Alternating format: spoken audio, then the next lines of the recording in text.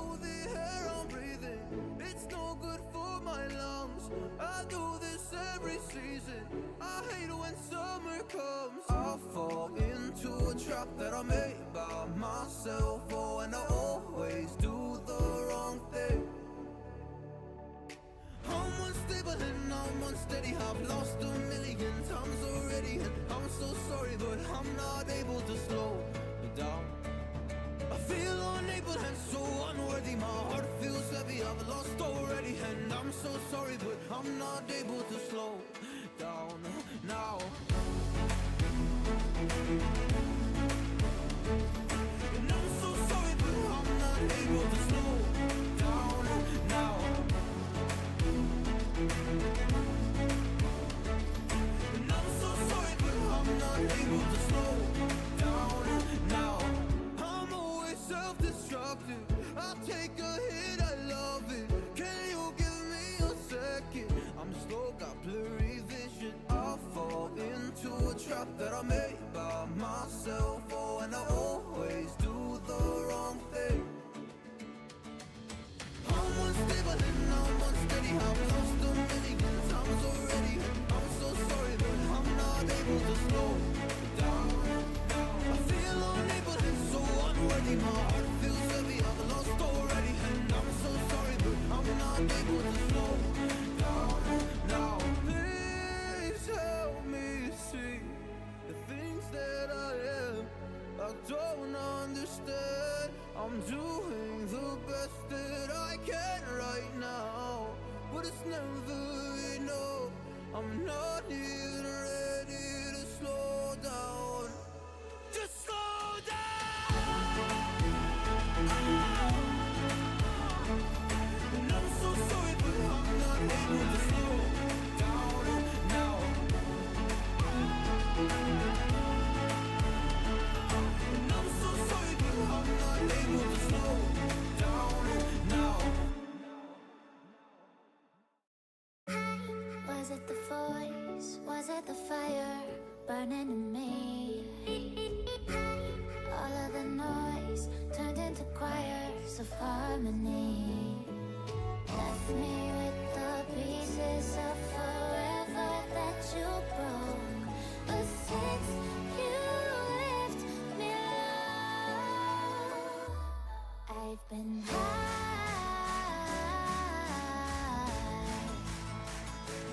I've been high.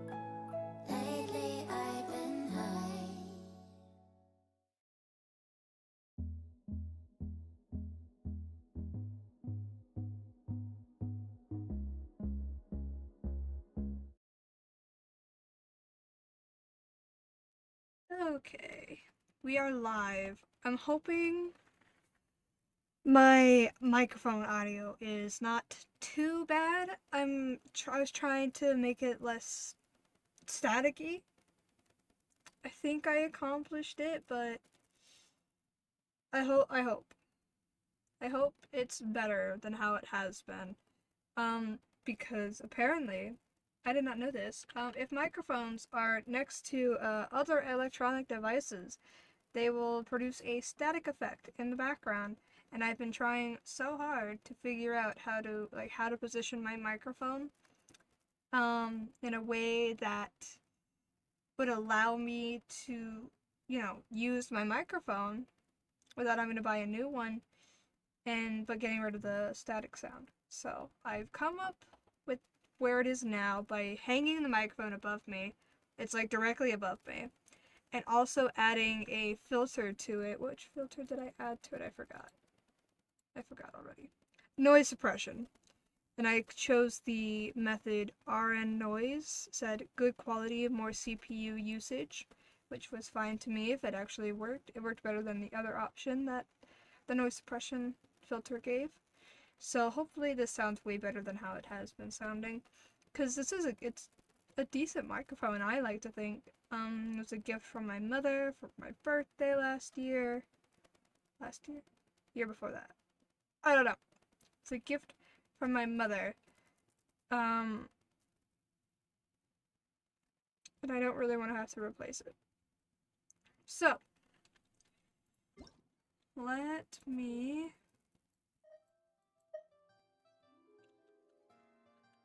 There we go. Oh, I think it's canceling out all the, clicking noises. Okay, and I think the game is a little too loud. Okay, I just turned my microphone up. I hope it's not my... I need to be able to be heard. Preferably over the sound of the game. I usually turn it up all the way to 10, but I think it's now too loud. Okay. I had plans for today, or some plans. I'm gonna go finish this real quick. I did all the scenarios, got all the primos.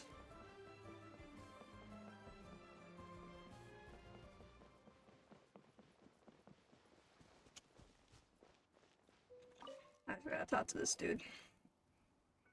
Thanks to the both of you, Lumin and your most talented helper. In the course of observing these war games, we've seen all sorts of combat strategies put into practice and a wide range of complex scenarios that we can analyze and learn from. Now we just need to broaden our model by taking into account the different types of soldiers and their special traits. We'll then be able to create a variety of scenario-based training manuals for different units to study. If the two of you are interested, I'd be happy to provide you with said manuals next time we meet. That way you'll be able to try out different scenarios in your spare time. Finally finished, all thanks to, Paimon and me. Paimon hasn't gotten her head around all the rules yet, but it was pretty fun. Seems like the results were good too. Anyway, on behalf of the Miller General Staff and the representatives of all the other participating entities, allow me to express my sincere gratitude. With any luck, we'll get a chance to work with you again in the future. That way we shall get better at wiping out monsters and securing our lands. I'd be delighted to help. Everything's gone so smoothly. Not only did we manage to strengthen our connections with various groups we've met before, but we helped people all across Tibet too. Besides, Paimon's learned loads from watching you wargame. If we have some time to kill at some point, maybe we can come back and test out some more scenarios. Such as, if an Abyss Mage had to fight it out against the Great Snowboar King, who would win? Or who has the hardest head, a Rune Guard or a Geo Bishop? And I'm done with that. Yep, all three of them have check marks.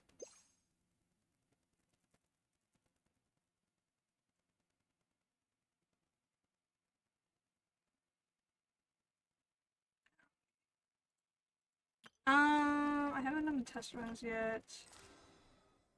I don't mess with that. Archon quest. Torrens quest. And then the Abyss! which I cannot do the Abyss. I just don't have a strong enough group of characters to do it. But we are making progress. Jean is getting there. I have a bunch of those. I've been fighting a lot of animal hypostasis. I just need to go get this stuff. We can go do that now, I guess. I just don't know if I have the Mora. I need a lot of Mora for leveling up characters. Like, building characters costs so much fucking Mora. Oh my god. And a lot of the ways that I get Mora is by doing, like, quests and stuff. But I only do those when I stream. And sometimes I can't stream.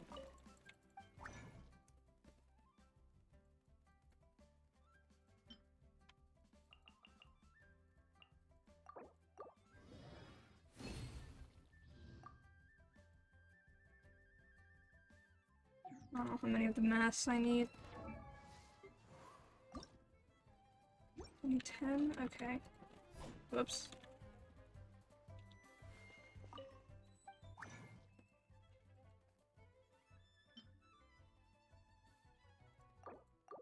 Now I need 9.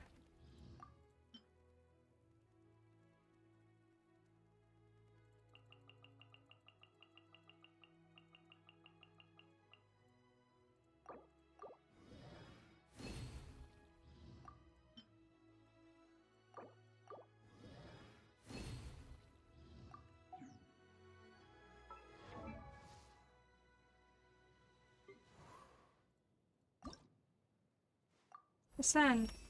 Oh, I have a bunch of more. Probably from all the things I just did.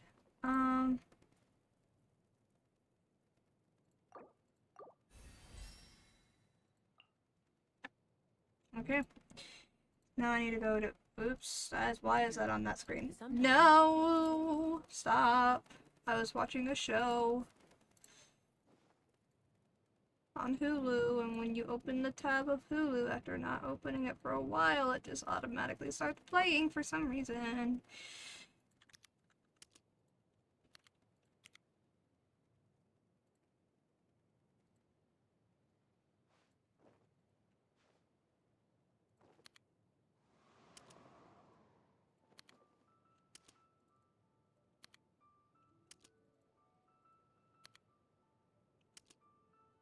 Okay, the other character I've been slowly working on is Ningguang. And then after that, it's gonna be Raiden Shogun. I'm trying to get, like, at least 2 characters of every element. So Raiden Shogun is kind of on, like, the bottom of my priority list at the moment. But right now it's gonna be Zhongli and Ningguang for Geo. It's Beidou and Kuching for Electro. Chi-Chi and Rosaria for Cryo. Lumine's just an outlier. We don't count Lumine into this category. But then it's gonna be Xingqiu and Barbara for Hydro. And then I want to do probably Jean and either Sayu or Sucrose for Animo. And then Dendro is a whole thing. I'm probably gonna do Tainari and Kave, maybe?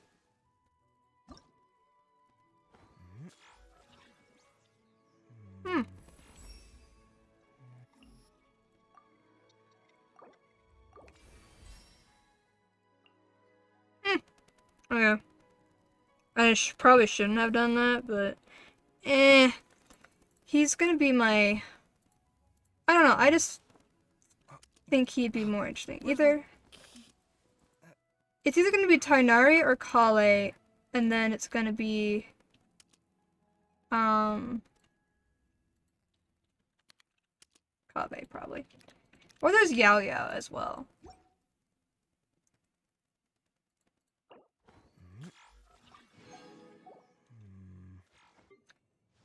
I have so many Electro characters, actually.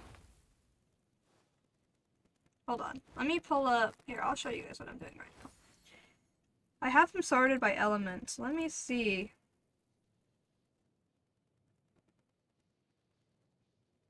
I have 4 Dendro. I have 6 Electro. I only have 2 Hydro. Hydro is my least owned element.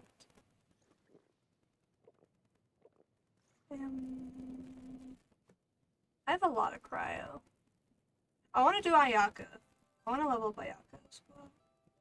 Jean and Sucrose probably. Yeah. The Traveler or Lumine or whatever you want to refer to as, she's like an outlier. I want to level her up as well, but she's unique in the sense that because she can have any element. So mostly what I do for her is I need to level up her artifacts, which I have, and then her weapon I need to level up, and then it's her talents that are the difficult part for me because I have to individually level up her talents for each element. And so depending on which elements that I want to level up first depends on changes which things I have to do. Because based on the research of going just into the fucking wiki of Genshin, for her talents, Lumine is all these characters right here. I have her Cryo and Pyro ones here ready for when Nesnaya and Notlin launch, but her Anima one and her Geo one had the same stuff that you need.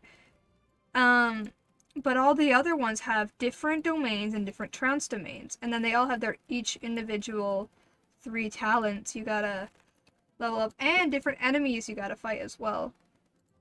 So it's a process to level up Lumine. I'm probably gonna focus mostly on her Hydro one, considering I only have 2 Hydro characters, and I quite like her abilities. And I think they could be very useful. I'm trying to put this back where it was, which is very difficult with Opera. Okay. Probably gonna be the Hydro abilities, but that means I gotta, like, go to Fontaine. And do this stuff. Which is probably an end Fontaine. But there's Kuching. Slowly working on her. The things I'm struggling with now on my main 4 is their fucking trounce domain drops. So, like, they all don't have any more of their trounce domain drops that I have. Like, I would go, like, whenever I go, I'm like, oh, I'm gonna do, talent material drops today. And I go through and I'm like, okay, who can I actually, like, level up today? And it's none of these fucking dudes. But Kuching. Kuching's been my focus, because I have 2 of these things. And then there's Rosaria, who has a shitload. A lot of Rosarias. Xingqiu uses the same as Chi-Chi's. Jean. Oh, I just leveled her up, so she can go up higher, actually, now. Anyway, I know talking about this is probably boring to listen to. Forgot what I was doing. I was going to gather more Dendroculus. However the fuck you're supposed to say that. We are at 155 out of 271. Which is more than half. And I get pretty good at this. I've gotten pretty good at this. A lot of it is just going to the area and then you see it. And I kind of, after doing this for so long, I've done it with 3 other separate times. You kind of get a pattern to doing this. Where the fuck? The way that this is, like, organized, because the maps are different, it makes things very difficult.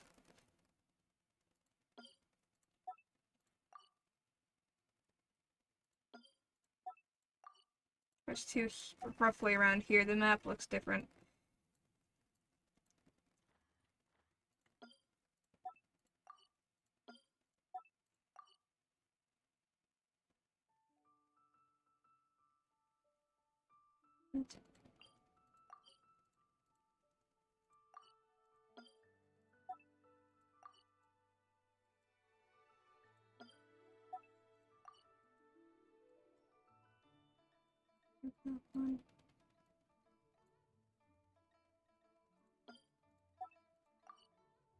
Okay. Don't do that. Okay, we're gonna start with this one. Okay. This is probably one of the more boring things to do in Genshin, but it is necessary. And I like to offer them up to the statues all at once. And I like to watch like cause like after you reach certain thresholds is not the right word. After you reach a certain point in like the offering of statues, the statue gets better, like it looks different. And I like to just watch it all happen at once. So I think it's cool.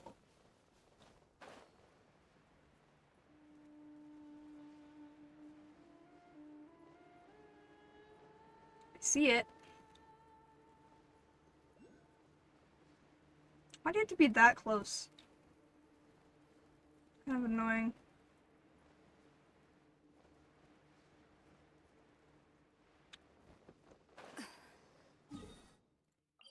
My pin was very off. Okay, now I need to look up these other ones. These two.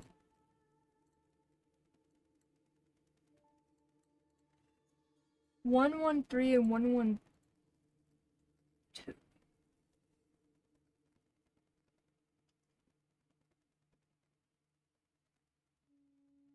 Supposedly I've already grabbed them. Or at least grabbed one of them. The person that takes these pictures is definitely a Kazuha main, and then like a slight Yoimiya main. Based on the pictures, because they have like the person, like their character in the picture, obviously. And most of the time, it's Kazuha. So, there is one up there that I never grabbed. King Deshret statue, I think. No, I don't think this one's King Deshret. This one's different. King Deshret looks like Horus. King Deshret is definitely based off Horus from Egyptian mythology. Okay, hold on. Let's scroll up back to the map. Jesus. That would be 116. Where's 115?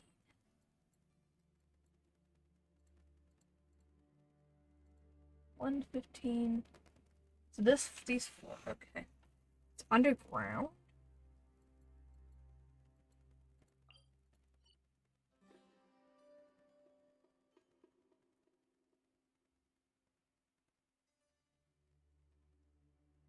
What? This is not helping. It's underground. Okay. That's not helpful. Supposedly I've grabbed it, but I also don't think I have. Oh wait, it's the one that's popping up on this map right now. I remember this slightly.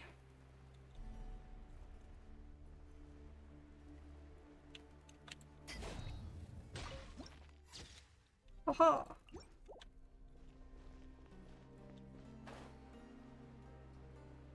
I would like to not have to fight the Eremites. Actually, I need to fight Eremites.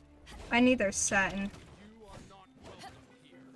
You are not welcome here. You haven't won yet. Incinerate. These are the characters, like these enemies specifically, are the characters that Jabriel and Jet are based off of. Fun fact. Stabilize.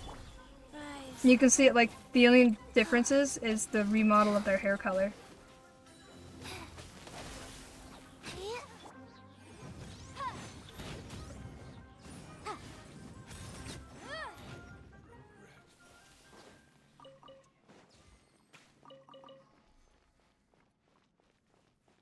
More Eremites. Happy to apply. Motion to compel.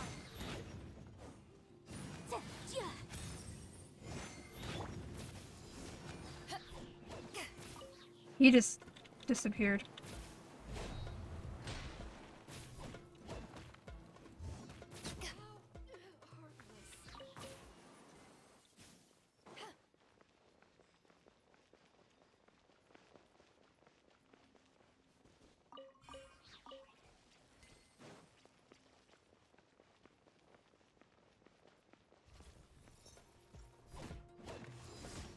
Incinerate! Solidify!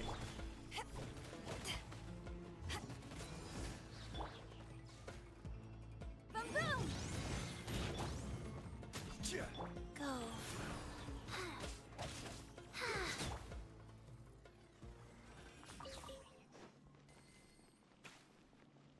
I wonder sometimes if anyone like pops into this if anyone pops into this stream and is like, why do you fight like that? And thinks that I fight really weird. I don't know. I don't know if I fight weird. I just fight this way. It's something that I think about though sometimes. Like, do I fight weird?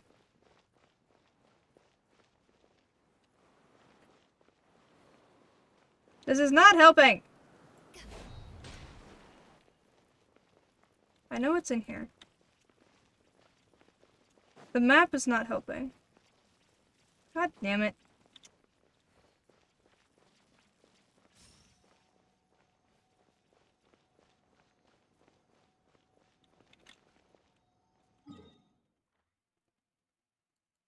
The map doesn't have its thing. This thing, which I kind of need. Okay. It's in a doorway. It should be so easily seen. Hello. Goodbye.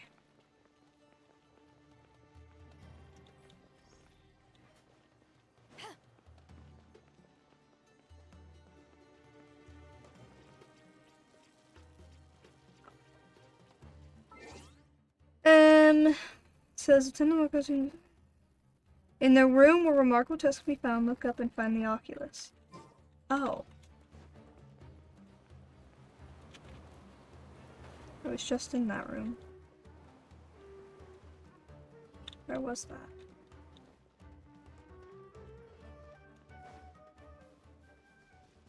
It's right here. And it's right there. Ha ha ha ha. By the power of Google. Kind of. Fuck. Rise. Bruh. Bruh. I can't reach that.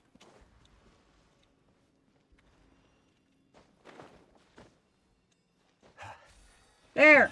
My god. Okay. We have that one.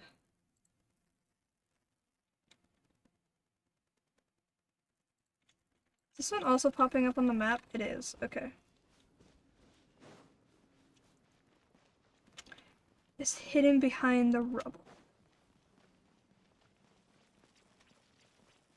It's hidden behind rubble. Hidden behind rubble? You mean this rubble right here? Yes. It says obtained in this quest. Do people actually find these during the quest? Maybe. How goes the hunt? It's... Oh, that just reminded me. Oh my god, wait. Waifu hunt is failing. Very, very much so. But I just realized...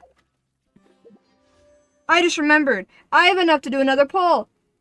I can see in the stream, but not on Twitch. Huh? Now it shows up. Oh, that's weird.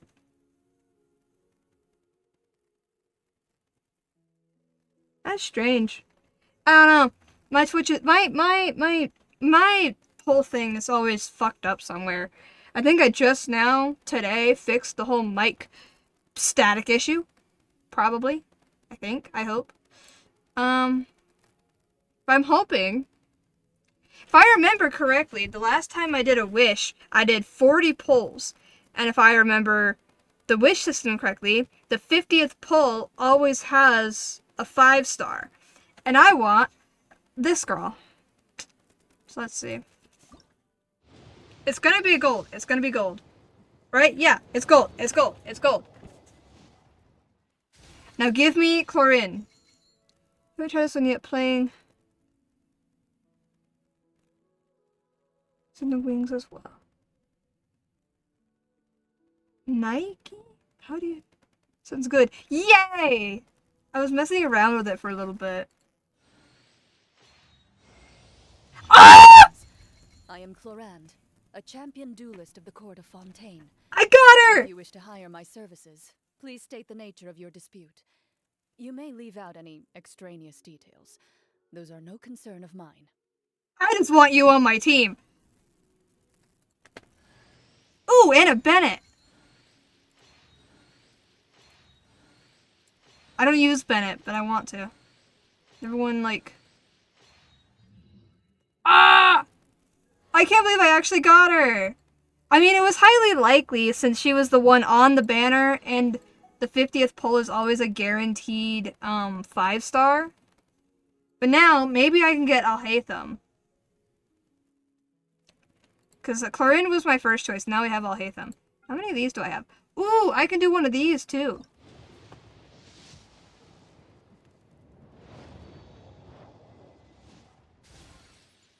Four-star.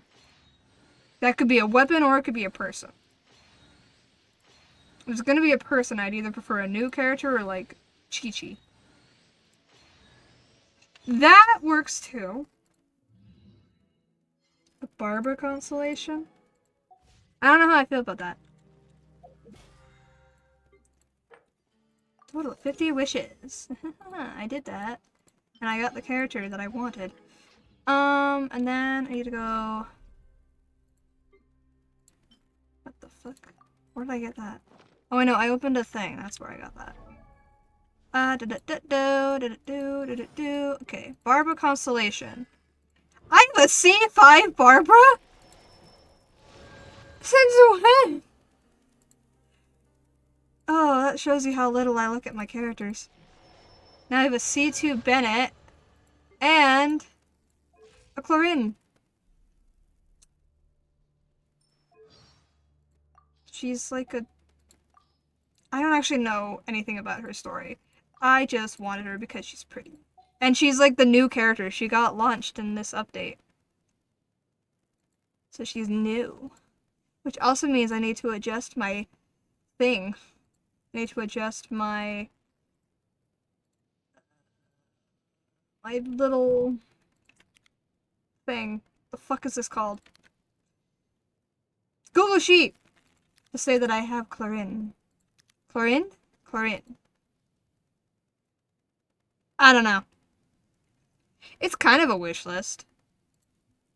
I have this that I made. It's very complicated. It has every single character in the game. And then I have one that says like if I have it or not. And then it's like the number kind of how they're when they're listed on the character sheet. And then their name, the element, their extension level, and then this is just another extension level thing. All the materials I need for their extensions, the amounts of those, then there's their talent materials that I need, and then there's 3 talents for every character, so there's an individual one of these. And then their artifacts that I need for them and how to get those artifacts. It's great. It's very great. Ah! That sounds nice. This is my own, creation. I actually, one of my friends, the one who got me into Genshin, he recently got back into the game, thanks to, me, haha. I offered, I was like, hey, I can make like a blank one of these and give it to you, so you can use them. He was like, yes, absolutely. So I have a blank one, actually. Like, if I went into, it's supposed to be over here. If I go to, like, my Google Drive, because it's just Google that I do all this stuff on. Genshin. Base. I have a base one. Ugh. Where, like, none of it's, like, altered. All of it's set to 1, all of it's, like, not blanked out and stuff. of the game. Oh. Good. I love this game. I am obsessed with this game. No! No! Fucking Hulu, stop. Stop. I don't need to listen to Bones right now. I was watching Bones earlier. And when, for whatever reason, when you close out of the window for a little bit and then you go back, it automatically starts playing. And it's annoying when I stream and I'm like, oh, but I want to go watch the episode and I don't want to pull it up. And so I leave the tab open. And then when I accidentally open the tab, it's just like, oh, you want to watch again? Here you go. It's like, no, I didn't. This tab's still open too. I'm just trying to avoid having it play randomly. Okay, now I try to find out just fucking get these other ones. How the fuck do I get out of here? This is how I get out of here. Okay. So there's two of them. One is inside the building, and the other is on top of the pyramid. How the fuck are you supposed to get on top of that? That's what I'm wondering. I don't want to fight the dude. Hello, goodbye. Da, da, da, da.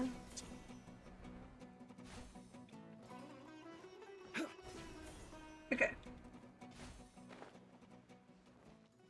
How the fuck? I can't even get in. Oh, that's a problem. Oh, fuck. Okay. Somehow... I need... Huh? Can I not get all of them yet? I thought I completed enough world quests to get all of them. Oh, shit. How do you get up this? No. What the fuck? Okay. Are you literally just supposed to climb this fucker? Is that what I'm supposed to do here?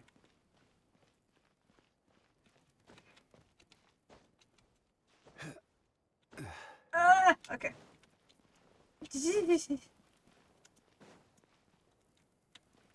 Why would you put...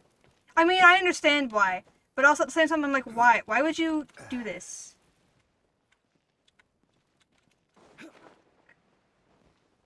Okay, that worked. I need this from... Use it, but I guess we'll go along with that. I didn't mean to use it. Okay, we'll just climb. I guess. Because some brilliant developer decided to put one of these things on top. I'm gonna be so mad if I find out there's an easier way to get up here, too. The thing just says, from collide to the top of the pyramid. Wait. There's a way to get up here? From the southern east waypoint. This one? Collide to the top of the pyramid. That's not high above it, is it? Oh my god, it is. Oh, wait, there is an easier way to get up here. That doesn't look like a pyramid, might I add? Like a traditional pyramid. It looks more like a tower. But apparently it's a pyramid. But I don't think it looks like one. I see it! Still don't know how I'm supposed to get in here. Because supposedly you're supposed to get it during the Dreams Beneath the Searing Sand quest, and I'm pretty sure I didn't. So I'm like, oh, I'll just come back later after all the world quests are done. It's, no. Hi, Celestia. Oh, geez. Oh, my God.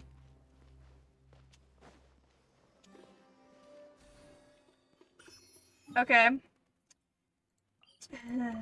Those points were way off. How the fuck are you supposed to get this if you can't get inside?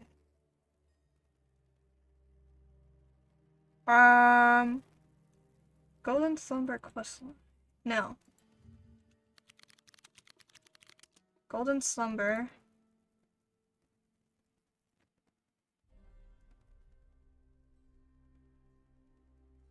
What is the name of this thing? Kaj Nisut?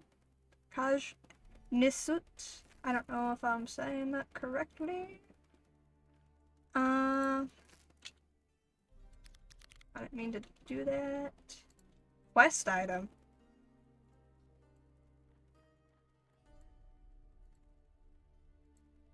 Part of the Secret of Alamard is named Eye of the Sands. Runes that contain King Nishant's throne are revealed upon completing the 3 trials in the world quest Dreams Beneath the Searing Sand. Yes, I did that. That's why it's there.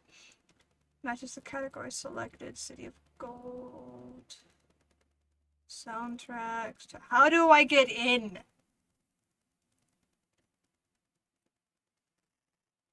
That didn't tell me shit. What's the quest item? The quest item is a chess piece.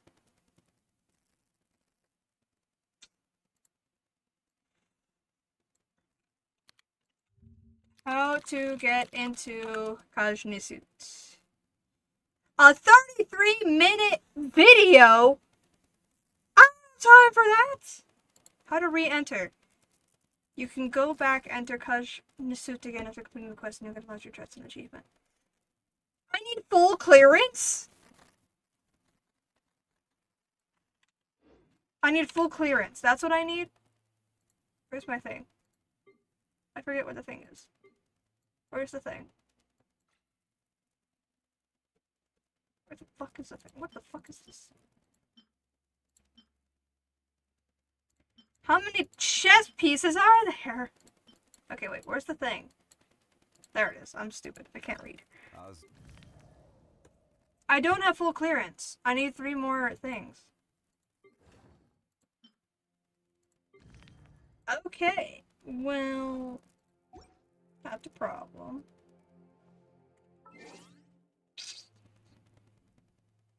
You're meant to come back to this area. But I'm assuming... What is this? Oh, it's because I got clearance. I'm assuming... You're... How do you get full clearance?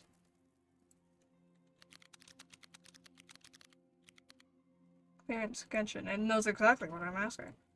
Complete the Golden Slumber and the Dual Evidence part of the Old Notes and New Friends World Quest. The what?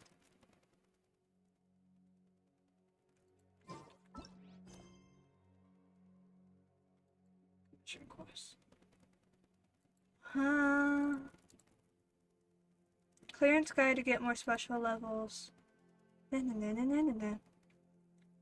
Complete Golden Slumber. I did that.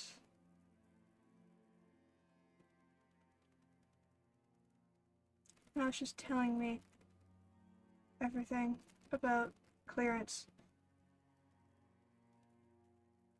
What?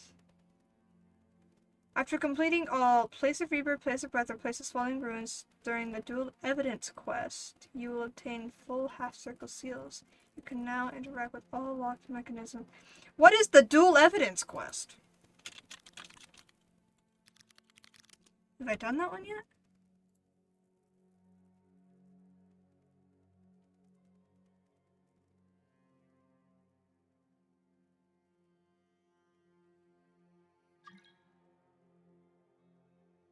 I don't know what I'm reading. Okay. No! Fucking Hulu, stop! I'm moving this tab. Every time I close a tab, it goes to that one. Okay. I've moved the tab, so now leave me the fuck alone. I don't think anyone needs to know about the drama of Bones. Stream. Okay, I guess we'll skip that one. Lovely. I can't get it. Because I'm stupid and I didn't grab it when I was doing the quest.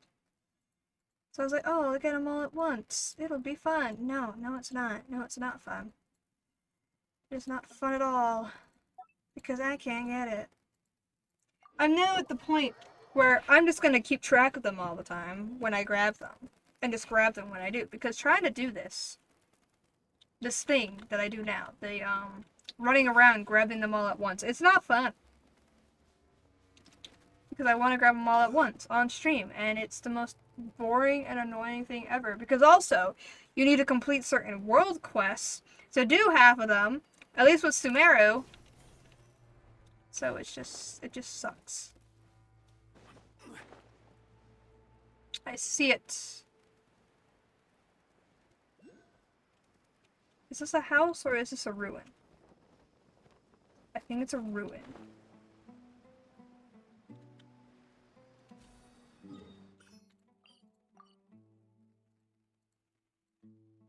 Also one right here.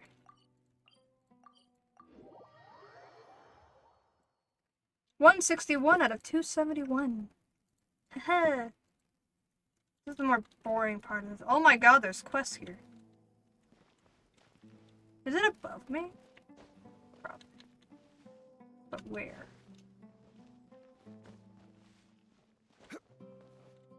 Crumble.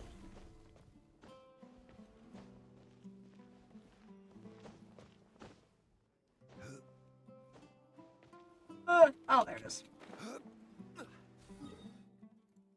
There's quests here. I should probably grab them at least. Start them. Where are you, dude? Oh. It automatically started it. Rose, oh rose, grant me my wish. Blooming from a stone, the golden rose sang to me. She sang. That's a local Sumeru folk song called Singing Rose, right? It's such a cute song. Too bad the boy ran off halfway through. Paimon would have loved to hear the whole thing and say hi to him. You must be new here. First time in Aro Village? No. Huh, did I guess wrong? Let me think again. Well then, are you scholars looking to study abroad in Sumeru? I know that there are many foreign scholars in the academia. We do know a lot of scholars, but we aren't quite like them ourselves. Technically, we're adventurers, the glorious world-trotting duo, Paimon and Lumine. World-trotting? Haha. What's so funny? We're super famous adventurers, believe it or not. No, I wasn't mocking you, friends from far away, just the opposite. It's a delight to hear uplifting stories like people traveling the world. When you're as detached from the world as I am, such enthusiastic remarks can really catch you off guard. I'm sorry if I offended you. My name is Saba? Saba? Saba? I'm gonna go with Saba. I offer you my apologies as well as my welcome to the village. Ah yes, were you talking about the Rose folk song that Syed was singing? Correct. We can talk more about it if you're interested. I hope it will liven up your journey. Are you going to sing for us, Sabah? Paimon's dying to hear the rest of it. Sorry, I'm not good at singing, but we can discuss what the song was about. Sure. So the kids think about the rose granting wishes. Yes, in a tiny village like ours, we don't have a big Athenium like they do at the academia. All our songs are passed down orally.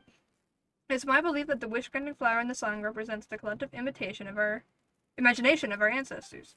In a harsh environment like the desert, water is an extremely vital source, so they prized water-storing plants. So the more adverse terrain, the more stories there are about plants. It's a reflection of our ancestors' yearning for a better life. At the same time, plants are also a part of the symbiotic relationship between our ancestors and the flora and fauna of the desert. However, Oru is built on sand, and the soil here is actually not suitable for the cultivation of Sumeru roses. The Sumeru roses I planted could never grow, so if you ask me, the golden rose in the song must have been a product of people's imagination. Oh, hold on, Paimon can't keep up anymore. Is this what you usually talk with people about, Miss Saba? I'm sorry, I thought since you were new here, you prefer such topics over farming or the weather. Paimon got lost somewhere between symbiotic relationship and the collective imagination, but don't worry, Paimon understood that last sentence.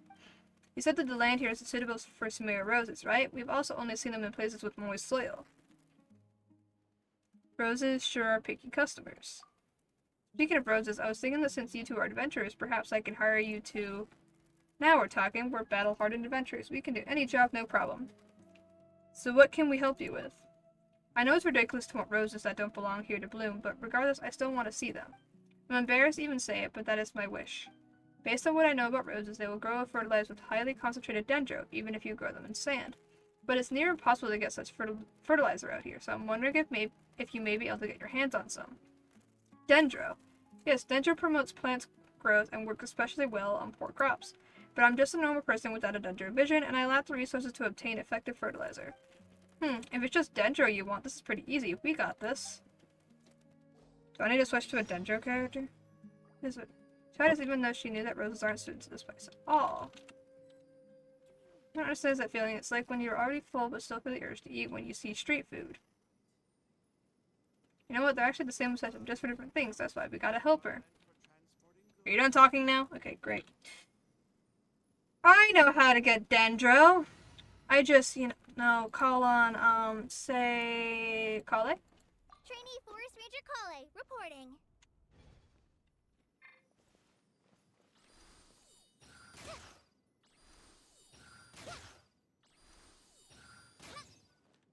I'm shooting them with Dendro.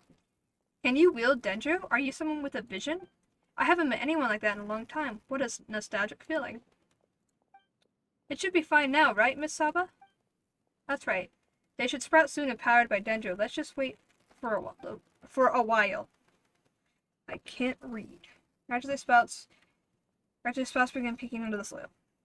They stop growing after sprouting a few leaves. They're sprouting. Paimon knew you could do just about anything, Lumine. The results were immediate as I thought. Thank you. Too bad there are no flowers yet. Oh, that's normal. You can't rush such things. Plants have to go through stages of growth. That you were able to make them sprout is already quite amazing. Give the roses some more time to take in the nourishment. It will be better for them as well. I'm very grateful to you as it is. I wouldn't wish to bother you further. Just drop by and see them in your spare time. That would be enough. Okay. Well, that was a quick quest. I need Zhongli back. Back. Sure. Okay. Now let's go to this one. Is this going to be an immediate one, or am I going to go, do stuff? Join the Eremites and embrace a wonderful new life. Come, friend, would you like to hear about the Eremites? Oh, come on, just listen up a bit. The Eremites is a good community to be a part of. We're free, we're united, friendly too. And if you join up with us, you'll get the chance to fleece those tree dwellers of their fat wallets. The Academia's researchers are a rich lot, and they're not once a default on their payments either. I'm already in the Adventurers Guild. You're with the Adventurers Guild? I mean, that's no obstacle, is it? Come on, everyone's got a side hustle nowadays, and it's not like adventurers and mercenaries are really that different, you get what I mean? I think they're pretty different. Well, we've got good food here, too. Meat and fish are regulars on the menu, and if you're lucky, you might even get to meet Dia, the Flame Main. Now Calm down, get some water. Sorry, I spoke too quickly there. I haven't had anyone listen to my pitch for a while now, so I got a little excited there. Still, are you really not even going to consider joining us? Not at the moment. Alright, if you say so. Are you always recruiting people here? Yes, I mean it is my job after all. Nowadays, able hands are in short supply everywhere, and nowhere is that shortage I can't read. And nowhere is that shortage more acute than in the mercenary industry. Well, I guess I can tell you, we've got people, that's for sure, but our line of work is very dangerous. Things like escorting people are on the easier side. It's just tiring at most. But if your work involves researchers, then it's like putting your head on the block. You'll be blessed to come back in one piece. After coming back from these missions, most of our members have to take at least 10 days to half a month off, so we always need people to fill in those gaps. Sumeru is a big place with lots of researchers, so we've got new work coming in every day. We're basically working around the clock at this point. So yeah, we need to get some new people, or we're going to buckle under the load. In that case, have you managed to find anyone who's on board? You mean here in this village? No, not a one. Actually, I should correct myself. It's more than the people I'd love to have join don't want to. And that I wouldn't take those who want to join. If you don't believe me, why don't we take a quick walk about together? Who knows, you might just be convinced by the time we're done. Kidding. I know you said you didn't want to join, and I won't force you. I just, like some company while I have a little walk.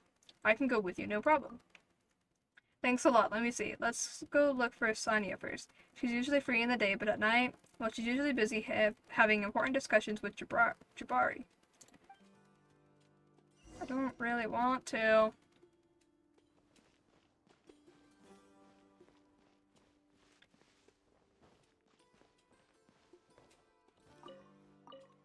Where is this exclamation point that is on my map?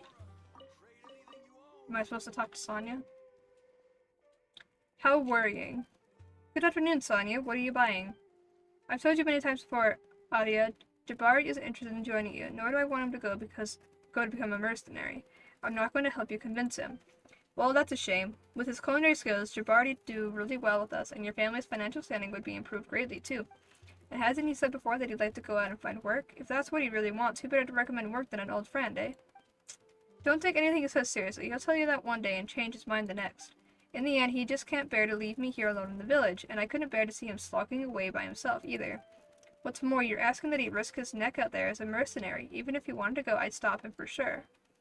Let's just leave this topic be. I've got things to buy. Go bother someone else. Well, alright then. You see, Trevor, this is what work looks like for me every day. Next up on my list of people to meet is Fodiel. He was one of us once, but he quit. Sure would be nice if I could convince him to make a bit of a comeback.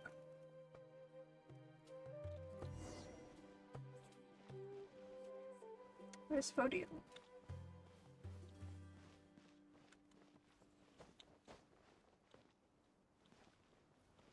I don't know where he is, dude.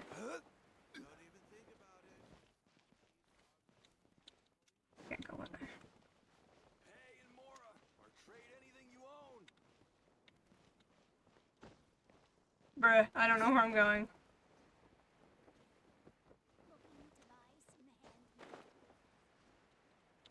Not that way.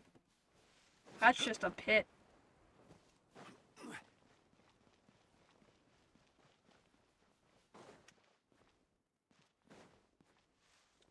What?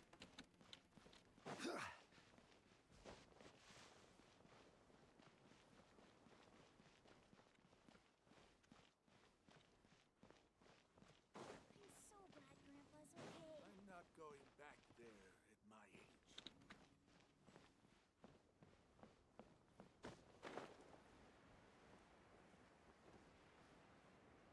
There's like no buildings I can like. Think about it.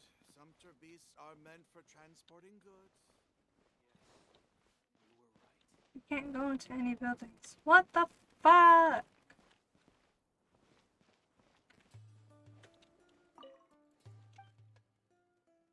What are you selling?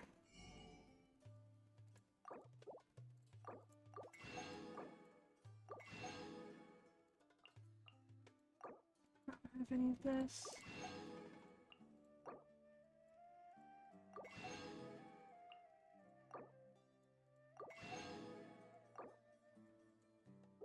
Ah!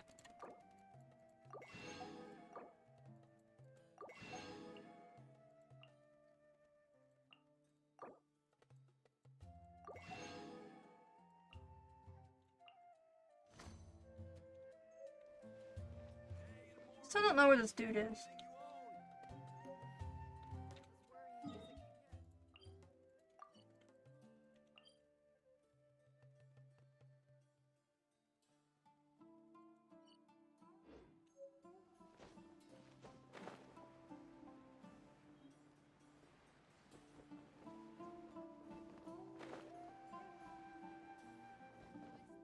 I can't go in here. What? Okay, I give up. Going back to what I was doing before. Where is that? That's not on the map. I hate how the map isn't like the most updated version. I love that the map changes to match like that of like what happens during like world quests, but also why can't the picture on the website represent that of the new map? Why can't it have like the oldest map possible? Or not the oldest map, the newest map possible. That makes more sense to me. Or maybe I'm just angry because trying to match up the pins is annoying.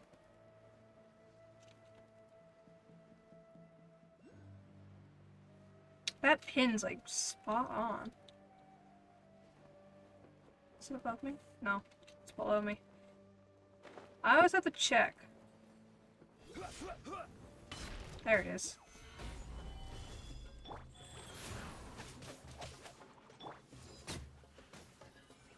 Take this! Incinerate!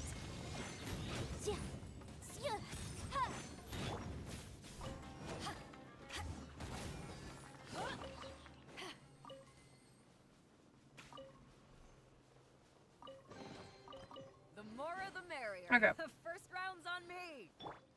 Rise.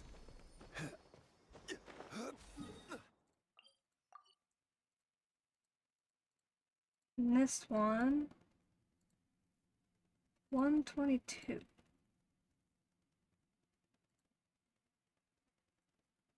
It's in the hole.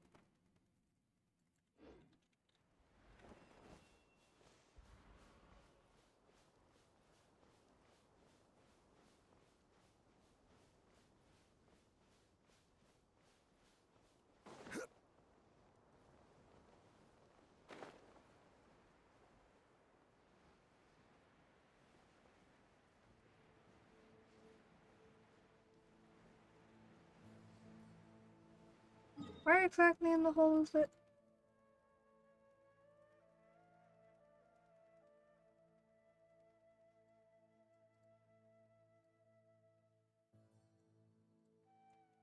It's like up there.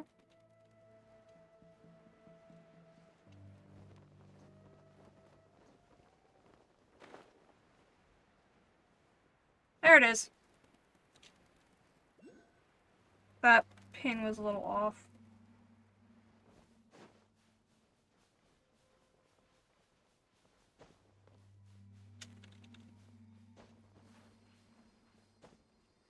Yep. Okay.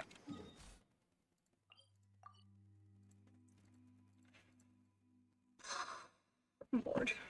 I'm bored and I don't want to do this anymore. Ah!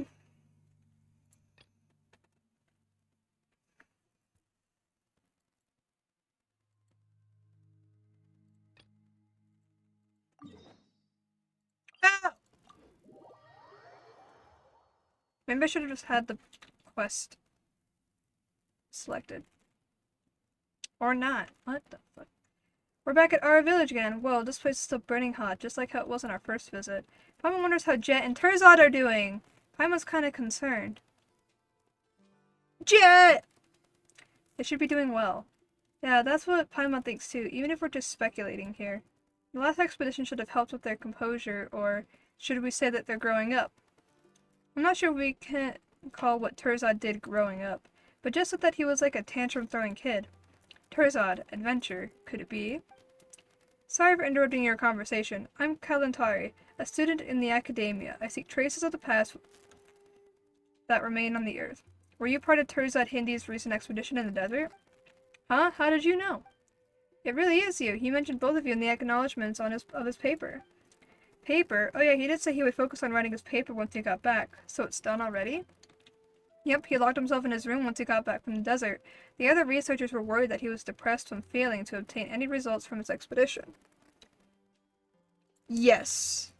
I guess so. Yeah. A lot of the ones that come out in the desert, like the academia people, they tend to be like archaeologist types. Like they want to like explore the ruins and stuff like that. And then they hire people like me, and then I have to protect them. And in Terzad's case, he's a baby, and he doesn't know what the fuck he's doing. The other issues were worried that he was depressed from failing to obtain results from his expedition. After a few days, we started betting on whether he would eat or drink first when he finally came outside. But he suddenly charged out and submitted a paper to the academia. The Golden Slumber, a study on governance in the later period of Al-Amara civilization and stages of survival. It may sound a little rude, but never expected Terzad to be capable of writing such a groundbreaking paper. Groundbreaking? That sounds very impressive. It's an indoor zoology researcher for you. That's an indoor zoology researcher for you. Indoor zoology researcher? Yep, Terzad did call himself an indoor zoology researcher when we first met. Indoor zoology? I didn't see any mention that in the paper. I guess I'll have to ask him when I get back. Anyway, how did he thank us in the groundbreaking paper of his? Let me think. It was at the end of the paper, so I can still remember it very clearly. I'd like to dedicate this last paragraph to a traveler and her companion. They are like the corollas that blossom in the nursery, the bread and salt during a long trip, as well as a gift to me from the desert. Without them, I in no way would complete this paper. Oh, Lumine, Terzad really flattered us there. A gift from the desert, huh? Paimon's blushing. I must agree. No, you deserve the praise. Anyone who helps a researcher during the paper writing process is worthy of acknowledgement and gratitude. In the world of researchers, there's nothing more painful than writing a paper. If there is, it'll be getting stuck writing a paper. Terzad was worrying about his paper when we first met. He probably suffered quite a bit before then. To tell you the truth, lately, I've been trapped in that state of suffering as well. I decided to enter the desert, thinking that perhaps I could make some new discoveries based on Terzad's thesis. I didn't expect to meet the very person featured in his acknowledgments. It must be fate that brought us together. So, can you help me like how you helped him? Sure. Awesome. I knew taking a day off and coming to our village would be the right choice. Allow me to give you two a warm welcome. How does treating you to a meal sound? Of course, you'll be well compensated for your trouble. Whatever Terzad paid, let's discuss that later. Yay, delicious food in Mora. That's not the quest I was trying to start, but okay. Old notes and new friends. I was trying to talk to this dude. Hello, sir. Do you want to be an eremite again? Jesus. Adia, not you again. Persistence is one of our virtues, you know? Well, then you should know that sticking to principles is mine. Come on now, brother. I've left the organization already, don't call me that. Right, alright, Fodil. You're sure not considering coming back at all? I know that some of us can be a bit reckless, but most of us are perfectly law-abiding citizens. I've said this before, Adia, I'm not coming back. The things you speak of, I've already confirmed them with my own 2 eyes. Perhaps not all the eremites are lawless lot, and not every eremite enjoys kicking those who have already gone down. But ill deeds spread, Adia. All it takes is one person to act like the law is merely a suggestion. And everyone else will be affected by them. One person influences another, and if that group keeps acting a certain way, they will influence yet more people. Can you go away? His feet? Okay. I'm sure you know what that means better than I do, Adia. It is also easy to do evil in such an environment. You wish for me to return, just as I wish for you to leave. Perhaps from your perspective, the Eremites are not an evil organization, even if they're not exactly honorable, but you can't always live in shades of gray.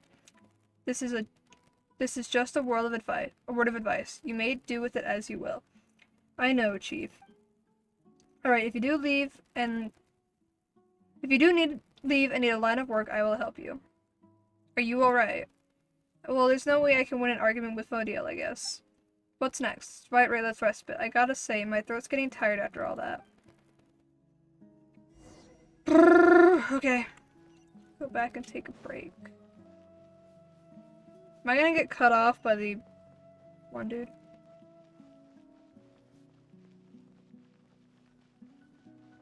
Yep, I am.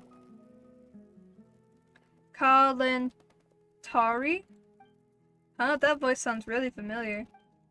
Kalantari, I didn't expect you to sneak all the way to Aro Village. This old bag of bones is going to fall apart chasing after you, you know. Oh, it's Mr. Sohil. Someone at your age should be reading through texts and records in the academia. What are you doing all the way out here? What am I doing here? I'm here to stop you youngsters from running off into the desert, of course. All of you have read quite a few papers, yet you can't keep your cool. Terzad gained some success once, and you all go charging into the desert like mindless fungi. The sage is afraid you alert the Matra and worried that you might damage the ruins, so I was sent to dissuade all of you. All of us, but I came alone, and I even especially applied for paid leave to keep it a secret from everyone else. You did come here alone, but you're not the only one with the same idea. Do you know how many leave applications the sage received yesterday? 46. A total of 46 applications, all of them from young students wanting to try their luck after reading that paper. They gave all sorts of excuses, helping a neighbor whose house caught on fire, a fungi invasion turning their homes upside down, accidentally consuming spoiled curry, if only they used their creativity on writing papers. What a vast assortment of excuses. And that's exactly why you should trust them. As I say, the absurdity of the truth often exceeds any researcher's imagination. Besides, I haven't seen any other researcher here in Aro Village, so there's a high chance they were all telling the truth. Of course you didn't. I have already convinced all 45 of them to go back while on my way here. You're the last one. Listen, academic research never relies on luck. Terzad may have produced a well-written paper, but we still haven't verified its credibility. But I found a guide. No buts. Having no prior experience is enough to get you lost in the desert. Even if you don't get lost, there's no guarantee you won't accidentally damage something within the ruins.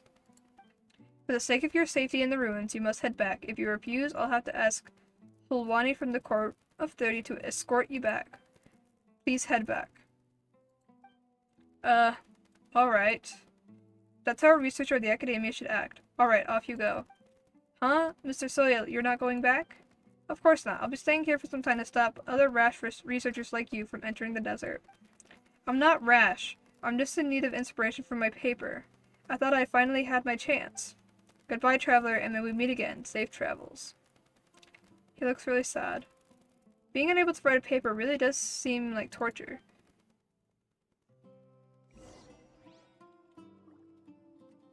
I have to talk to him? Okay. Sorry, I was so busy with Kalantari that I didn't get to greet you. I'm Sohila from the Usabaya family, and a researcher from Bahumana. Do you plan to hire you as his guide? In that case, I'm sorry for ruining your business. But it may not be a bad thing. Turzout's paper isn't very credible, so you might have ended up going all the way for nothing. No, I believe him. Oh, why are you so sure? Wait, are you the ones mentioned in his acknowledgements? The gift from the desert. Yes, that's us. We're the famed Lumine and Paimon, the travelers who went on an expedition with Turzad. Well, being willing to support your employer is a good thing, I suppose. It shows that you value contracts just as the people of Liyue do, but you can't fool me. I've been to the desert in my youth, but I have never once encountered places like the Keimenu Temple or Kaj Nasut mentioned in that paper. Besides that, the sandstorm at the top of the mausoleum of King Deshret is still as I remember it from my youth, so I suspect that Turzad never entered the mausoleum of King Deshret. He probably made it all up.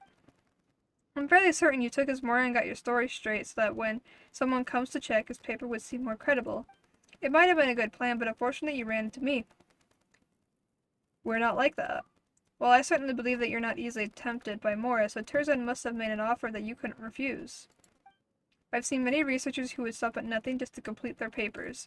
Anyway, you're free to go. I won't pursue the matter. Just don't help him write fake theses anymore. Please leave. It wasn't fake! I was there the entire time! I'm the reason he's alive! Paimon's so peeved. Paimon could sense him looking down on us beneath that polite tone. He even said that about Turzad. That was too much. He's saying we faked it just because he couldn't find a way into the ruins himself. Oh, have you been taking good care of the stone slate Turzad left with us? It's right here. Perfect, that's an important piece of evidence. Huh, wait a minute. That symbol at sunrise lit up, and it's pointing somewhere.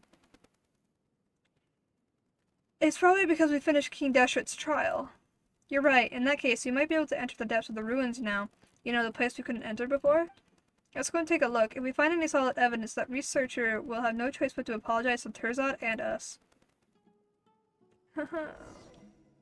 See you venture further in the sky. I know that.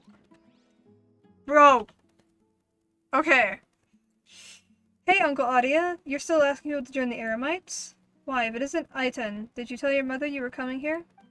I did. She's working, so I went to go play with Karima. Hello, Uncle Atia.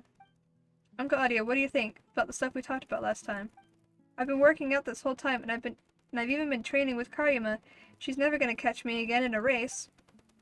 That one time doesn't count. It was because I didn't get enough for lunch that day. Anyway, I've been following the training plan you gave me. So let me take the test again. Let me see if I'm good enough to join the Eremites. Oh, so this is what you mean by someone who wants to join. Alright then, Aiten. Aiten. As a member of the Eremites, I will conduct the test once again. Alright, come on Karima, you join in too. Let's do this together. But I don't want to join the Eremites. I just want to stay here in the village and protect everyone. But it would be nice to get Uncle Adia to test my skills. I mean, I did ask Miss Candace for advice on how to train before. Wait, what? When did you... good. That's the spirit. Alright, Aiten, stop pouting. If you get the chance, I'll bring you to go get some pointers from Dea. How does that sound? Really? You do that? We Eremites don't lie, kiddo. But before we begin the test, let's have this traveler show us the expected standards. Wait, I'm involved in this now? I haven't had the chance to do any demonstrations before. I couldn't just run around doing those and leave these kids here by themselves. That would be too dangerous. Anyway, thanks for your help, traveler. Anyway, our traveler here's a very capable adventurer. I had to do a lot to get her to come and give you a demonstration.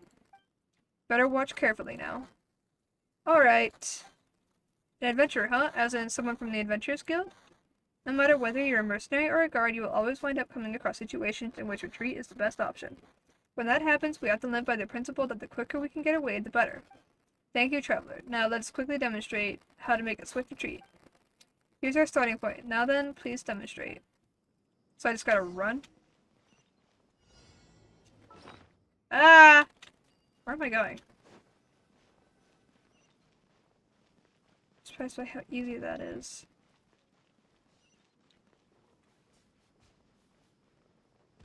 I didn't get to read all of that.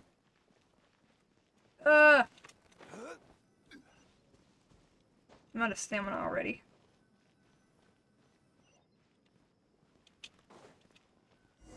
What is this path that they're having me take? Okay.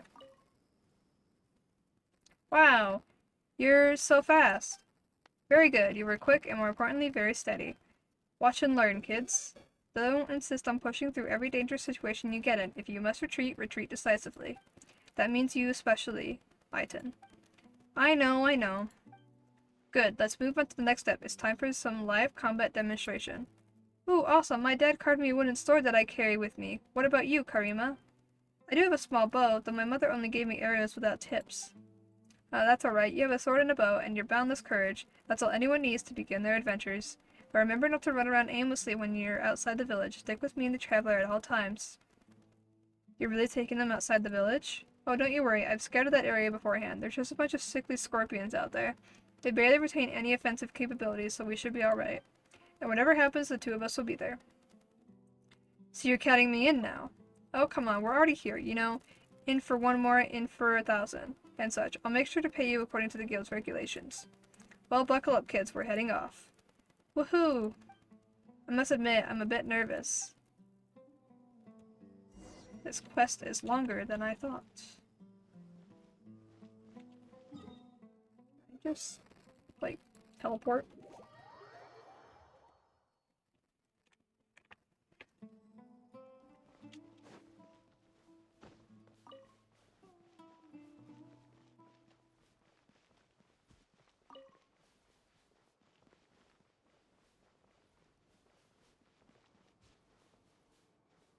These scorpions are still here, just as I thought. Well, let's hit them hard, Traveler. Watch and learn, kids.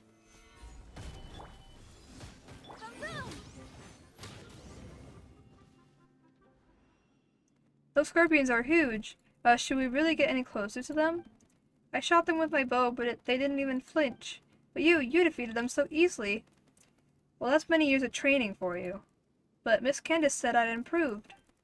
Chin up, Karima. You'll become strong eventually, but you've got to take it all. You've got to take it all one day at a time. You too, Aiton. If you keep training hard like this, it's only a matter of time before we'll let you in. Oh, if only I could get Miss Dia to teach me. The next time I see Miss Candace, I'll get her to teach me more.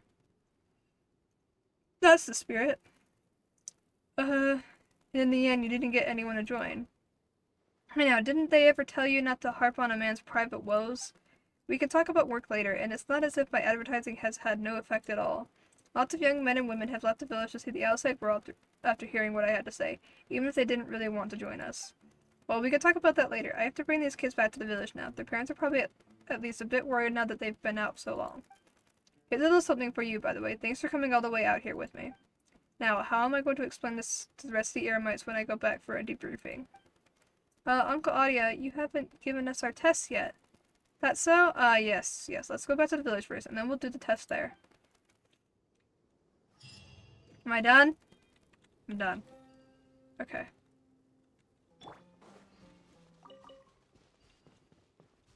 Like a time trial. Dendro Particles time trial.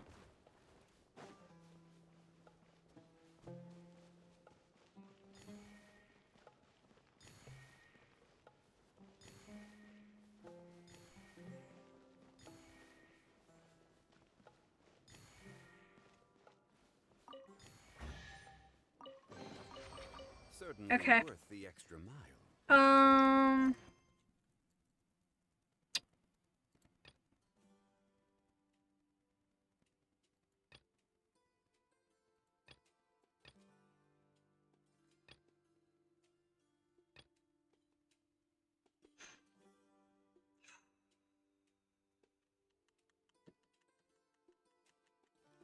Can I ascend yet? I've been trying to get my ascension completed because I know that if I complete it, then I can get a little more rewards for doing my commissions.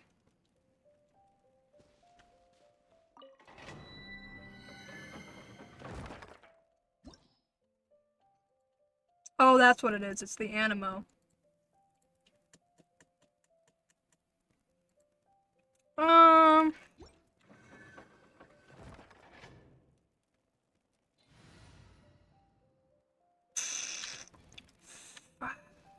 Okay, never mind.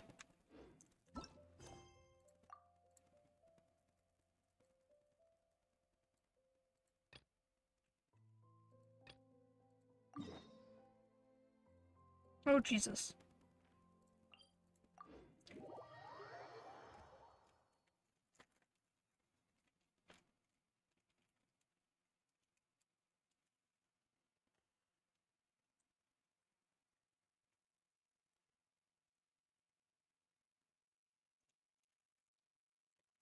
I forgot I brought grapes with me. So now this is my snack.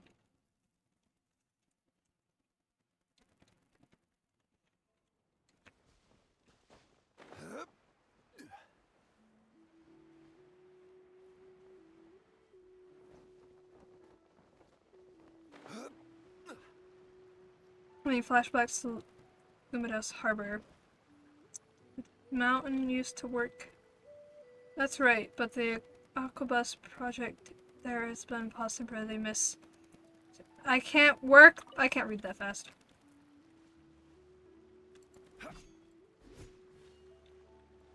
What am I supposed to do here?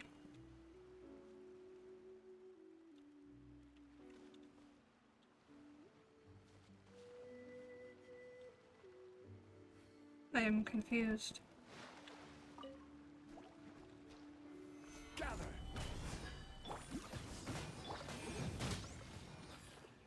Ah! Oh, do I just have to go to these things individually? Or not? What?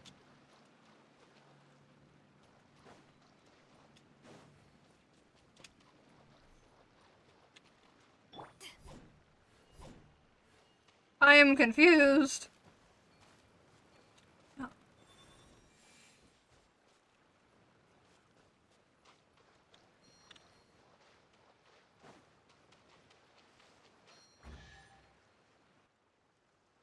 Is that what I had to do?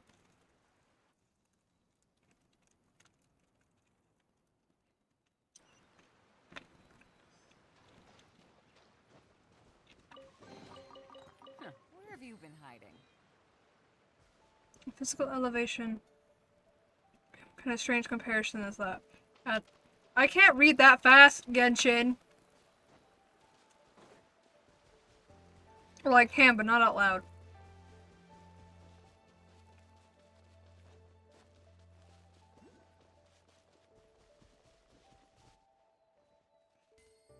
Stamina.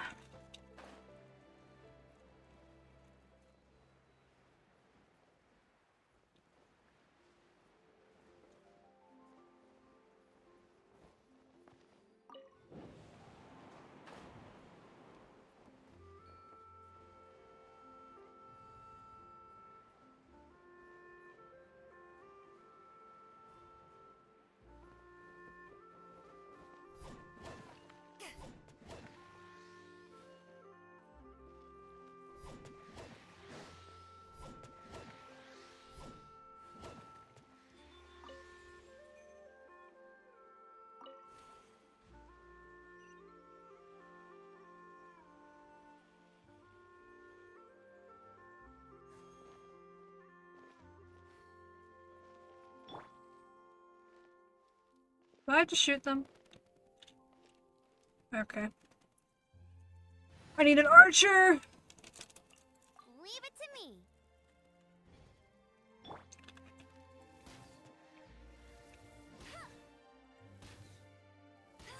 Apparently I can't aim.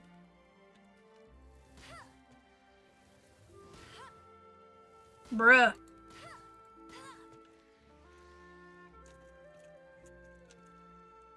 Oh, that one has an animo symbol on it.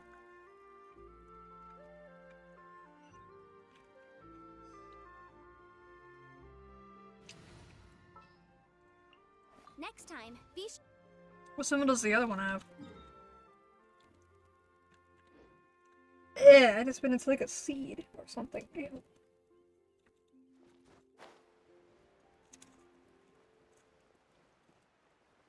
Oh wait, there was a chest there, and I didn't grab it. Heh.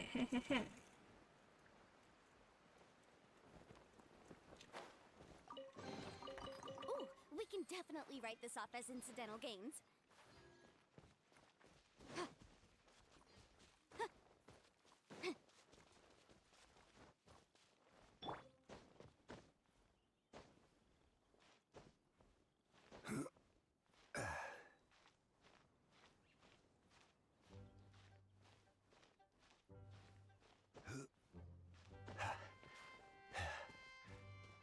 Where is? Oh, there it is.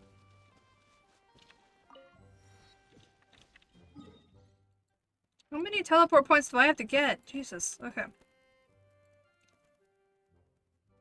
Uh.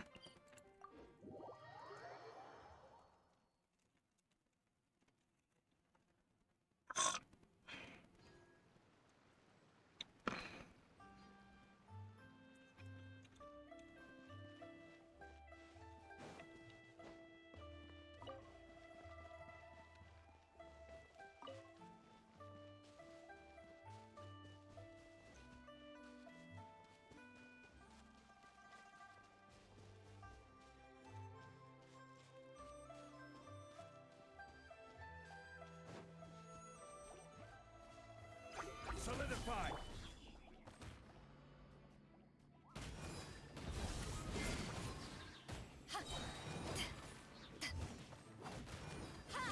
Rise.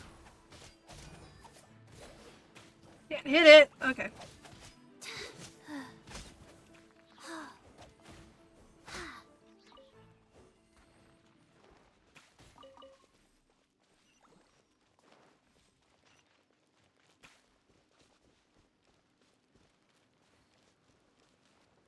Pyro one.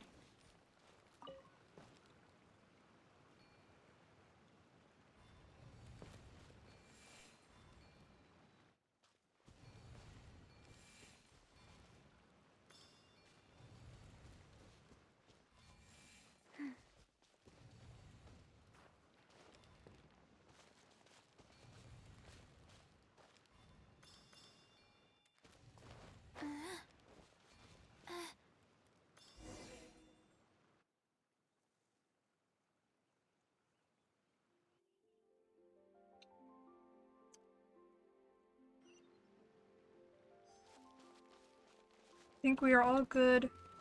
Da da da da.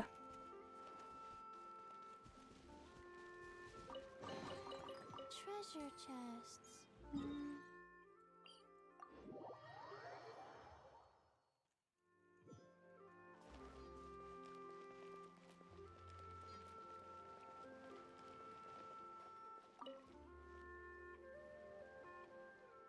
Uncle Lou, with Mountain's help, all three mechanisms have now been taken care of. I knew you three could do it. Such extraordinary skill. It was all thanks to Lumine and Paimon. I just need to do some final checks now, though there shouldn't be any problems. You two wouldn't be able to help out again, would you? Alright, let's head up together. To the tea cauldron. Tea cauldron lightly, a slight face of surprise appears on her face. What's up? There's just something strange about the echo. According to my calculation, it should be more of a thump thump thump sound. Maybe you've miscalculated? Or could you have miscalculated, maybe? Surely that's way too abstract anyway. What do you mean by thump thump thump?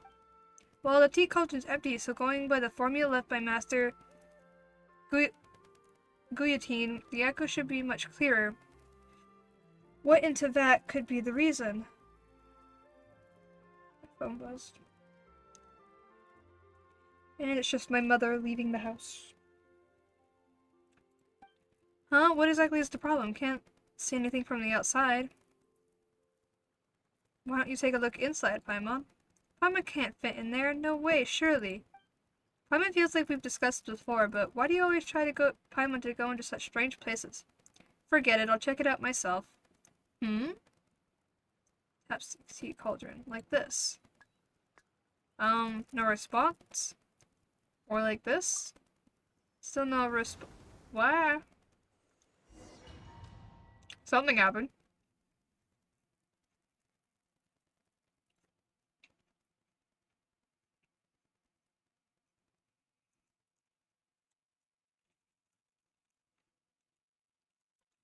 Paimon, are you two okay? I'm assuming we're sucked into the teapot. Elemental creatures in here. I'm not reading all of that. Go. Stabilize.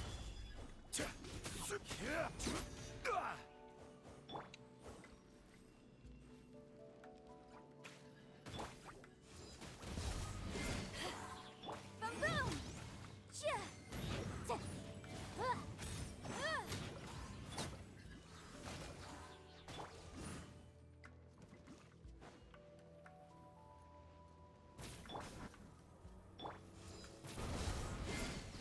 Motion to compel. Gather. Life goes on. To ashes!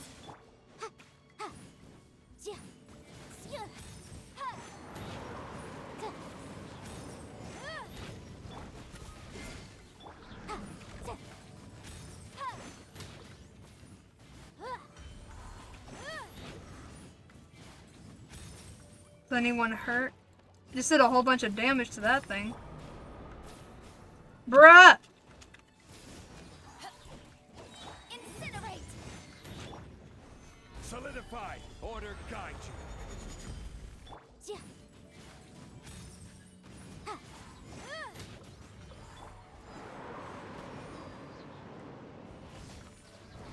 Boom boom.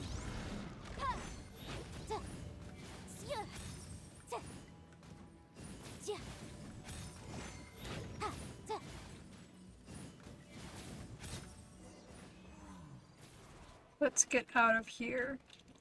Give me the chest!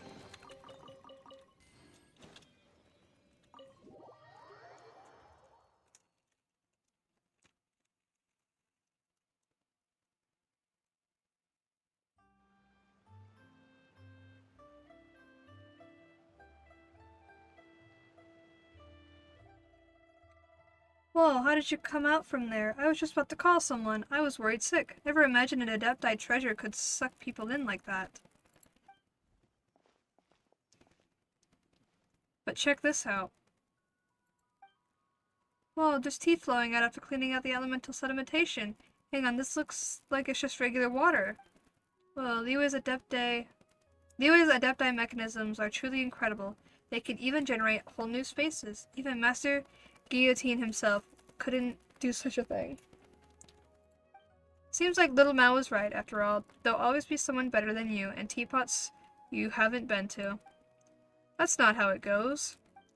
Needless to say, without you, the tea cauldron wouldn't have been repaired so quickly. Thanks for your help. Altmon, I don't know how to pronounce that. You don't have to use my full name, just call me Mountain. It basically means the same thing anyway. Alright, well thank you, Mountain. Roasting tea will never be as efficient as processing it in a workshop, but seeing as this tea cauldron was a divine treasure, it'll surely be a tourist magnet and help revitalize Chaoying Village. We'll invite the tourists to experience our centuries-old tea-making traditions themselves, and a pocket a few more for entry tickets in exchange. Seems like someone's forgotten to respect the Adepti. The village will prosper, business will boom, and the Adepti will smile upon us when they see it. Isn't that a kind of respect? Thank you all, dear guests, for your help as well. Chaoying's village future is looking bright once again. You're too kind, as long as there's plenty of tea and snacks waiting for us the next time we come. But of course, that goes without saying. You're Chaoying Village VIPs now. Once the first batch is done, I'll reserve some of the very highest quality tea for you to sample.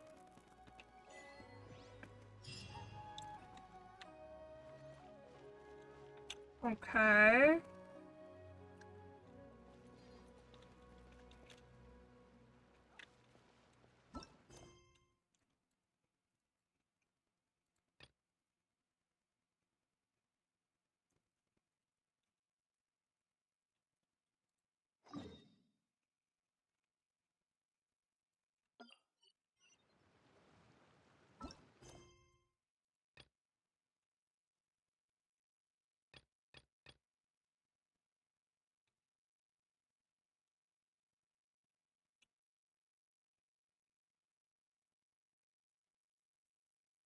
If have time, you really should go check it out. If have time. Love it. Hmm.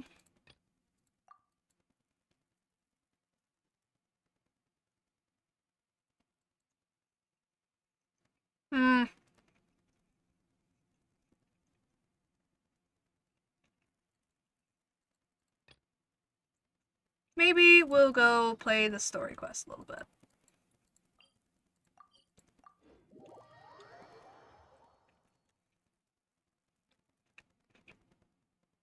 It also, like, completely means that I can, eat my grapes because I don't have to read lines as often.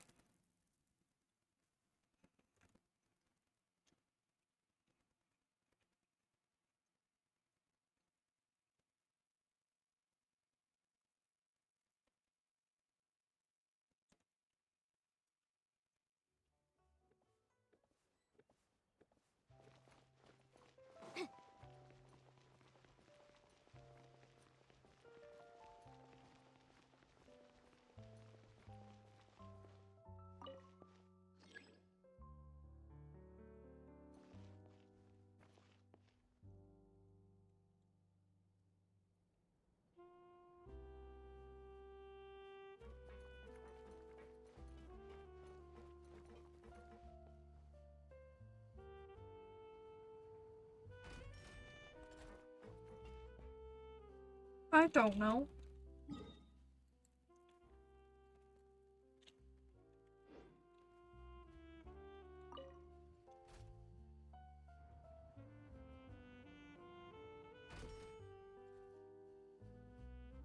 Not that one, okay.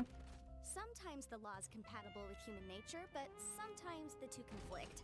Balancing the two is a discipline in its own right.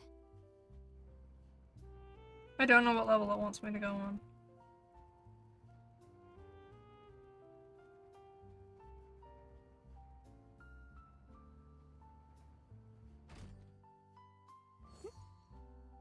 This doesn't seem right. We're going to this one.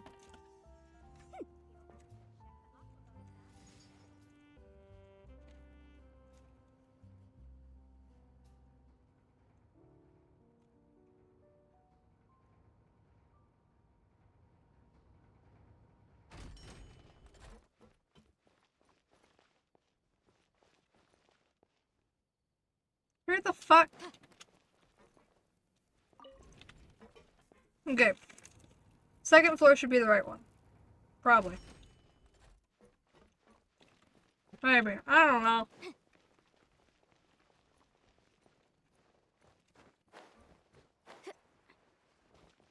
Or I could just do this.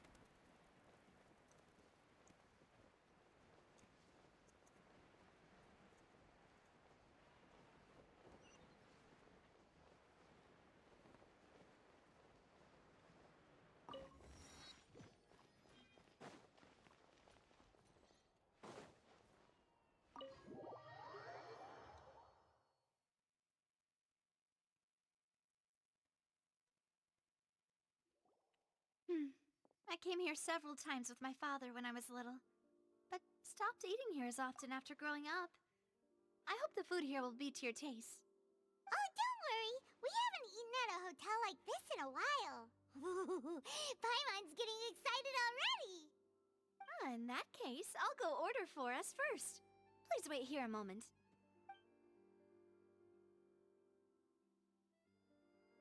Ooh, everything looks so good. People in Fontaine sure know how to enjoy life. Why, of course. Go ahead, try whatever you like. If the food's good, I'll make a group reservation for the rest of Spina di Rosula next time. And if it's not? Well, then I'll still bring everyone. Albeit with only one dish per table. You, sure have your own way of doing things. Oh, we called this a farewell meal, but we could also treat it like a victory feast, right? We did just win that case after all. It's certainly worth celebrating. Oh, true. Very true. In that case, boss, we'll have another 2 dishes. Paimon didn't mean that you had to order even more food.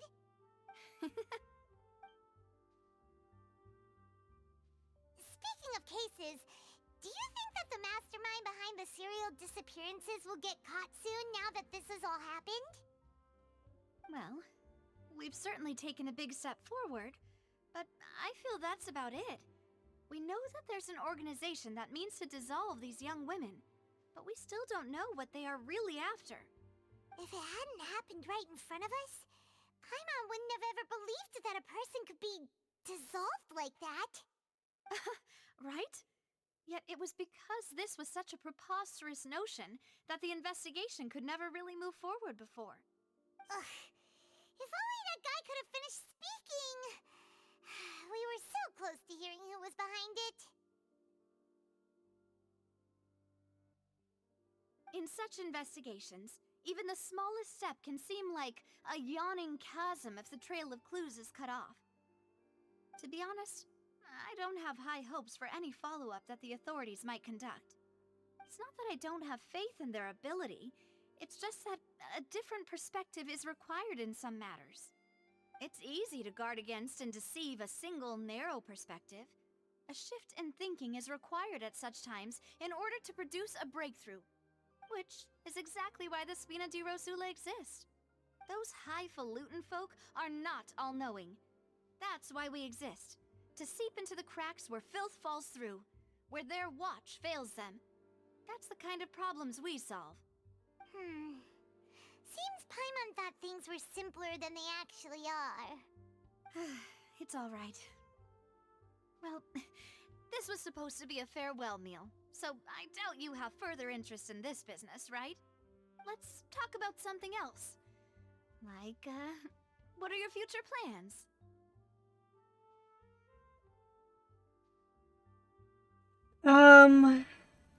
We wanted to ask the Hydra Archon for some information. That's true. We didn't have a chance to speak to her after the trial ended. It didn't really seem like the right time or place to do it anyway. I see. So, your primary objective, which has been foiled so far, was to have a chat with the Hydro Archon. I've heard that there's a long line of people waiting to meet Lady Farina. I suspect you'll be waiting for quite a while, considering that you missed your chance today. Yeah, we've heard that she's super popular here in Fontaine, and that it'll be tough getting any of her time. Well, would you consider some more, unique ways? Perhaps even methods of, let's say, questionable legality? Guess that's Spina di Rosula's boss for you. Chock full of sketchy ideas. Well, what did you have in mind? Well, one way would be to infiltrate a performance troupe at the Opera House, only to abandon your act at the play's climax and ask to speak to her after the performance. I'm sure Lady Farina would be eager to see the ending, and would agree in order to finish watching the play, don't you think? Could you suggest something a little more practical? This plan seems pretty hard to pull off.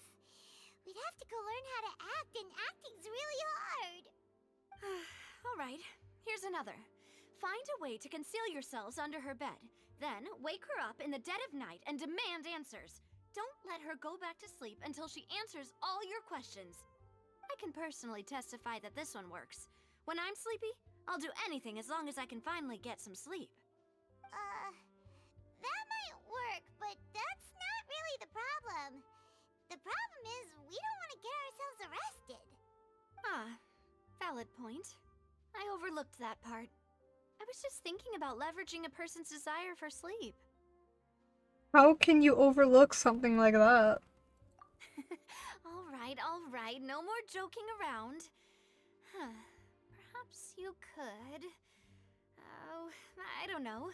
Cut the line when she's on a break. You did defeat her in court, clearing citizens of hers from false accusations. False accusations she had nearly upheld personally.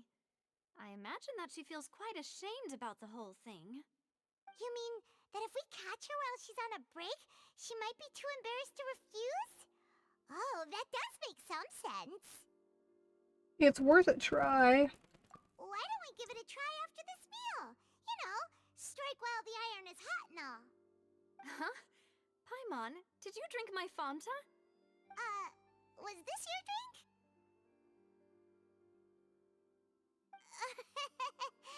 Sorry about that. Paimon wasn't really paying attention and the cup was right next to Paimon.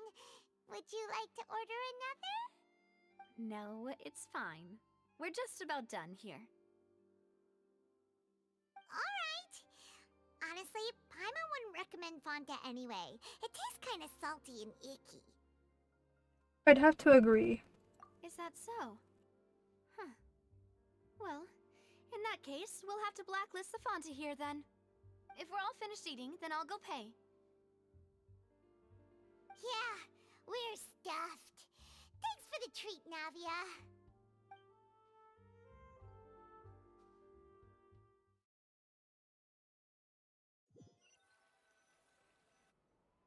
Oh, so full. Paimon can barely float anymore. You could try floating a little lower. Can't you see Paimon's barely an inch off the ground? Okay. As for expenses this month, we're left with... Hey, Navia, what are you doing over there? Oh, nothing. It was just a meal, you know? Nothing the Spina di Rosula can't cover. It was a pretty pricey meal, all thanks to Paimon. Let's get ready to try to meet the Hydro Archon again. Bye, Navia! So this is goodbye, huh? Well, if you do encounter any other trouble in Fontaine, you're always welcome to contact the Spina di Rosula. I'll give your requests the highest priority. In any case, I wish you smooth sailing. I'll see you again, partner. See ya!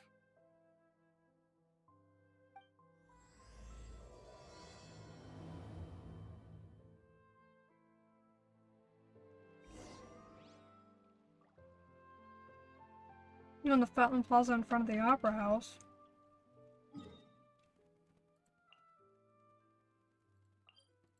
Oh, I need to go to this fountain anyway.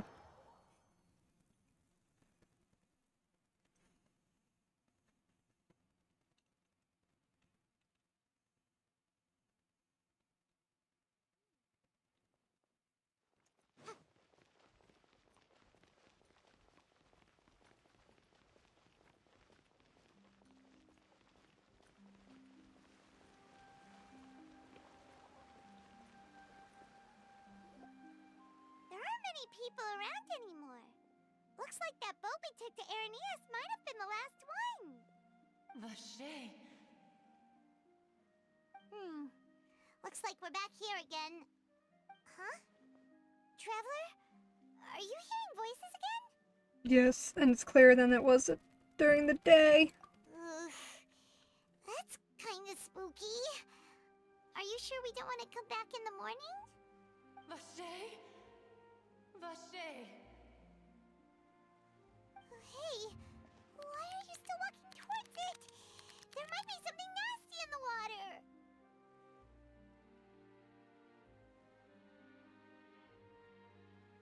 Things are getting a little blurry. Huh? Hang on. Paimon can kinda hear a voice. It's calling for Vache, right? Hey, traveler? Stop walking! Come on, wake up!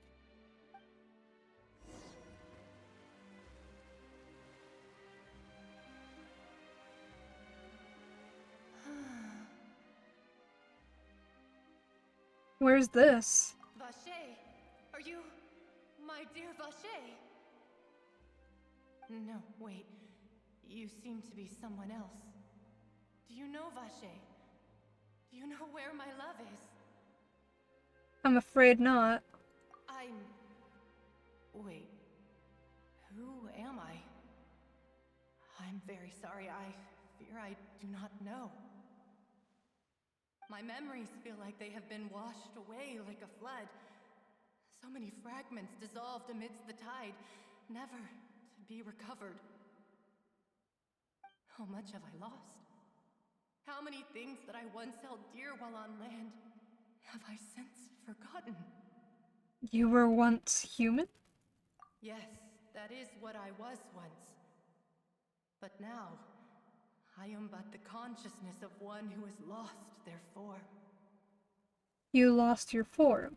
I do not know how I came to be like this either. I only vaguely remember being covered in light blue water, and then all grew dim. Light blue water, could that have been? I also remember going to many places. I loved adventure, loved exploring places of peril. No matter where I went, Vache would go with me. I knew how dearly he loved me, and I also loved him equally as much. But now, we can no longer go back. The pain of such parting. I never knew how heavy it could be. So you need me to find him? No. Our reunion no longer has any meaning. There is no way for us to create any new memories. The thought of me gives him no succor. So let it lie forgotten beneath the waters. If you meet Vache, tell him not to look for me. Tell him to move on. That is the only thing I still remember. I believe it will be hard for him to forget you. Perhaps that is so. As I was submerged in the waters, losing consciousness, I saw Vache above the surface. His eyes were filled with such sorrow, such longing. If only I could have comforted him, told him that I did not suffer. Indeed, I had felt a great warmth.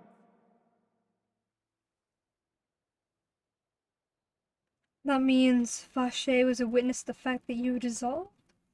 Is that what you call it? Dissolving? If anything, I consider it a form of release. It was a state of neither fear nor frenzy, with only an endless peace, like the water's still surface. I could also liken it to being a thirsty person who drinks water for the first time, and only then sees how they have lived for so long in a world of endless want and anxiety. It seems that after the body dissolves, some measure of the consciousness still remains. I think I hear your companion. It's time for you to go, I think. Alright, I wonder how much time has passed in reality. Farewell, then. I am glad that you were able to sense my presence. Remember, if you see Vache, tell him not to seek me out any longer.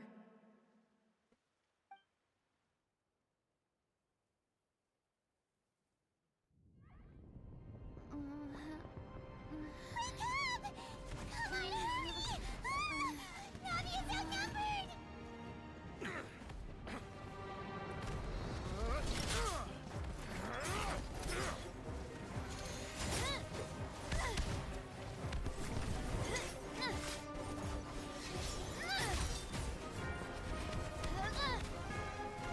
Demoiselle, look out!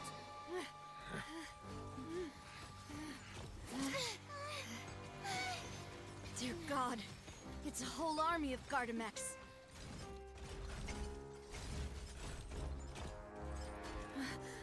Chlorand?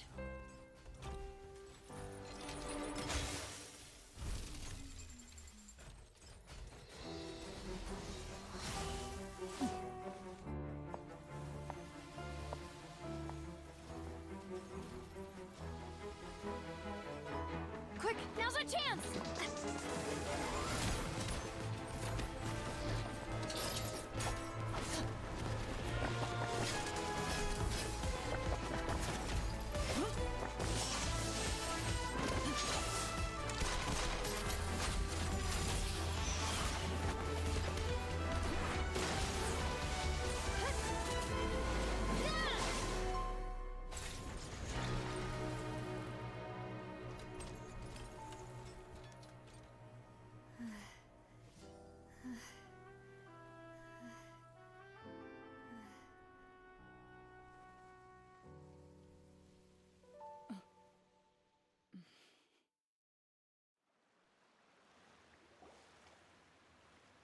I should thank you for lending us your sword there, Clorand. But before I do so, could you explain how you managed to show up here? I followed you. It seemed to me that danger has followed you more closely as of late.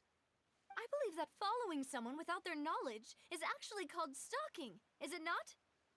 Mr. Callus's last wish was for me to ensure your safety, and I will not betray his trust. He would do the same, were he alive today. Do not speak of my father! Sorry, demoiselle. I was not strong enough. Thank you for your aid, Miss Clorand, but do keep an eye out for your manner of speech. I believe we all wish to avoid unnecessary emotional harm. Sorry, I did not consider your feelings. Whatever. What else do you know? How did you come to the conclusion that I'd be in grave danger? I doubt I know much more than you, but I believe that the mastermind behind the serial disappearances is very powerful. Your performance tonight will almost certainly attract their attention. I'm sure they've known about me. To be honest, I'm shocked it's taken them this long to act against me. And what about these Gardamex? I thought only those associated with the Maison Gardiennage could control them. None of these mecha have serial numbers. I was sure to check a moment ago. They are not the ones used by the authorities to enforce the law. I can only conclude that some powerful or wealthy party must have obtained them via illegal means, deploying them as a private force of sorts. What? Your point being that they're out of Spina di Rosula's league, then? Yes. Be careful, and do not act rashly. I will continue investigating no matter what. We will bring the truth to light. That's my father's true last wish. Regardless, thank you for your help today, Clorand. But if you get any ideas, tell me first. I don't much appreciate being followed. I do not think that they'll strike again anytime soon. So I shall stop following you. Good day, all.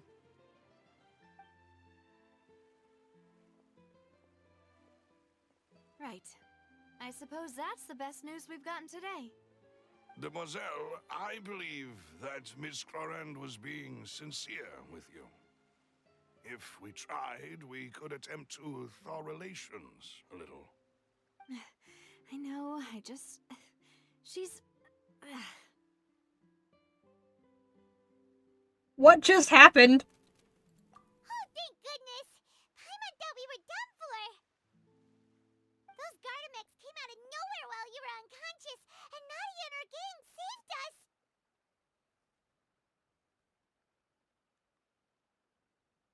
Oh, and there was that champion duelist named Clorand who came out to save us too! We got lucky there. Paimon probably couldn't have fought them off otherwise.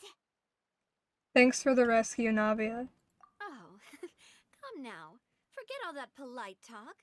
That wasn't really a farewell meal we had back there. Not for me, anyway. In truth, I hope that every meal we have together shall be a victory feast. As such, we're still partners. There's no need to thank me. It will take 50 years for me to match Demoiselle's magnanimity.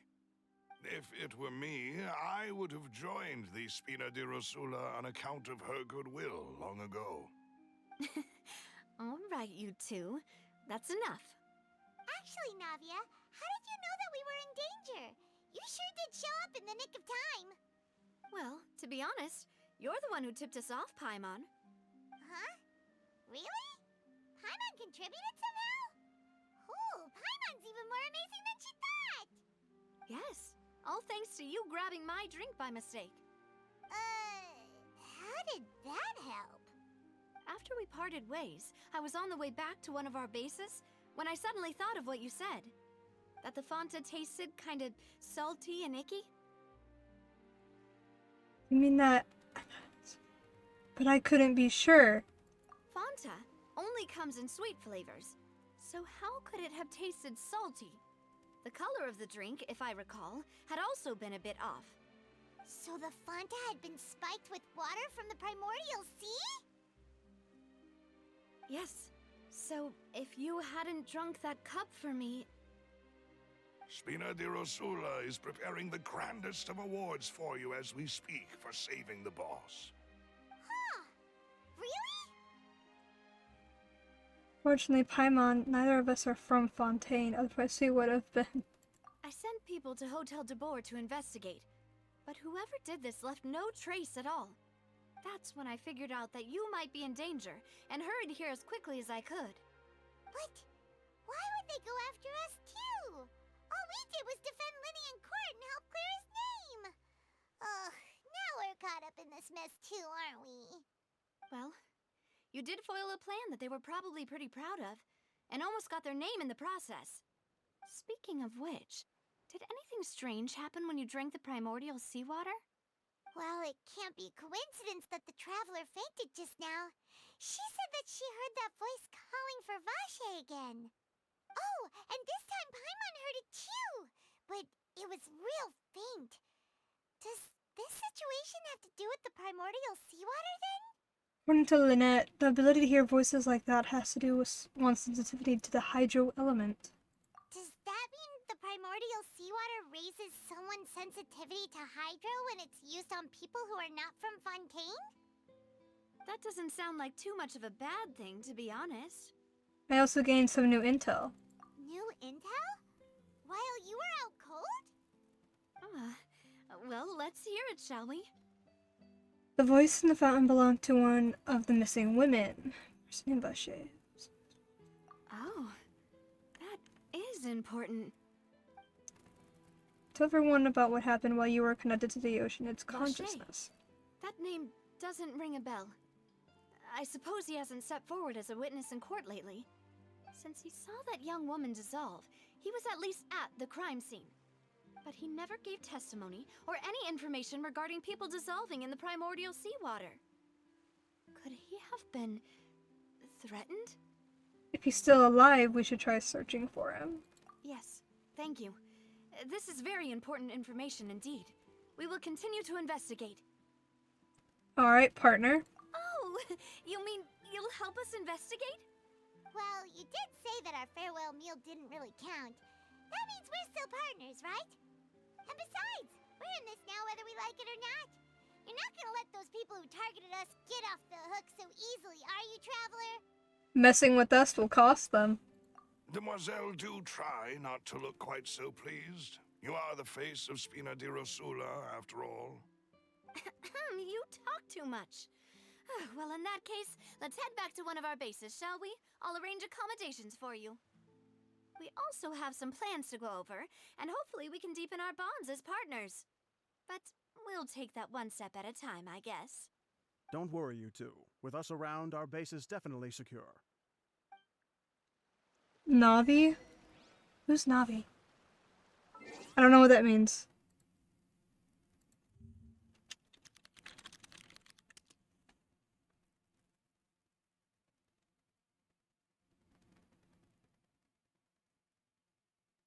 I looked up Navi and it brought up a health insurance company. Navi, The Legend of Zelda, Navi, Avatar Wiki. Are you talking about the voice actor?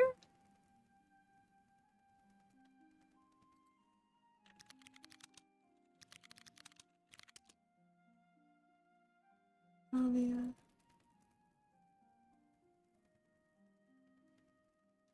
Her voice actor is Brenna Larson.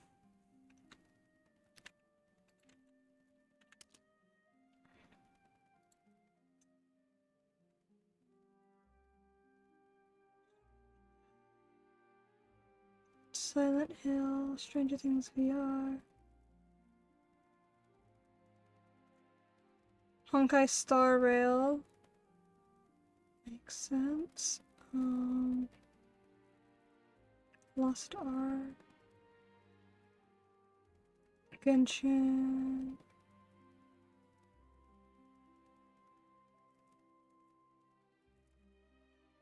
Or do you mean, like, is she really the Navia that we're supposed to be talking to? As far as I know, she's just the head of some, like, what the fuck is it called? Missing case searching. What is that called? I can spell. Navia, Genshin, Impact. I can suck at spelling. Okay. As president of Spinado Rosilla Aminto previously helped her late father. That didn't tell me what that is. Did you guys behind to helping the people of Fontaine investigating matters that the guards would not or have difficulty with? Originally found up at Navi's father, Navia serves as the second president of the group following her father's demise. The organization is funded by donations of its supporters.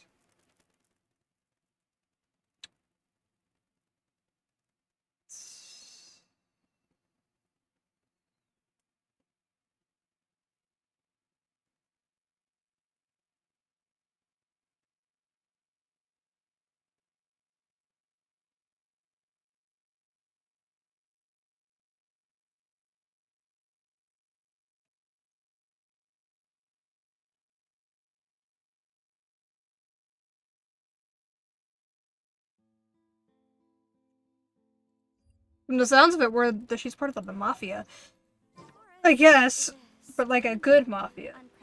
But that doesn't really make sense. How do I, like... There we go.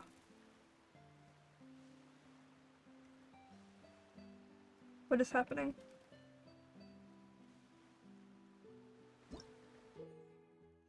The hydrous is you gaining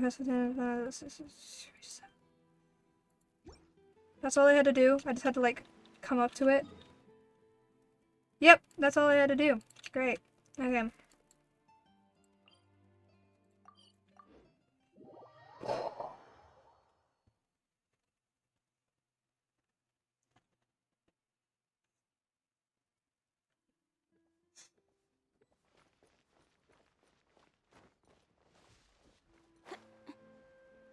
I've seen that cutscene, though. I never actually saw the beginning of that cutscene, but I've seen parts of it, and then I always skip it, because I'm like, oh no, I want to see this, like, in real time, and experience the entire thing, like, within, the, like, in the order I'm supposed to, and, yeah. It's great. I know another cutscene that's coming up, but I don't know how far away it is. It's right up ahead, but let's make sure we weren't followed first. I've been keeping watch, Demoiselle. I haven't spotted anyone suspicious thus far. Huh, very good. But let's not let our guard down for now. I shall find rooms for our respected guests. Thank you, Malus. Now, let's continue, Traveler.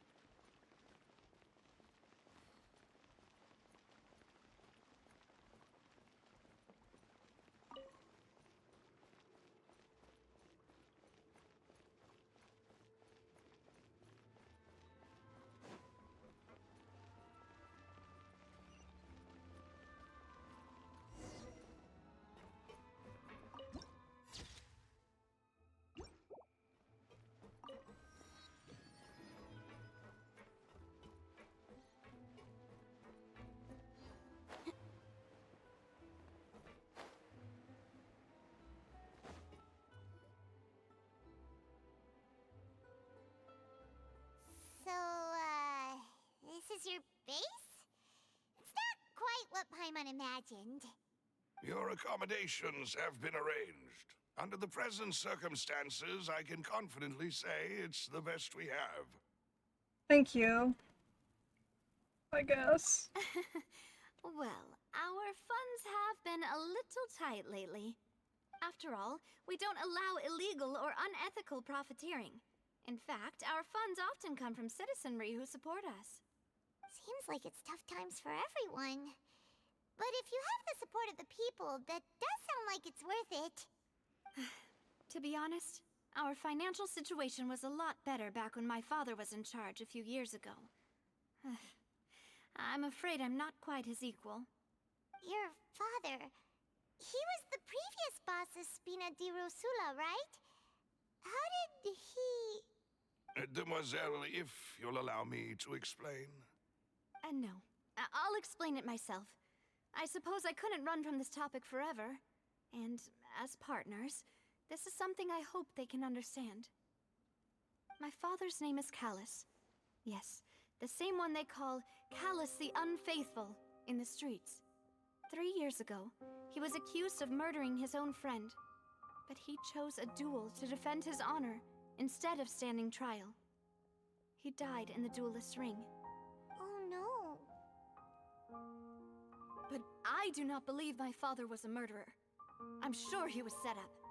At the time, I believed that if he only stood trial and was duly investigated, something amiss would crop up and prove his innocence.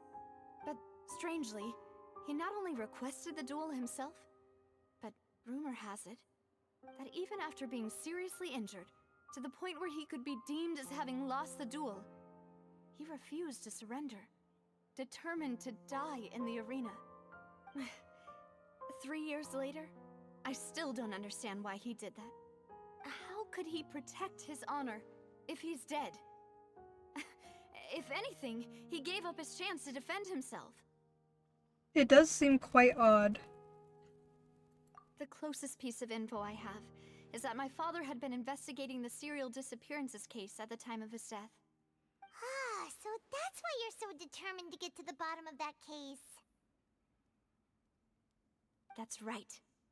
I've also tried to investigate the murder my father was implicated in, but I haven't found a single new clue in my countless reviews of the investigation records. However, I believe that if the murder case is related to those behind the disappearances, they must know something. I must know what really happened. Was my father coerced? Framed? Even if he really did kill his friend, I must get to the truth. If only he'd been more open with me when he was still alive.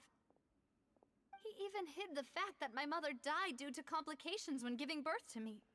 And now, here I am investigating his death.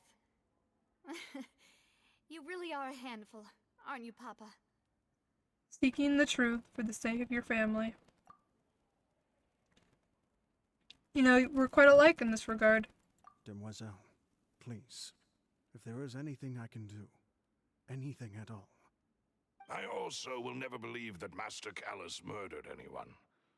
There are none whom I respect more than the two of you, Demoiselle. Master Callus did so much good in life, yet all it took was one murder case for him to be dubbed Callus the Unfaithful. Even our supporters decreased greatly due to that incident, hence our strained finances at present. Wait, if Callus was such a good man, wouldn't people at least be a little suspicious when he was accused? No. Perhaps people just revel in that kind of drama. It's not something exclusive to people from Fontaine, really. Everyone's like that. People love watching the evil turn over a new leaf, but they also enjoy watching good people fall into an abyss from one slip-up just as much. But how could... never mind. If Callus was really falsely accused, we have to find the truth. He didn't deserve to have that happen to him. There is one other thing. Master Callus's opponent in the duel was Ms. Clorand. Oh, her? Well, then, isn't that as good as saying that she was the one who killed him? No wonder the mood was a little strange between the two of you. Yeah, that's not the sort of thing that you can just let go and move on from. Ms. Clorand has always placed great emphasis on the honorable nature of the duel. If her opponent doesn't yield, she will not stop either. She knew Master Callus beforehand and greatly respected him, but seeing how he was resolute in the arena, there was only ever one choice she could have made. It's not that I don't understand her at all, but I just can't deal with this yet. Don't worry, Navia. Paimon knows how you feel. You don't have to force yourself to do that. Afterward, Miss Cloran told us that at the start of the duel, Master Callus requested that she ensure Demoiselle Navia's safety. And that indicates that he intended to die in that duel. Yes, that is our understanding as well. Oh, Papa. What madness drove you to ask the person who killed you to take care of me? All right, anyway, that's the information I wanted to share with you. Even if it did sound like I was just complaining towards the end. I understand how important this is to you. Thanks. You two should go and rest. This was quite a day after all. Yeah. Paimon's beat. Please, relax and get some sleep. We will ensure you rest soundly.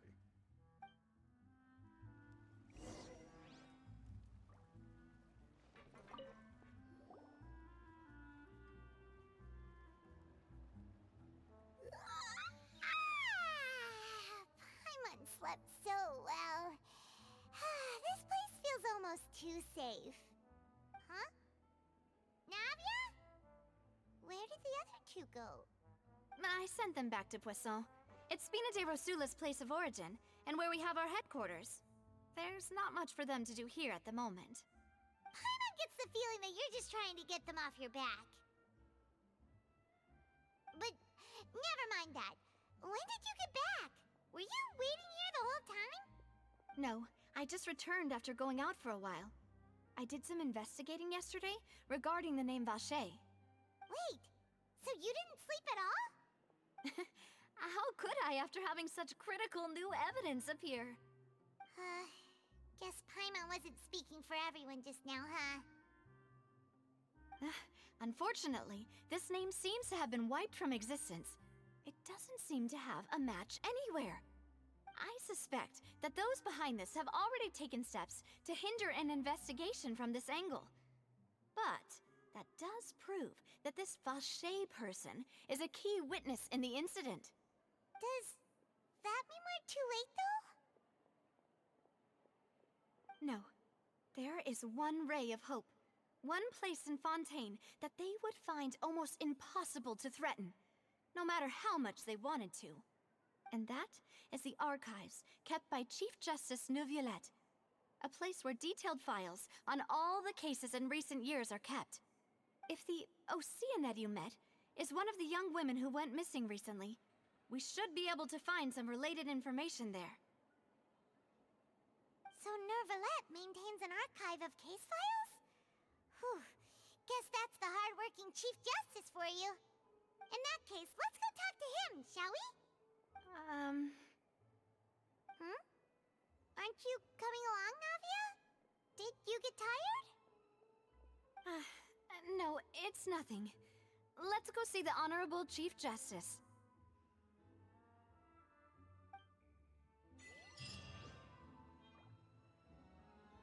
She seems like she doesn't want to talk to him.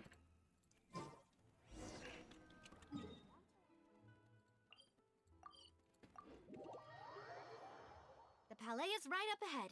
Come on.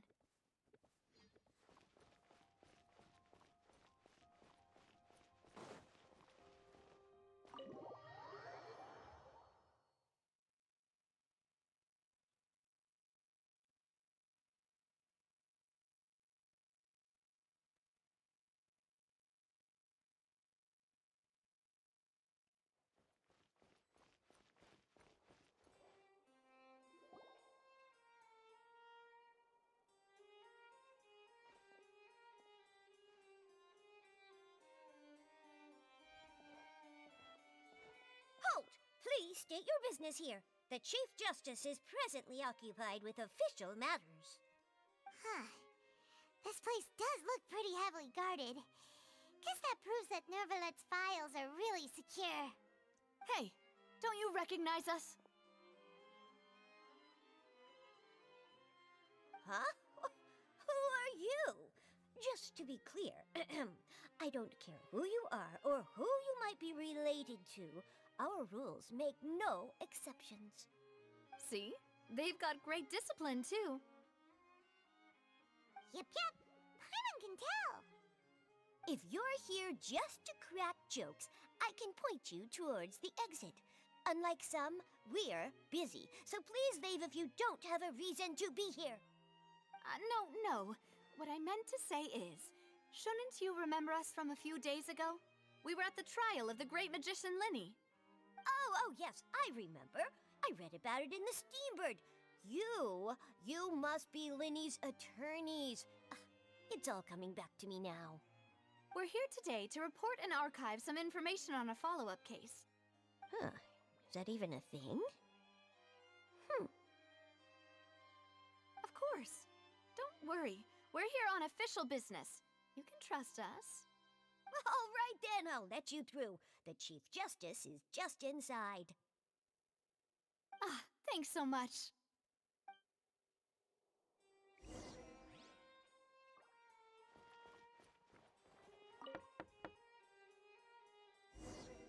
Please come in.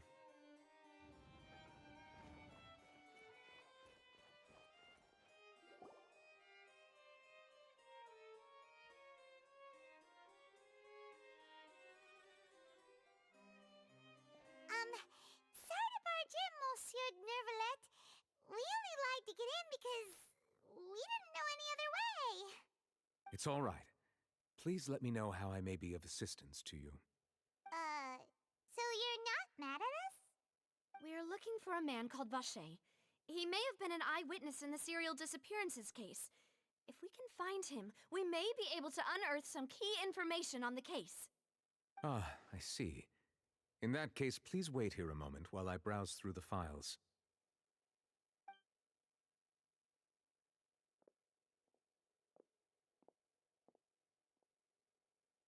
Who knew that Nervalet would be so easy to talk to?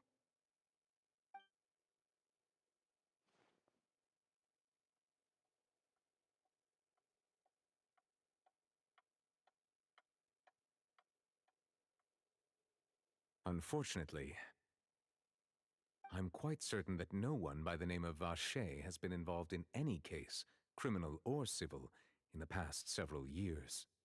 There are no records of him either in the files or in my memory. So we're back to square one. Traveler, what if it was really just a dream? Is that so? All right then. Thank you so much, Monsieur Neuvillette. We'll take our leave now.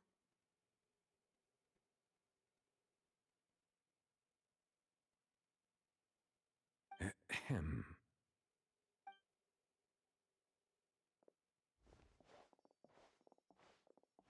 Miss Navia, I can understand how you feel. Your father, Callus, was a truly exceptional man. We deeply regret his passing.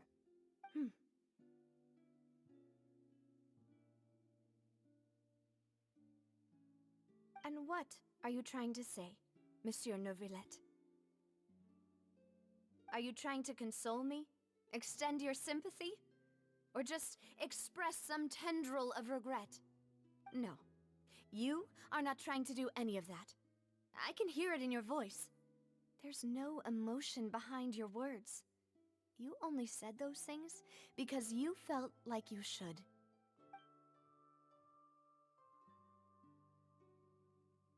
It's just like last time.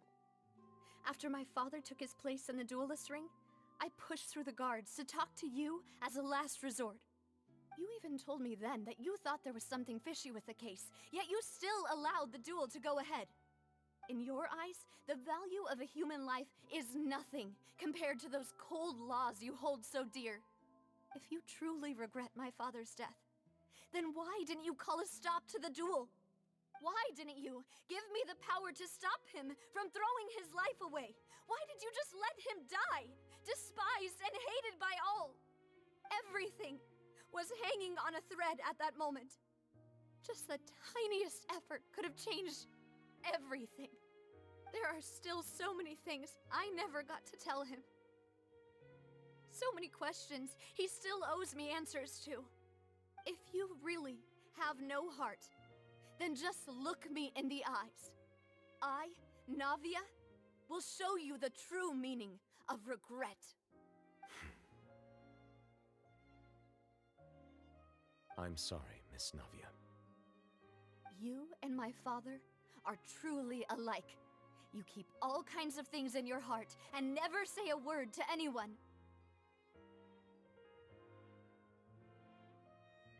It's not so much that you can't feel, but that you would never express anything. Oh well. In any case, everyone already knows full well the apathy of the Chief Justice. My apologies for taking my emotions out on you, Monsieur Chief Justice. Let's go, Traveler and Paimon.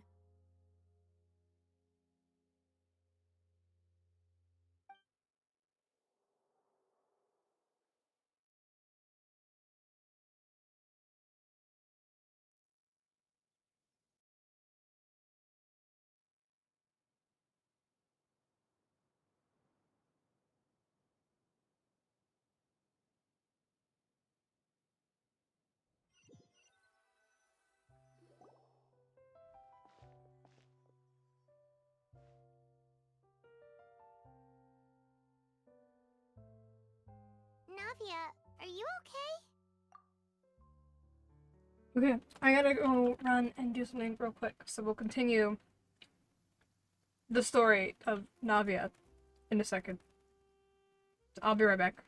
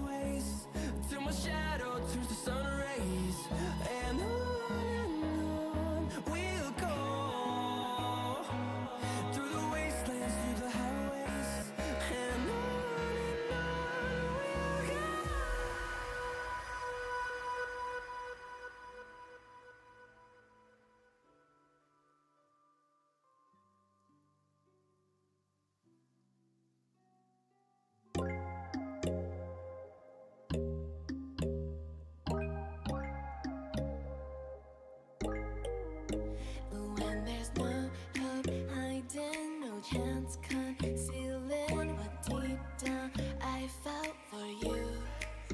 Oh, I regret for losing the one who loved me, for who I can't go back to. Walking through all the dust, memories and frame, a past we simply let fade. Oh, but I don't close the door, waiting a chance for when we'll be back again. You make me feel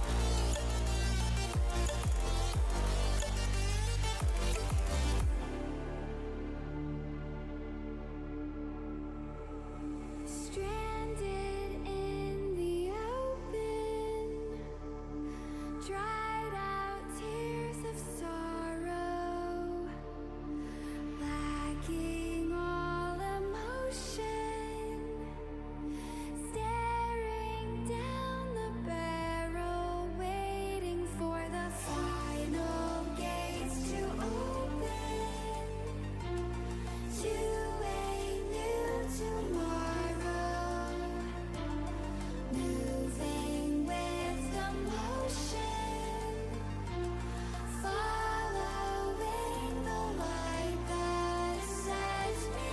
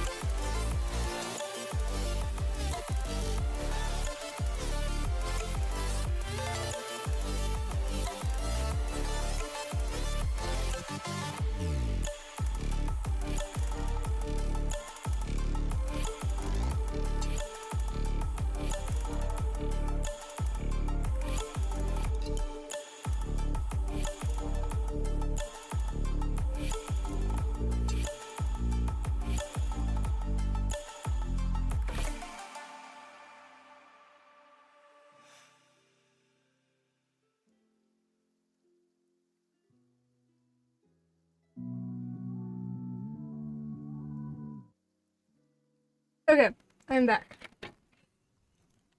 Got here like just as the song changed.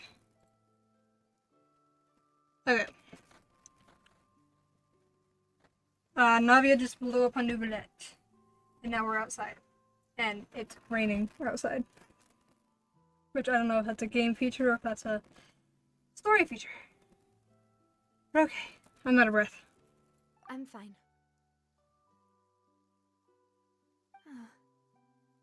Rain. It's raining. You're right. Wasn't it still sunny when we went into the building? And there shouldn't be any active trials today. How strange. Now that I think of it, on the day my father was convicted of murder, it was also raining. Rain. What is it? Did you think of something? Was he outside when it happened? Yeah, he was outside. It was uncovered and the rain could fall there. Why? Do you think the rain could have affected the crime scene? That thought has occurred to us before. We've even expanded the search area to try to account for that, but didn't find anything of value. But there was something you didn't know at the time. Oh? Wait. The fact that people You can be... don't mean... Oh. The fact that people can be turned into water. So you're saying that the true murderer could have been turned into water? And then got washed away with the rain? Yeah. And if that's what had happened, then no one would have believed your dad, even if he explained what he saw to the authorities. I really think I found a true genius for a partner. You're completely right. How did I not connect the dots earlier? All right, let's go to Poisson. With this new lead in mind, we'll get to the bottom of my father's case for sure. Yeah, we're gonna make progress for sure this time. Do you want to go with me now? Or do you want to head over by yourself later? We should go while the idea is still fresh. Great. Let's go then.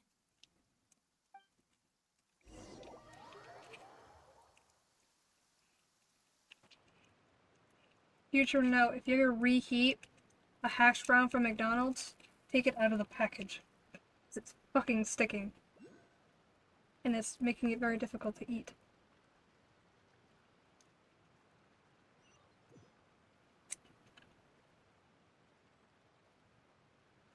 Where the hell am I? Poisson? That bird looks like Nouvlet.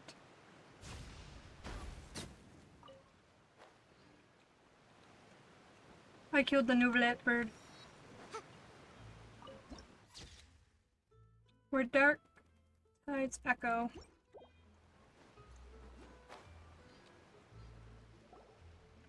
Whoa! What a huge ship! Why would a ship be anchored at a place like this? There's no need to be so surprised.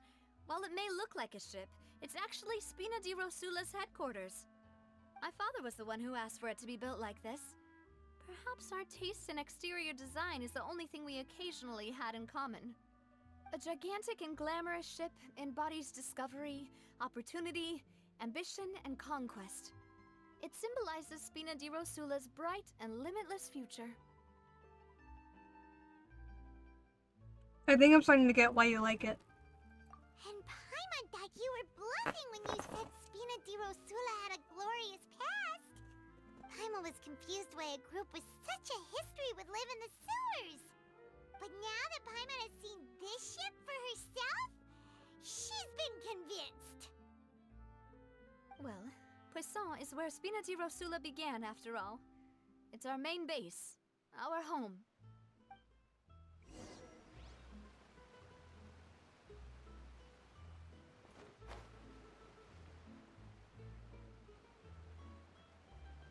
Watch where you're going. If you get hit by my wrench, it's your own darn fault. I'm just saying, if you play with fire, you're gonna get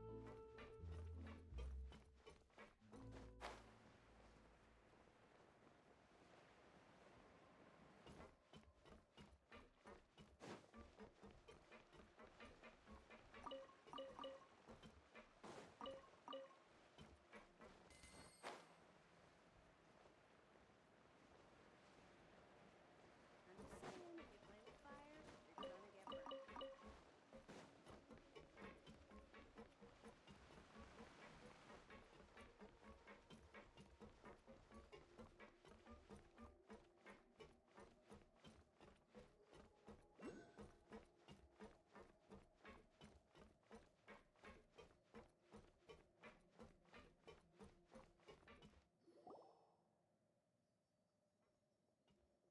Melus, we're back!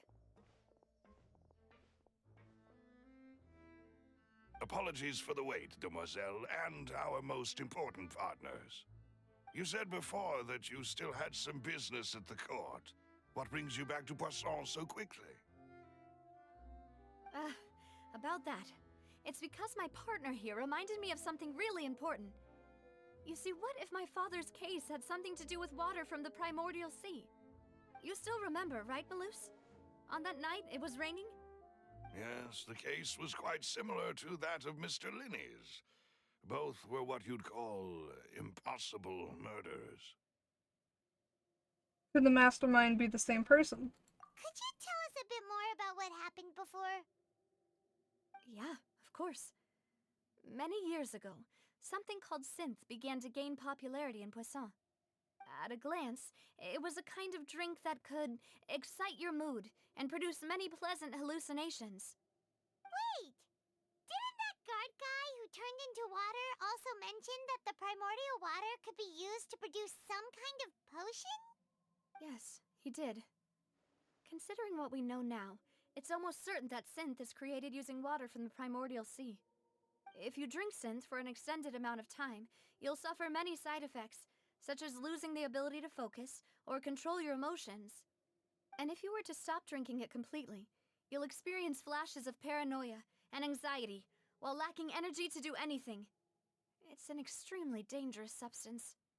As he oversaw Poisson, my father was compelled to put a stop to synth abuse and called for a complete ban of it. Boss's uncompromising attitude incurred the synth vendor's wrath, but no matter how much they threatened or bribed him, he refused to yield. Not only that, Boss became determined to find the mastermind behind the synth operation and put an end to the problem once and for all. Yes, but the enemy was very cunning. so he could never get anything out of the dealers, all of whom only sold the stuff and weren't privy to the rest of the operation. Recognizing that, my father decided to contact the dealers in secret and cultivate personal relationships with them. Finally, he was able to convince someone to become his informant. The man's name was Jacques. He felt greatly ashamed about his work after seeing many families destroyed by synth abuse. That night, my father hosted a banquet at his countryside estate. He planned to meet up and exchange information with Jacques over some food. But then, we heard 2 gunshots from the courtyard. We raced to the scene and found my father, still holding a gun, and Jacques, who was already dead on the ground. Huh? How did that happen? Aren't they on the same side? Sounds just like Lenny's case, doesn't it?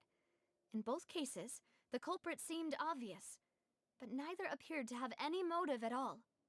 Looking back on it, though, I now believe the most important clue was something we all overlooked at the time. There were pieces of clothing left at the scene. So they could have belonged to someone who got dissolved. Precisely. It's all thanks to you that I made the connection now. Back then, we all just thought they were some costumes that Jacques used to disguise himself at the banquet. But, considering it now, it's almost certain that they belong to a third person at the scene. With one extra person, we'll also need to reconsider why the 2 shots were fired. But it's also possible the third person was to blame. You're right. We still don't know what happened. But my intuition tells me that we're on the right track to figuring it all out. I'm finally headed towards the truth. Jacques was an empathetic man who was infinitely remorseful for his past actions. It's unlikely that he turned on Boss with 0 warning. I think this third person is probably the key to the full truth. On that note, however, even though this will not please you, demoiselle, as your and your father's butler, I must still offer a word of warning. Our opponent is insidious and cruel. They are extremely difficult to deal with, and Boss has already lost his life trying to bring them to justice. Even though Spina de Rosula has lost most of its former glory, Poisson has welcomed a new time of peace, and we have been allowed to live out our lives. There is no need to follow your father's path. It would be both wise and in line with Boss's wishes to step back and give up on the case. If that's indeed what he wished for, then he should have told me that himself. Was I not the closest person to him? And yet, I was the one most kept in the dark. What was the point of him dying without sharing any of the secrets he knew? Did he manage to protect anything in the end? Synth is still here. Callus the Unfaithful is still his epithet. And Spina di Rosula is barely getting by. Nothing has changed. Did he think I'd just accept his meaningless death and live out my life just as meaninglessly? I've never accepted that. Ever. Not since that day, and certainly not now. I want to find out the real answer for everyone's sake. For the missing girls, for the victims, and for myself. Navia. This is indeed the best moment to act. Your partner appears to be quite reliable, and more importantly, demoiselle, I think you're also ready to take this on. So you do know something else, Maloose? Yes, I do. In fact, even before that banquet, Boss already knew of the connection between Synth and the serial disappearances case. But what drove all the tensions to the boiling point was the revelation that you, demoiselle, had been selected as the next target to disappear. What? Boss also didn't tell you that he had been diagnosed with a rare illness. The doctors told him that he had no more than 5 years left to live. And the serial disappearances case caused him great anxiety. 5 years was nowhere near enough time to resolve this long-standing conflict, But once he passed away, all the danger would pass on to you. Knowing all of this, he decided to use one final intimidation tactic before his death. He claimed to have already gotten his hands on some key incriminating evidence for the other side, and even told some members of Spina di Rosula about the details. But as long as you remained safe, he would not share the evidence with the public. If something were to happen to you, then he and all those he told would immediately expose all they knew about Synth and the disappeared victims. Right, so nobody would be able to get off scot-free. As we've seen, Boss's tactic has worked. Even though Boss has been gone for a long time, the other side has not tried to take Demoiselle's life. No, I don't believe it. He never appeared to look sick to me. No father wants their daughter to see them weak and haggard, especially someone as proud as Boss. To him, dying in a duel and suffering lasting dishonor as the unfaithful was still far preferable than losing face in front of his daughter. So he chose to die in silence, so that he could protect me. I'm afraid you're not understanding this correctly, Demoiselle. What Boss wanted to hand to you was not a parasol, but a sword. If Boss's spirit could hear you telling me that you want to find the answer for the sake of everyone involved, I'm sure he'd be extremely proud. That fool. Couldn't he have just given it to me straight? No. He might have set up everything precisely because he never thought I'd be able to understand him. Is that the amount of confidence he had in me? And what if I was never able to make it to where I am now? He gave you the choice to live how you want. Yeah. I suppose that's true. With the way he'd set things up, if I had wanted, I could have just lived out my life without a care in the world. But thankfully, he rarely talked to me about complex matters, and thus understood little of me as a person. In this case, he really didn't need to give me an easy way out. Malus, what was the key evidence that he shared with you? It's the location where Synth is produced. Essentially, it's the enemy's headquarters. When he was threatening the enemy, Boss didn't share the specifics of the incriminating evidence he found. But if you want to use it against the enemy, you'll still have to take several things into consideration. Why? If we know where the place is, can't we just go storming in? You mustn't forget that we're fighting against a mysterious and dangerous organization that's been in operation for decades. There's no telling what might be lying in wait at their headquarters. We also have no idea what kind of evidence we may be able to find inside, nor what people we may be able to capture. But a single visit to their headquarters would be tantamount to a formal declaration of war. The worst case would be that we leave empty-handed, but also open ourselves up to full retaliation. Then, in that case, why not work with the Fontaine authorities? Well, you saw one of them dissolve during Mr. Linney's case. We have no idea just how thoroughly they may have been infiltrated. Huh. That's true. Seems my father really had no choice. But things are different now. It should be a lot easier to prove the other side's guilt, now that we've connected Synth with the disappearances case. You sound like you've put a lot of thought into this, Malus. I am the butler, after all. I live but to serve the boss and Demoiselle's will. I've always been willing to take on any kind of risk for your sake. But considering my relative lack of ability, I've spent my time keeping secrets, performing basic investigations, and waiting for the right time to come. Thank you for all of that, Malus. Have you discovered anything new in the past few years?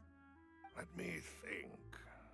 One conclusion I came to was that the enemy must be quite familiar with Spina di Rosula, or at least have an informant planted here. When I announced orders to the organization's members on Demoiselle's behalf, I used to deliberately keep a few people in the dark and observe the reactions of the synth vendors. If the vendors didn't change their plans, then the individuals informed of our orders must be innocent. If the vendors packed up and fled, however, then someone must have given them the news. After several rounds of testing and investigative tracing, I've narrowed the suspect list down to 3 people. The first is Florent, Spina di Rosula's senior advisor. Huh? Florent?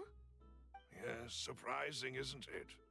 He was one of the people Boss trusted the most, which also means that he was someone who understood Boss really well. Thanks to his position within Boss's innermost circle, he always knew our upcoming plans and could thus avoid capture this whole time. There's someone else like him too. Marcel, the head of Confrérie of Cabrières. Uncle Marcel. What is this confrère? It's a guild in Poisson. Boss helped it to grow to its current size and prominence. In the beginning, they were only reselling some daily goods, but now they're one of the richest guilds around with a lot of business connections in the city. So, they're like a sister organization of Spina di Rosula? Yes, you can say that. When we were fighting against the synth dealers, they provided us with plenty of support. It's a bit difficult to imagine someone using their own money to hunt down themselves. The final suspect is Thierry, the man responsible for coordinating information between Spina di Rosula and the guards. Although the guards mostly leave us to our own devices, there are still many activities we have to report to the local authorities. Since Thierry is always in the know about our current activities, he could theoretically always plan one step ahead. I see. These are all people who I communicate with quite regularly. To think that the enemy we've been fighting against has been right next to me all along, among those I trust the most. It's almost too hard to believe. If you want to investigate them, please take every precaution to not alert the quarry. Judging from our experience, the enemy is extremely cautious. Of course. And thank you, Malus. You've provided us with a lot of great information. You're too kind, my lady. I'm just doing my duty. And before I forget, proving Boss's innocence would also mean clearing him of blame in Jacques' death.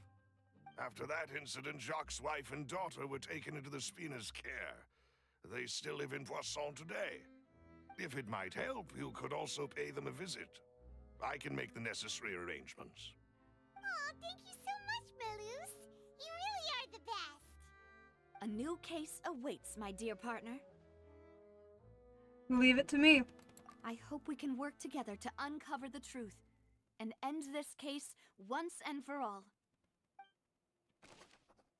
Oh dear God. So, another case?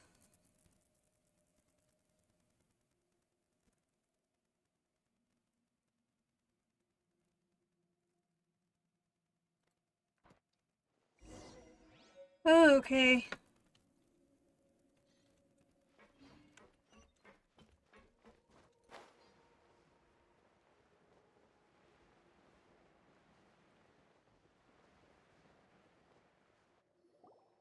It is settled, then. Please excuse me, and enjoy your conversation at your leisure. Thank you for arranging everything for us, Malus. Excuse me, miss. Do you need anything from us? Oh, Hey, Navia's all quiet. This isn't like her at all. Let's not bother her for now. I'm sorry that I only came to visit after all this time. After what happened, I didn't know how I was supposed to face the two of you. Ah, if it's about that, there's no need to apologize. After my husband died, Spina di Rosula sent us a lot of mora and support. I understood your guilt and apology to be genuine. But aren't all of those things nothing compared to the loss of Jacques? I can understand the kind of pain that comes with losing a father so needlessly. You don't understand at all. I didn't know how to face you, because I didn't know what I could possibly bring as a consolation gift. I know only the full truth could bring closure to you. And to all of us.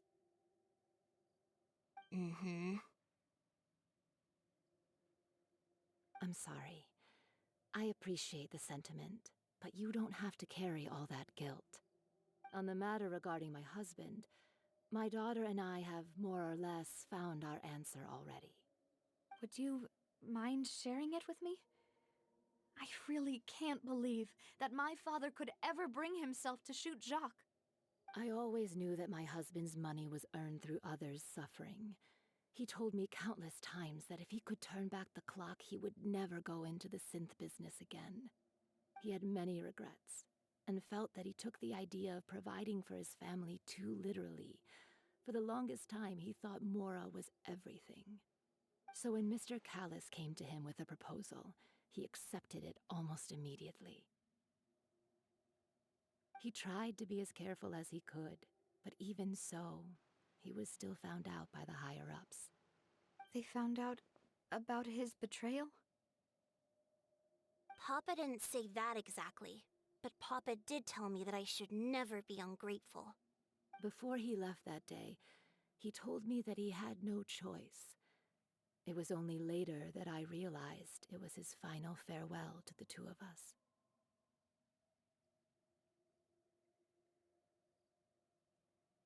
Does that mean someone ordered Jacques to take out Callus? I don't know that for sure, but you could say that's the conclusion I eventually came to.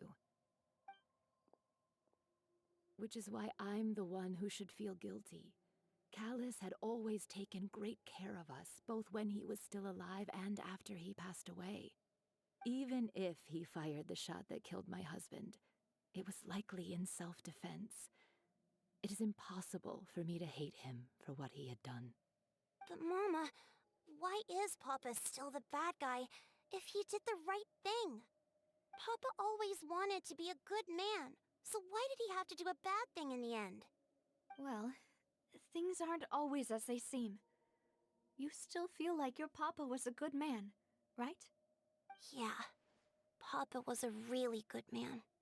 The best in the whole world. Then you should hold on to that. If a good man had to do a bad thing, then he must have had his reasons. Regardless of whether he left you a parasol or a sword. He must have done so to give you a better life. Oh. Thank you for everything you've told me. I will definitely find the truth. The current state of things is not something I'm willing to just sit back and accept. Thank you. I'm very grateful to hear this from you. Even though your personality is quite different from your father's, your determination when you speak is really similar. You really think so? That's the first time anyone said that to me.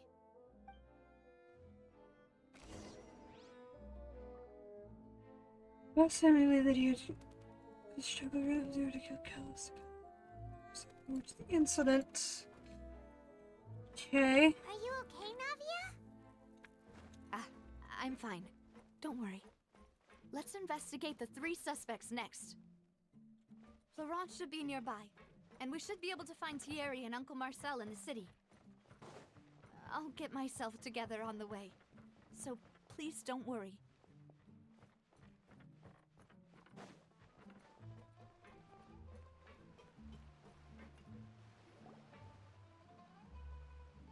Greetings, boss. How may I be of assistance today? I'm sure you've heard about what happened at the Opera House? Someone got turned into water right in front of us. Yeah, I've heard. With something that dramatic, I'm sure journalists will milk it for all it's worth. And it'll be all the talk for the next several weeks. It also reminded me, on the day that the incident happened with my father, it was raining outside, and we found some clothes left at the scene. After my partner here put the dots together for me, I feel like we should try to reopen his case. Can you do me a favor and try to recall what happened that night? Let me think. Mr. Callus was feeling pretty upbeat that day, so he was drinking and bantering away with us at the table. After that, he told us that he wanted to go get some fresh air, so we let him go without thinking much of it. Who knew that we would hear 2 gunshots ring out right after? My first reaction was that Mr. Callus's life was in danger, so I grabbed my holster and made a mad dash toward the scene. But when I got there, it was already too late. Mr. Callus was standing over a dead body with a gun in his hands. All we could do was look back and forth at each other, not knowing what to say. So you also remember 2 gunshots then? Indeed. The guards said that the first shot didn't hit anyone, while the second killed Jacques. But I've never really bought that explanation. Reason being, Mr. Callus had left his gun on the table. I even made sure to confirm that before running to the scene.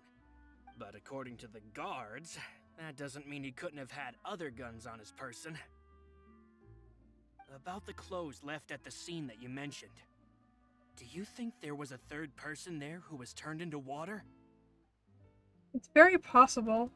At least from our perspective, my father had no reason to kill, so he would also have no reason to bring an extra gun with him. The gun he was holding probably belonged to Jacques, or a third person on the scene. Yeah, that makes a lot of sense. So you're saying Mr. Callus ended up with the gun because he seized it from one of the other guys? But hold on. If that's what had happened, then why didn't he share the truth with any of us? He didn't even want to face the Oratrice machine, and chose instead to prove his honor in a duel. Did he lose all faith in the courts after seeing someone dissolve right in front of his eyes? About that, Malus told me a thing or two, so I think I can understand why he committed to the duel. I'll tell you everything once the whole truth has been revealed. I understand. Then I'll leave Mr. Callus's honor in your hands, boss. And if I may just say one more thing, the whole Callus the Unfaithful epithet has been a thorn in my side since the day it was invented. Many people have laughed at me for still calling him Mr. Callus, even after so many years have passed. But it was Mr. Callus's trust that allowed me to rise through the ranks of Spina di Rosula and live the life I lead today. No matter what others might say, he'll always be the man I respect the most. And he'll always be my boss. Don't worry. I will definitely find the truth. You and all our other comrades at the Spina deserve to know the truth as well.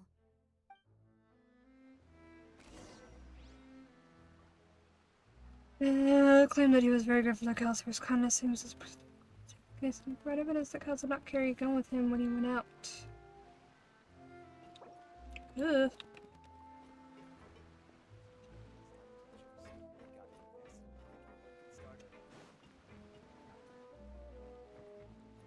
Where am I supposed to be going?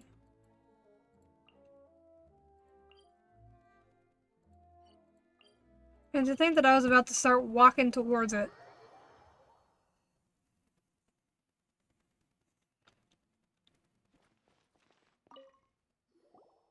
Hey, Thierry! It's me!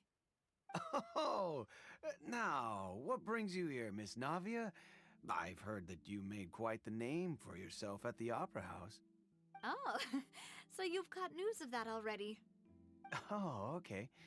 Hey, I'm also a member of the guards, you know. The way you make it sound, people would think I was sent off to Poisson because I had done something wrong. Are you sure there isn't a little bit of truth in that? Under normal circumstances, shouldn't you have been called back to the city already?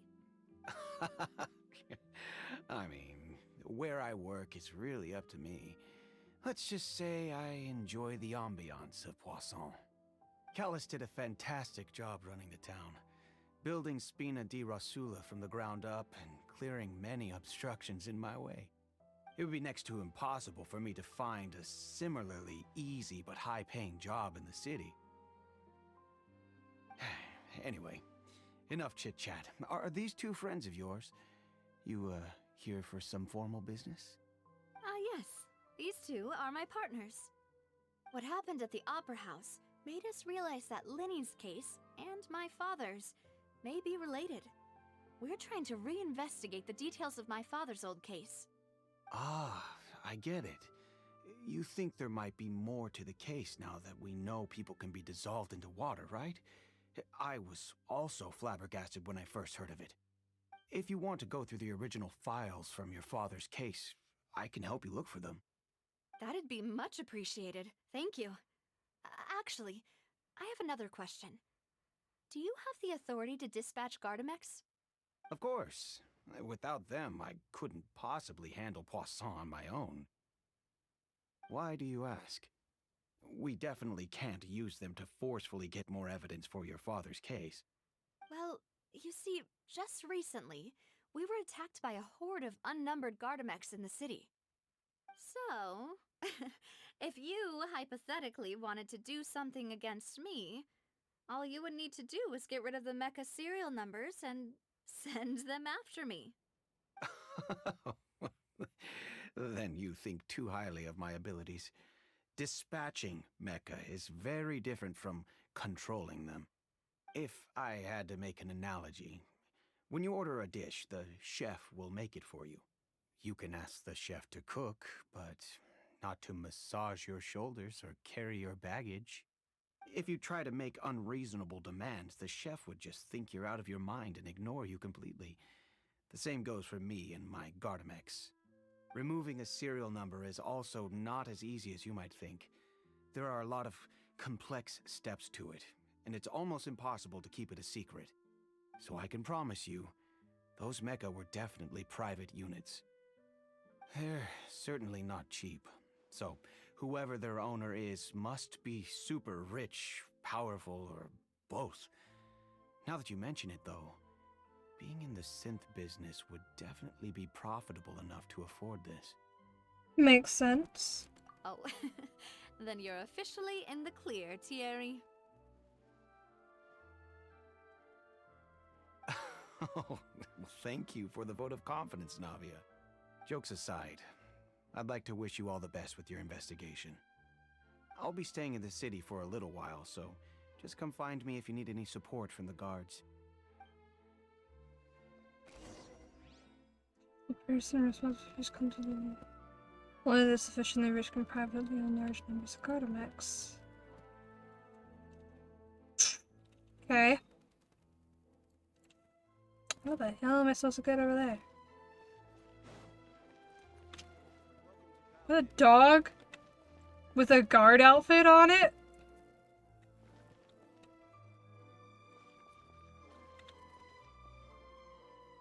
Oh my god, okay.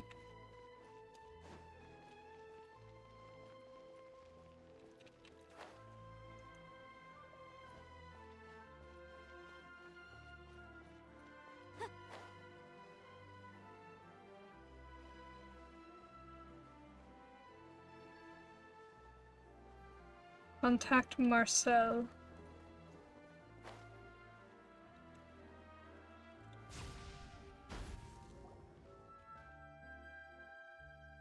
Hello, how may I help you? I'm here to see Marcel. Could you please let him know? You can just say Navia's looking for him. Sure, I will let him know right away.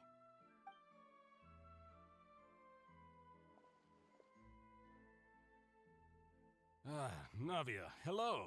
Sorry to keep you waiting. I'm not as young as I used to be, so my legs are giving out a bit. Oh, it's all right, Uncle Marcel. There's no need to stress. I just wanted to talk to you briefly about what happened in the Opera House. I'm sure you saw everything too, right? Yes, I've never seen anything so strange. Oh, you were at the Opera House too? That's right. I went there with Navia to see the magic show. Who knew it would turn into a whole murder mystery? I also witnessed your marvelous sleuthing work. Quite impressive. To beat the Hydro Archon at her own game on her own turf, I can already imagine everyone in Fontaine discussing your exploits over a few glasses of wine. Oh, Paimon doesn't want to become the talk of drunkards. Apologies. It's just how Fontaine is as a nation. Everyone loves drama and theatrics. Uncle Marcel, you've also noticed that other thing, right? The fact that humans can dissolve in water? Yes, I was reminded of your father's case right away. Is that what you're investigating now?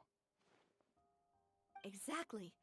I still don't have much solid proof, but I can sense that the other side has already begun to act.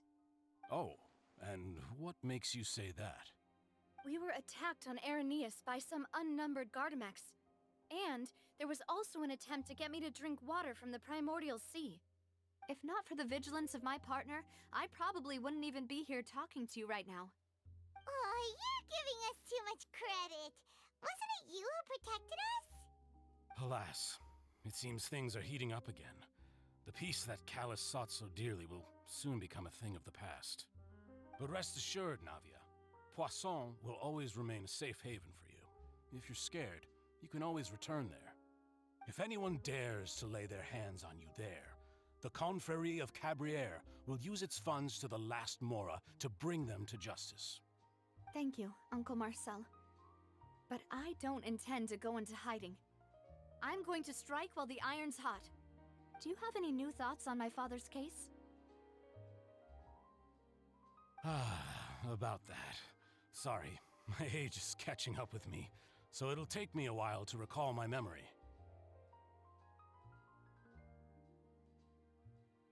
The Confrérie was responsible for that banquet, so I was out and about the whole time making sure things were running smoothly. I didn't even have the time to drink with the guests. Then I heard the sound of a gunshot, and the rest was history. Oh, it's okay. No need to push yourself. We'll ask around some more, see if there are any valuable clues elsewhere. He's Sounds suspicious. Good. Just let me know if you ever need Mora. All my wealth comes from Callus's patronage and support. I'll spend however much it takes to clear his name.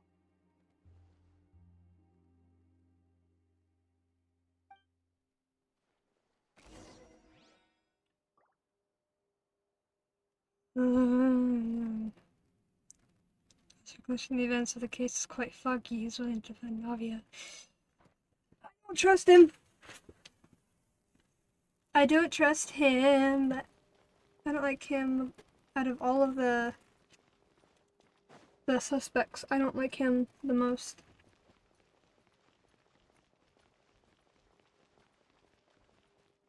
How do you not remember the details of that night from, if it was only 3 years ago, and then go to blame it on your age? We've talked to all three suspects, purely based on their conversations with me. None of them sounded particularly suspicious. The last guy, he did. Yeah, none of them really stood out as a suspect.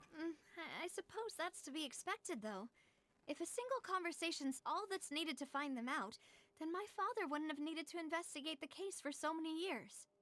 Anyway, even though we didn't make a breakthrough, let's still compile what we were able to find. But where should we start? Jacques' motive. Ah, you're right! Flora mentioned that Callus probably only ended up with the gun because of circumstance. That makes sense. Too much drinking between then and now? He Possibly. already told them that he had been discovered, and that he had no choice before he left home that day. If I had to guess, he probably received an order from the synth boss to kill my father. Had he refused, he and his family's lives would have been forfeit. So, Jacques fired the first shot? If it was Jacques... If I was Jacques, I wouldn't have fired a shot at all. Oh? And why is that? Could he guarantee his safety? Couldn't guarantee his family's safety after killing Callus. Ooh, That's a good point. Jacques probably already knew that he was just being used as a tool for murder. And once he had completed his mission, he'd be of no more use to his boss. Huh. So, what would make more sense from his perspective would be to turn his back on the Order and seek protection from my father. Seems the third person was the one who derailed everything. Makes sense. But without evidence, that's still just a theory. Besides Jacques, the attack from the Gardamex has been bothering me quite a bit as well. It's obvious that our enemy has become more antsy after the secret of the primordial seawater was revealed. Do you think he knew, even then, that we'd follow this lead to the end? Probably. Given everything that's happened since, it's quite possible. But who among the three suspects would have the ability to control privately owned Gardamex? The last guy. What was his name? I don't remember who he was. It wasn't Thierry. Was it Florent or was it Marcel? I think it was Florent. Florent? Florent. It is true that he was closest to my father, and thus had the best chance of learning about his dealings with Jacques. But as Spina di Rosula's advisor, his work mostly deals with personnel and security, so he shouldn't have much means when it comes to finances. So you're saying he's too broke to afford a mecha army? Exactly. He can't. And even if he could, I don't think he would be able to dispatch a whole group so quickly. Maybe it was someone else. Marcel. Uncle Marcel? That's the guy. My father did really trust him. And they worked together on a large number of projects. Maybe that's how he got to know Jacques. And with funds from the Confrérie, he could also afford a large number of Gardamex. It's still really hard for me to imagine, though. After all, Uncle Marcel has been around since I was just a child. Also, wouldn't this mean he has been spending a whole lot of mora and energy to fight his own synth business? Maybe it was someone else. Thierry. Thierry, you say? Thierry. I can't speak French. It is possible that he's figured out a way to convert the Gardamex for personal use. But I didn't feel like he was lying when he was talking to us about the mecha. I also don't think he'd be able to keep that kind of tampering under wraps. Yeah. Had he actually tampered with the mecha, we'd be able to prove it with a simple check of the guard's inventory. If the mecha were taken from the guards, it should be pretty easy to find out when and how that happened. Who could it be? I think... Okay.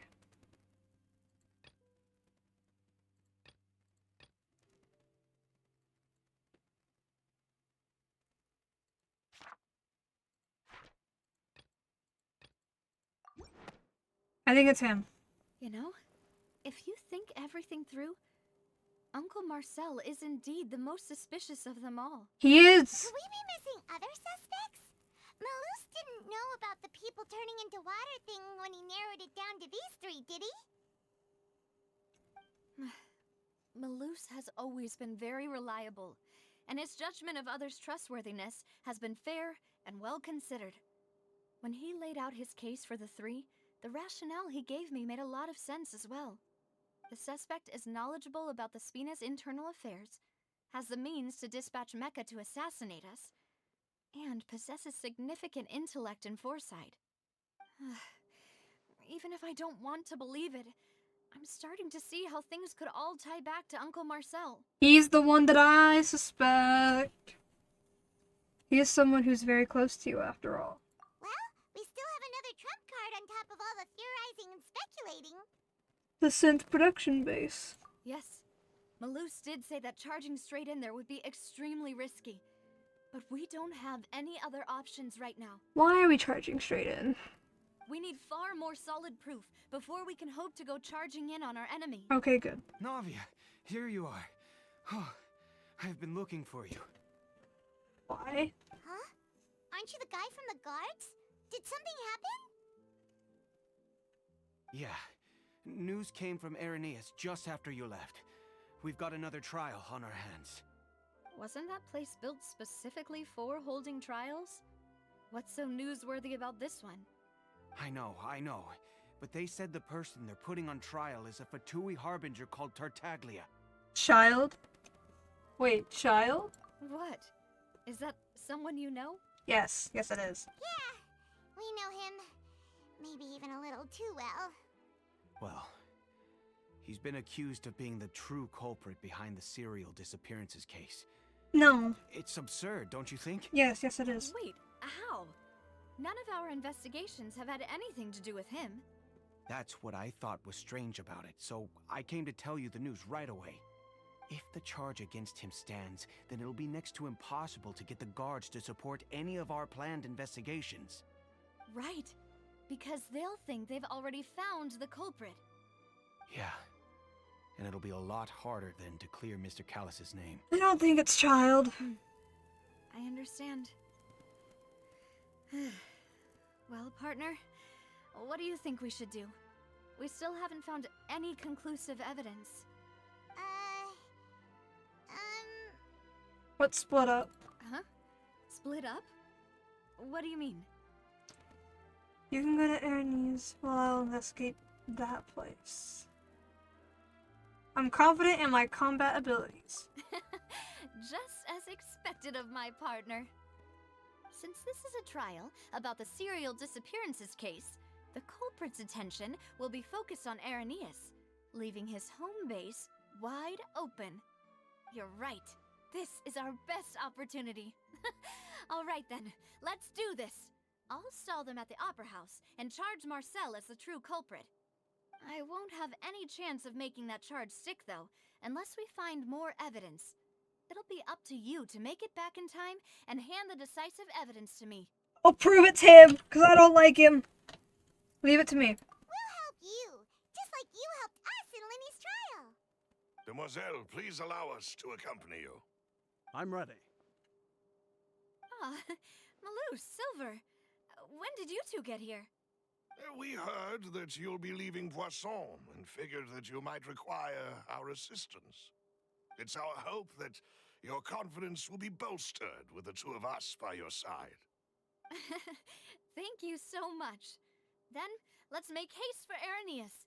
Paimon, Traveler, I'll see you at the Opera House. See you then! Any information regarding the most significant far concluded there's only one person. This person is none other than Marcel! So wait, did I choose the right person from the start?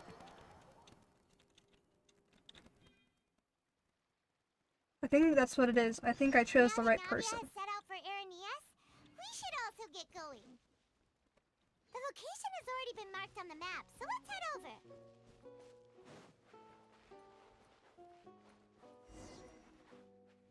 Huh. According to I cut her off. Let's go and try to find the entrance. Is this gonna be the first time I actually, like, swim in Fontaine? I never actually, like, swam in Fontaine.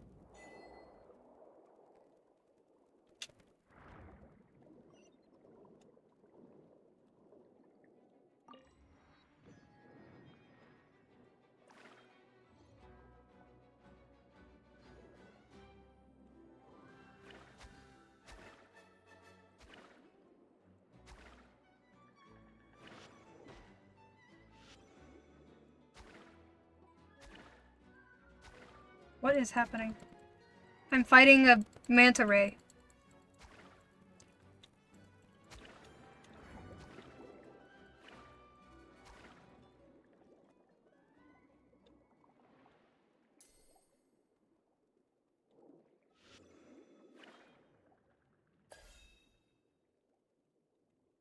What is happening?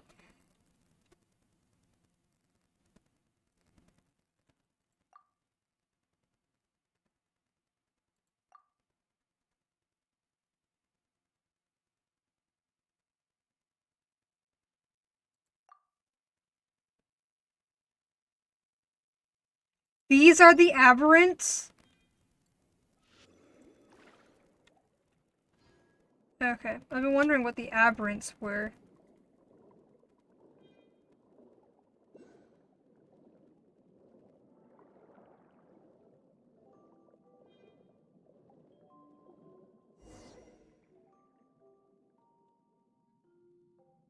Finally found it! Huh. So this is the entrance that leads to the synth production base. It sure doesn't seem out of the ordinary at all. They don't want it to stand out. Ah, you're right. An important place like this is bound to have a ton of protective measures and mechanisms. Navia's probably arguing up a storm right now to stall for us. Okay, what am I gonna see?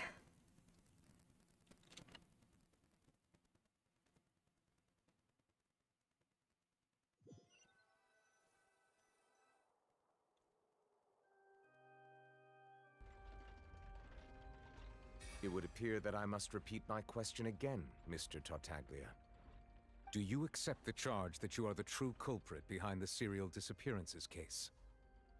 To be perfectly honest, I don't understand your country's complicated court system, or the reason why I'm being charged with something I've never even heard of. However, I did hear that people who have been charged can choose to participate in a duel to clear their name. Is that right? In which case, as long as I accept the charge, I can have an all-out fight with that champion duelist Clorend, right? I've got to admit, that's one of the most enticing offers I've ever received. When I privately sparred with her last time, she was obviously holding back. Real disappointing. Hey! Don't you understand? You're currently the prime suspect for a major case. This isn't the place for you to be looking for fights. Oh? Sounds like the Hydro Archon wants to lecture me on the ways of the Opera House. Then why don't you duel me too? I'm the kind of student that learns best in the heat of battle. No. That's not what I meant. Alas, it would appear that communication with the defendant is going poorly, and we have made very little progress. In that case, let me explain everything from the very beginning again. The goal of this trial is to determine the culprit behind the serial disappearances case. That case had nothing to do with him! You've got the wrong man! Huh? What's going on? Why is she interjecting again? I told you it couldn't be one of the Fatui Harbingers. Miss Navia, this is the second time you've interrupted the court proceedings. I only tolerated your behavior last time because you were able to provide the court with a key eyewitness. But that was an exception rather than standard court protocol. I can very well charge you with contempt of court for your interjections. Oh, please. Did you ever think I had any respect for this place's pointless theatrics? We can put that discussion aside for now. I'm not here to argue with you. I'm here to charge the true culprit behind the serial disappearances case. And if my charges prove true, then Tartaglia here will be proven innocent by default, correct? Oh, a young lady has charged in and offered to clear my name. How fascinating. Well, I'd gotten half bored to death by all these rules and procedures anyway, so I'll take you up on that offer. So, Your Honor, is there nothing else for me to do now? You may take a seat for now in the audience, but that doesn't mean the suspicions against you have been lifted. Now then, Miss Navia, who is the person you would like to charge instead? That person is... Marcel! We already discussed this.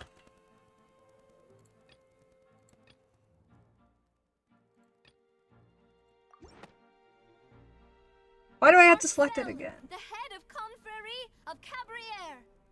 Huh? What confrérie? Never heard of them in my life. I've heard of them, but weren't they Spina di Rosula's sister organization? Oh, is this going to be a friends to enemies type situation? Please let me remind you, Miss Navia, that charging someone is an incredibly serious matter. Committing to the charge also means taking on the legal responsibilities associated with it. And if the charge fails, depending on the circumstances, you may also be charged with the crime of making a false accusation. Knowing this, do you still wish to charge this man? Yes, I do. In that case, I declare the charge to be valid. Miss Navia and attorneys, please take your places on the court. Members of the guards, please contact Mr. Marcel right away so that he may stand trial.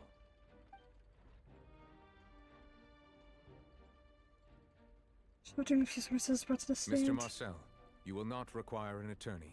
Is that correct? Apologies. It all just happened so quickly. I still haven't figured out what's going on.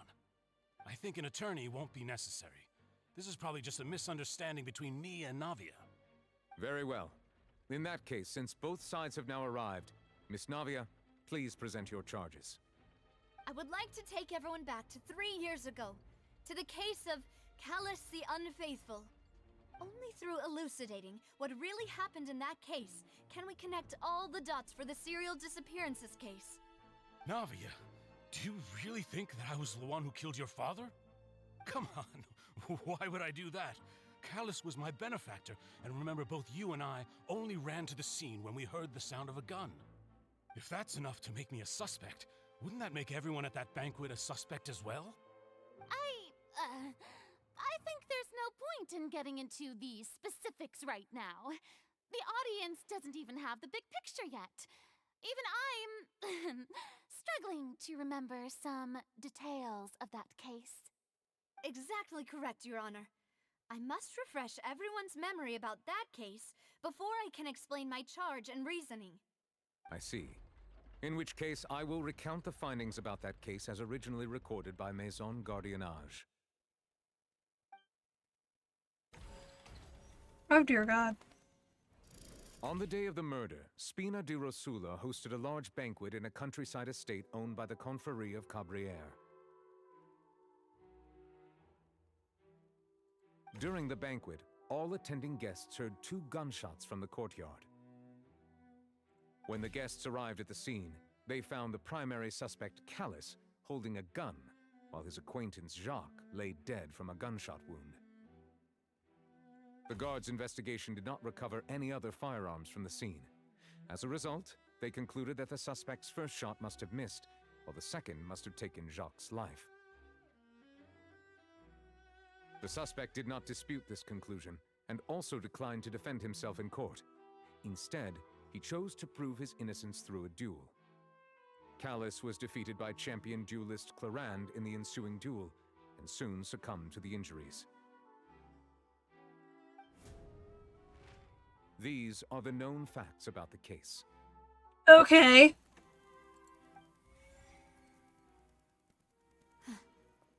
The one with the motive to kill was Jacques, not my father. And even so, Jacques still had no reason to pull the trigger. In truth, the third person shot Jacques first, and was shot in turn by my father when my father seized the gun from him.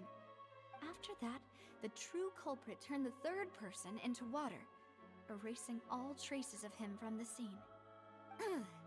Thank you for the summary, Your Honor. Of course, the guard's conclusion appeared quite sensible to us at the time. However, we should revisit the case now that we've gained new information about the abilities of water from the primordial sea.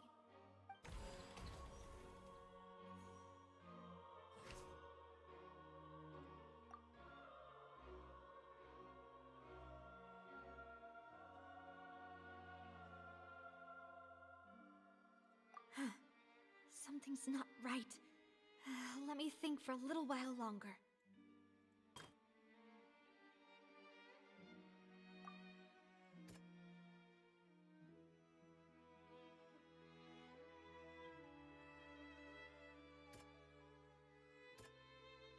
I don't know.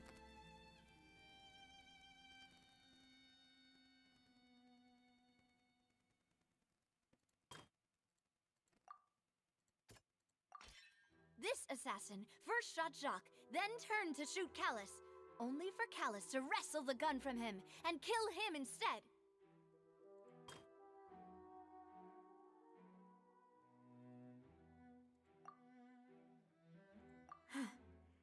No? Callus did not carry a gun with him when he went out.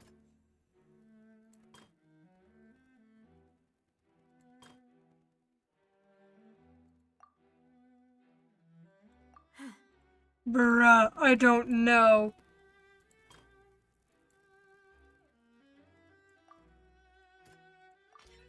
The testimony of the victim's family confirms that Jacques had thoughts of assassinating Callus when he set out for the banquet. However, in the end, he reconsidered and instead shared everything with Callus, hoping to seek the latter's protection.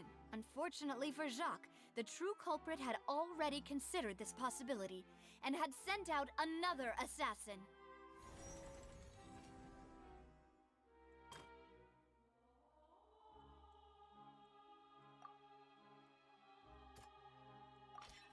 A pile of clothing was found at the scene. The guards once believed they were used by Jacques as a costume to disguise himself. But now, it is clear that the clothes were proof that there was a third person at the scene, and that they were turned into water after committing the murder. Since it was raining that day, the culprit was confident that they could use the rain to wash away all traces of their dissolved accomplice. Realizing this, the true culprit caused the hired assassin to dissolve into water, leading everyone to believe Callus was responsible for Jacques' murder. This is the true version of events.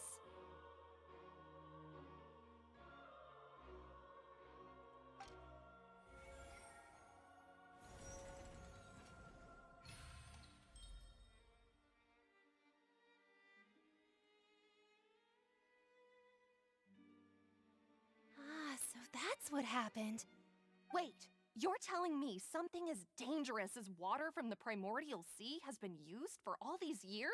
Yes. What a great theory. It also explains Callus's and Jacques' respective motives. I guess they didn't shoot each other after all. Mr. Marcel, you are the one being charged with the crime. You should provide a rebuttal if you wish to prove your innocence. Ah, but I think I agree with everything Navia just said. In fact, there was nothing in her speech that directly implicated me. Then, may I ask some questions? In my opinion, we primarily need to determine two things. One, do you have the evidence to back up your claims? I'm afraid not. At least not at this very moment. Boo! If you don't have any evidence, you should just go home! I may not have the evidence with me, but I know where I could go to collect it. If we look up the deserted clothes against a record of people who went missing around the same time, we should be able to find a match. Considering the serial disappearances case, the guards probably kept careful records of all missing persons from around that time, regardless of age or gender. That makes sense to me. Monsieur Neuvillette, I would consider this to be a reasonable investigative direction. Why do I feel like Farina's acting a little differently today? Maybe she's scared of embarrassing herself again? Alternatively, she's become more diligent after charging an innocent citizen in the last trial. My second question has to do with the ensuing duel. If the truth is indeed as you described, then why didn't Mr. Callus explain himself in court? If he had testified that a person had been dissolved, he could have at least mounted a defense. I've thought about this too, and the answer is actually pretty simple. He felt there were things that were more important to him. The dissolving power of water from the primordial sea is an important secret for the true culprit of the serial disappearances case. My father could have exposed it for all to see, but he chose to take it to the grave. At that time, Spina di Rosula was in dire straits, and his reputation had already been shattered. He had no guarantee that going forward with the truth would allow the culprit to be brought to justice. What was certain, however, was that it would paint a gigantic target on my back. Boss once told me that Demoiselle had already been selected as the next target of the serial disappearances case. What? If the secret had gotten out, the culprit would have fought an all-out war with Espina right there and then. I wouldn't have been the only one in danger. All of us would have stood to lose our lives. Of course, the guards might eventually figure out the truth of the matter and determine that we were in the right. But what good would that do? How can a hollow verdict protect anyone?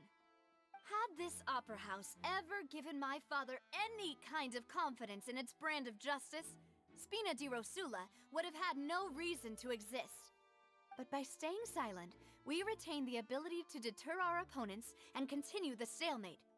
I was able to become Spina di Rosula's president, which made me harder to target, as well as giving me more time to grow and learn.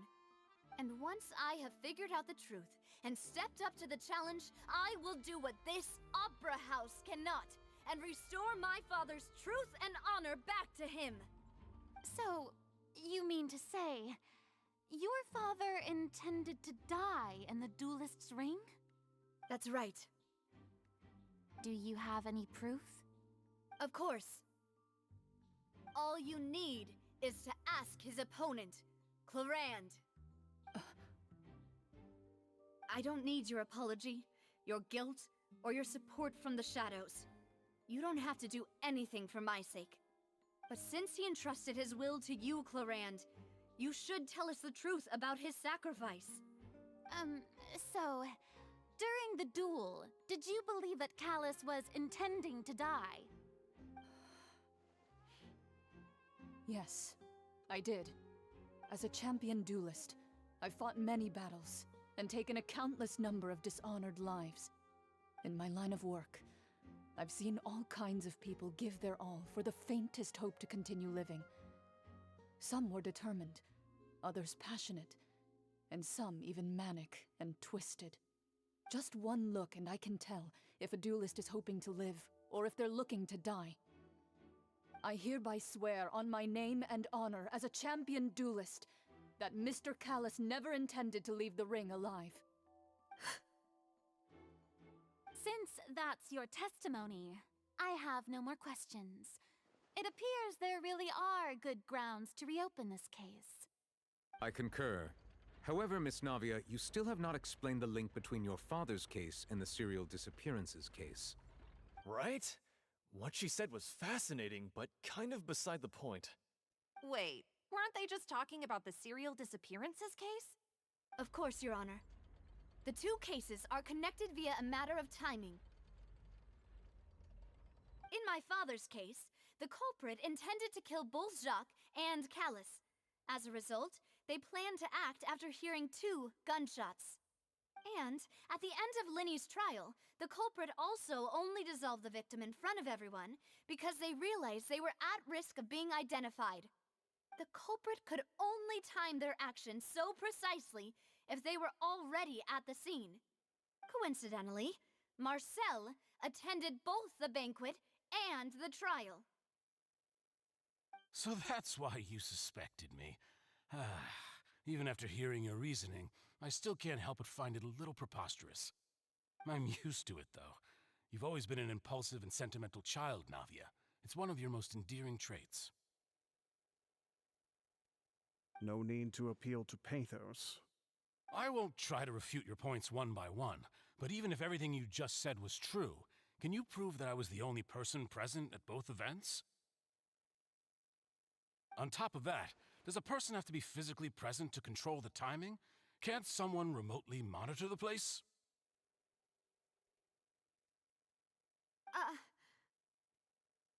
Don't know what she can say to that. I know that even with that, you might still think you can reduce the list of suspects with some further investigations, until I'm the only one left on the list. Alas, who won't feel at least a little hurt by an accusation of murder from a girl you see as your own daughter? But if I were to dismiss this completely, you'd also think I'm not being considerate of your feelings. Ah well, let Uncle Marcel teach you another lesson. Do you know what the biggest flaw in your reasoning is? I suppose you're gonna tell me anyways. It's timing again. I'm a businessman by trade. From that standpoint, there's no reason for me to kidnap young women. It's a high-risk action with nothing to gain. In addition, I left my home in Snezhnaya when I was young to come to Poisson and work in some trade. My business only thrived when I received Callus's patronage. But the disappearances began before I ever stepped foot in Fontaine. I do apologize, demoiselle. This was my mistake. No, it's not your fault. I'm sure he had come prepared. Is there anything else you'd like to say? Would you like to check the date of my first business license against the first known case of the serial disappearances? You can also take a look at my border entry records, or ask my friends and family when I left Snezhnaya for the first time. Could those records and testimonies do something to appease the unspeakable anguish in your heart? Seems like she got the wrong guy. At this rate, Navia will be convicted for falsely accusing him. I think you've done a superb job of dissecting your father's feelings as he neared the end of his life. But aren't you going against all of his wishes and expectations right now? He wished for you to become more rational, collected, and conscientious, instead of dwelling only on your own feelings. Once you've learned to be more considerate of others' feelings, and to stop rushing headlong into things, you'd have met most of his expectations. This isn't just about me, and it never has been. The biggest difference between me and the rest of the victims is that I still have the ability to search for the truth, while that same agency has long been taken from them. The people whose families were destroyed by synth abuse, the people who lost their loved ones to the serial disappearances, and the people who suffered tragic ends due to their sense of justice. Many people's images are flashing before my eyes. I'm sure some are coming to those of you in the audience as well. And whose image do you see, Marcel? Is it a man named Vacher? Huh. Oh, so you do know that name. I'm merely surprised you'd suddenly say the name of someone I've never even heard of. I was waiting for you to say that. A while earlier, at the entrance to the synth production base.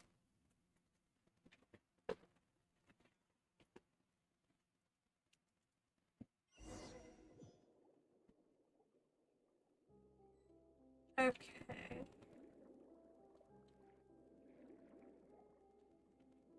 Don't really know what I'm doing. Oh.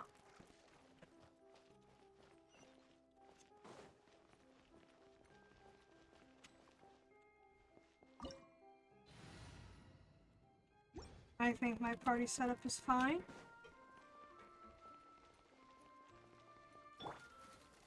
Stabilize!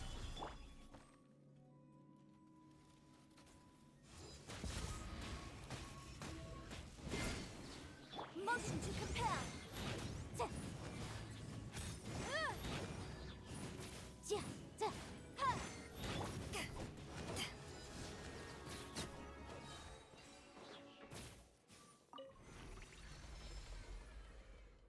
Whoa! The floor is going up! Is it because of this mechanism in the middle? That guy really prepared a lot of stuff for this place.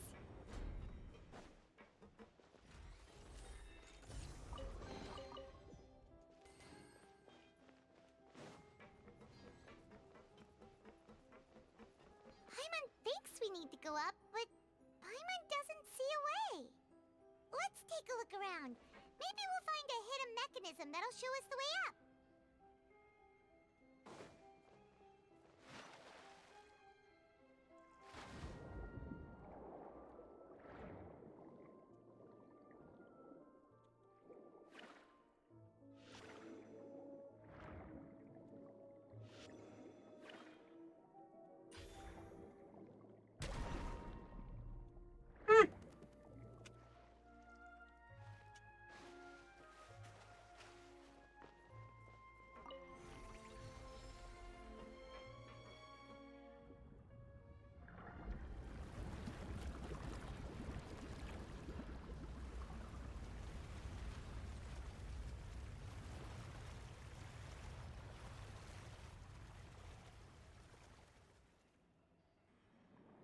The water level is rising. Now we can swim to the top. But this is still a ways away from where we need to go.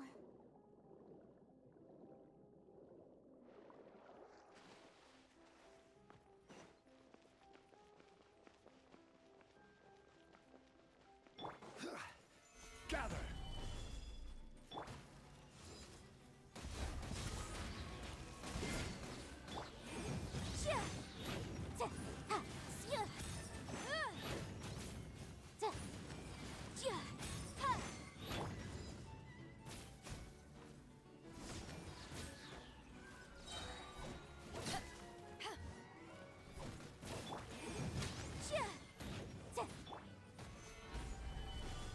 is order. Boom boom! Phew. Ha.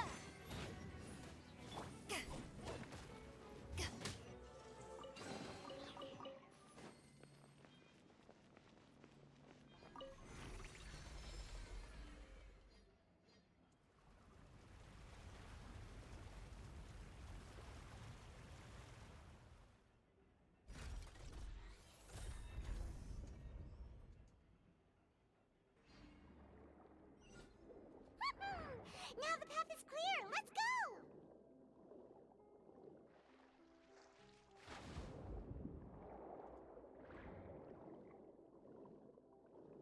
And up.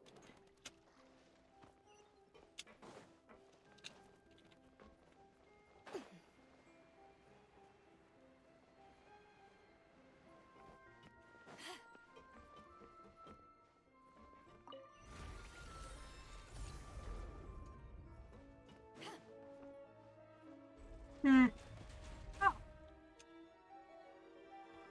Fancy. Very fancy.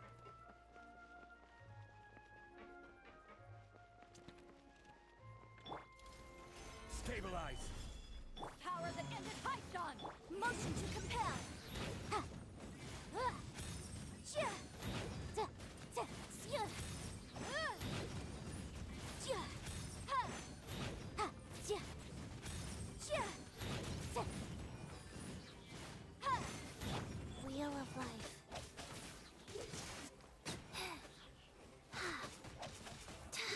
Boom boom! Gather. Order guide you.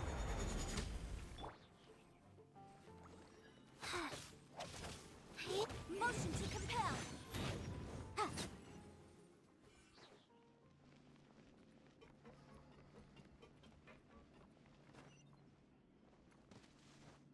They have no stamina.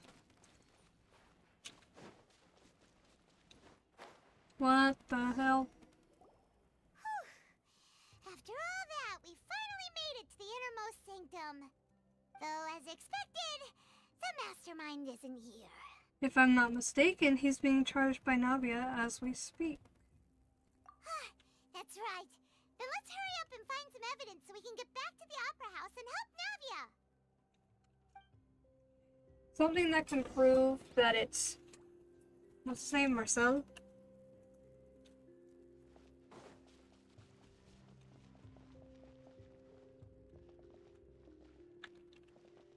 Seven bottles. Whoa! There's so much synth here! And so many bottles of ingredients that probably just contain the waters of the primordial sea. There's so many. Mixing in progress. Ready to drink? Stock sample? Huh. They've also got all the synth pretty clearly labeled. Whoa! There's even fruit-flavored synth? Well, it definitely proves that this is where they produce synth. Yep, it's super obvious.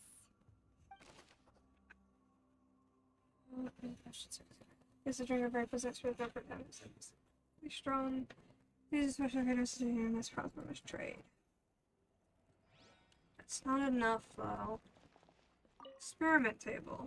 What's this over here? Looks like some kind of place for research. Experiment number 16 aims to verify Jacob Ingold's research conclusions on the primordial sea and use his theory as a foundation to achieve a breakthrough. The experiment was a failure. No individual managed to resurface from the water from the primordial sea. Female specimens 22, 23, and 24 were dissolved. Calm down, Paimon. Sorry, Traveler. Paimon will try her best. It's just that Paimon's never read something so scary before. How can someone write something that terrible in such a matter-of-fact tone? You read the rest. Paimon's too scared to keep going. The goal of the researcher is to save his lover, a woman called Inri. It was dissolved. Oh my god, this is... What's his face? So that's why he did all of these experiments. Wait, did he really think he'd be able to find a way just by dissolving people over and over? That's just insane!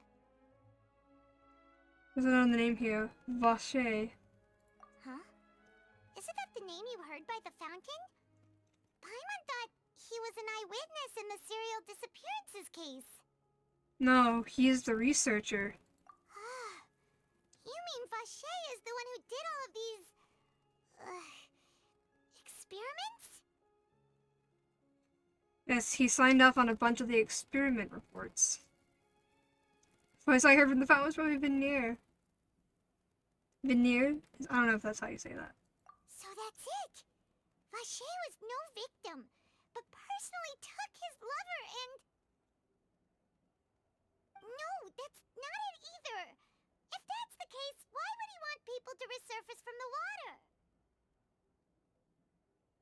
There must be more to this than meets the eye. In any case, Paimon will write it all down.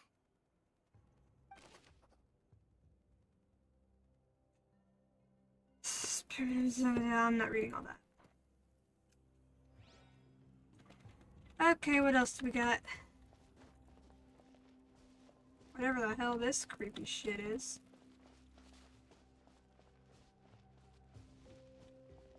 Salmon bookshelf. Let's see what's written here. Nothing escapes Detective Paimon's eyes. Callus. Navia's father. Oh, this seems to be an investigation report on him. Probably related to his and Jacques' case. Yep, it's about finding someone to assassinate Jacques and Callus because of a lack of confidence that Jacques himself would go through with it. This should prove the existence of the third person, right? Is there anything else? We still have not determined the exact content of the key information Callus has passed on to certain members of his organization. The old dog's a real menace to deal with. Even if he abides by the promise he's made to us, he will still have the upper hand. He can act whenever he wants to make our lives miserable. The only option left is to remove him from the picture entirely. I concur. Let's send someone to kill him. He won't declare war as long as we don't touch Navia.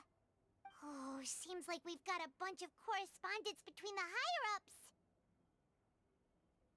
They planned this well in advance. They're all just so evil. Tim the Cascade or fast man did not believe the structure. This purpose to some extent. Is there more? There is more. Okay. Where? What, the creepy shit? Examine pool. Oh, look! There's an important-looking basin over here, and it's full of water. That must be the water from the primordial sea. That means this is where they make all the synth, and that special water is the main ingredient. If you dilute it with normal water, you'll get synth, but the pure stuff can dissolve a human. Paimon will take notes on this incriminating evidence. We'll find the issues with the water from the primordial sea. The mastermind can use this to create synth and directly use it to dissolve people. Why is it going up like that? Like, why does it look like that? And also, why is there more stuff? Some miscellaneous objects. What's all this? Aw, it's a bunch of really cute things. Pink accessories, a hair tie, a necklace, even a makeup box. There's a name, too. Oh, Paimon sees it too, but why are all these cute things labeled with different girls' names? They probably belong to the victims. Huh? You mean the girls from the serial disappearances? They were brought here? And then they were turned into water. And all the boxes of things. These names. That means... Oh, this is terrible. Discovered objects from the containers labeled the names of those who owned them with the each clue, the names here must have something to do with the victims in this case. It may prove that this was their final stop. Are we done here? We've looked at almost everything here, and it seems like our theories were spot on, but... Who really is this Vache? Yeah, we haven't found anything that reveals his true identity. No wonder even Neuvillette wasn't able to find anything. Whoever it is probably destroyed everything to do with that name a long time ago. That way, even if we bring all this back to the opera, we won't be able to identify the true culprit. Clever, but maybe not clever enough. Let's look again. Sure thing. Paimon won't admit defeat to this guy either.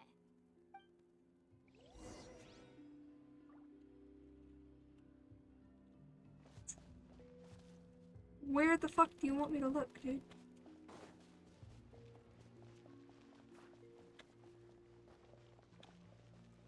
I don't know what you want me to look at.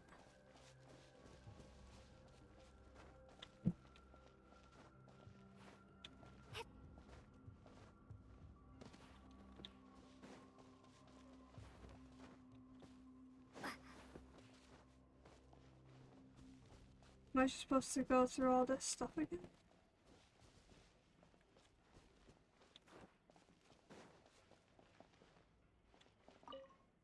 Into the records. Vache didn't care how many visits I just saw this quest to bring us back to life. There's nothing here of Vache's true identity. I was supposed to send the water from the Borough Sea. These can use them to prove that this place was used for.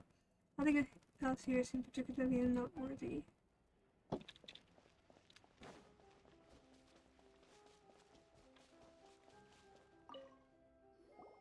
You take that side and Paimon will take this side. Check everything carefully. We'll find something for sure.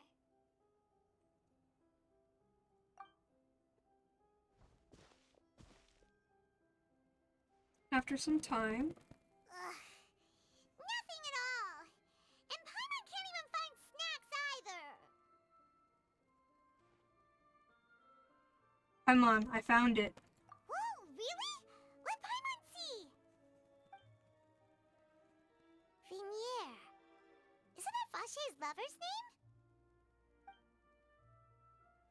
Then you found her diary. Let's see. Aw, it's just a normal diary chronicling their love story. She was so sweet, too.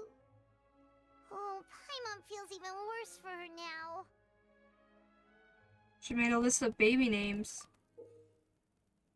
What is that supposed to say? So many! A whole page's worth! But they're all crossed out. Was she unhappy with all of them? The final name she decided on was... Marcel. Wait. Marcel's pretty old. Has this case been going on for so long that he's Vache and Vinier's grown son? I figured it out. Hey! Paimon still hasn't figured it out yet. I have! Moving on to a lady named Vinier. She reports many stories of a time with her lover, Vache.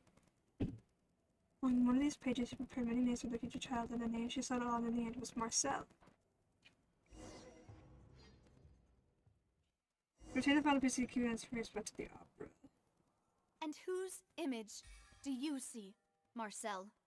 Is it a man named Vache? Huh. Oh, so you do know that name. I'm merely surprised you'd suddenly say the name of someone I've never even heard of.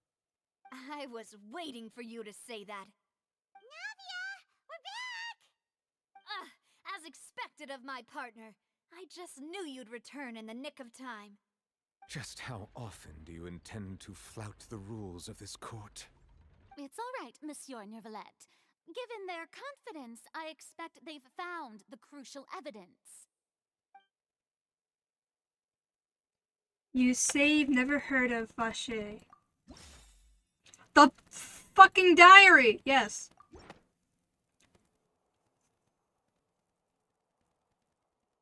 But the truth of it, Marcel, is that you've always been Vache. Huh? We've investigated your lair and we already know everything! After your lover, Vinier, was dissolved, you kept abducting young women to experiment on the hopes of bringing her back to you! You even created Marcel as a new identity and destroyed all records of your past as Vache! So that's it. Even the villains in opera performances rarely go that far. And with that, Marcel's motive has now been established. This information regarding your past also dismantles your prior timing defense. Well, Marcel, do you know where you went wrong? You fixated your gaze on the lover that passed away, instead of paying attention to the living people around you. So, you never noticed how we changed, or how we grew as individuals. You also never understood Boss's real expectations for his daughter. Or our determination to see things through. Your determination. Mr. Marcel, please speak up now if you would like to defend yourself. Otherwise, the trial will move on to the next stage. Do you really think I wanted to do any of this? Pay attention to you? What for? Have you ever paid attention to me? Ever empathized with my pain? Ever known how it feels to watch the love of your life dissolve right in front of your eyes? No one helped me. No one even believed me. All those decades ago, even the officers from the Maison Gardiennage were laughing at me.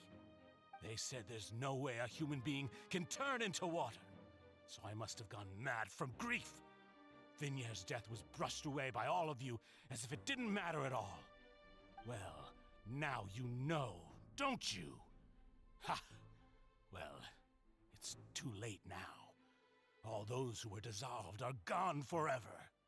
You only have yourselves to blame. You set up this ornate opera house in pursuit of your so-called justice, your beloved drama, while turning a blind eye to the suffering of the people. Vinier is dead. We promised each other that we would always be together. Wherever she goes, I will follow. But I'm not from this blasted place, so I can't be dissolved, no matter what I do. Hey, is that water from the primordial sea that he's drinking? I can't dissolve! Can't dissolve! Can't dissolve! Do you all see? I can't go! I can't follow. So if I can't go where she is, what choice do I have but to try to bring her back? I did all of that, and in the end, that accursed Callus still got the better of me. I spent my entire life living on pins and needles, only to get stabbed by his idiot daughter at the very end. The suspect is exhibiting signs of mental distress. Guards, please restrain him. Don't touch me! Don't anybody come near me! I still need to save Vinier. A promise. We made a promise. Vinier. Vinier! Please, Vinier. Don't think badly of me. All I want to do is fulfill our promise. At this point, the verdict of this trial is clear. With Mr. Marcel's conviction, the charges against Mr. Tartaglia no longer have any basis. Fine by me. I was in a bad mood, but after a show like that, I'm actually feeling pretty good. Traveler, please submit all the evidence you have collected to the guards, so that I might review and summarize the truth behind the serial disappearances case. The man now known as Marcel was originally named Vache and worked as an adventurer with his partner and lover Vinier. During an underwater expedition, Vinier accidentally came into contact with water from the primordial sea and was dissolved in front of Vache as a result. Vache learned of the primordial water's existence through the work of others and began to kidnap young women for research, with the goal of discovering a method to restore Vinier back to life. To cover his tracks, he invented the new alias of Marcel and began to operate a business in Poisson.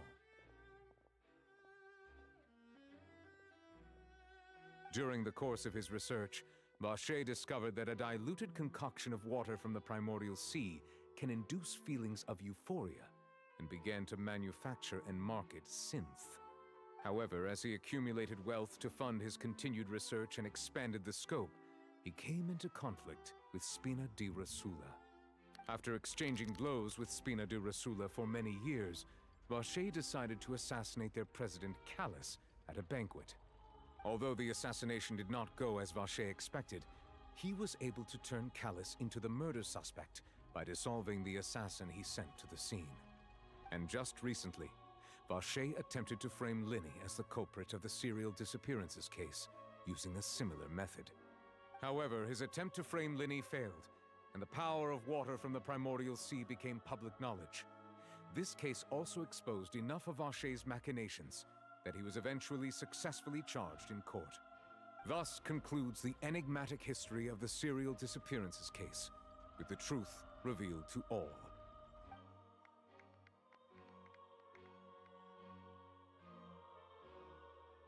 The Oratrice will now deliver the final verdict regarding the charges against Mr. Vacher.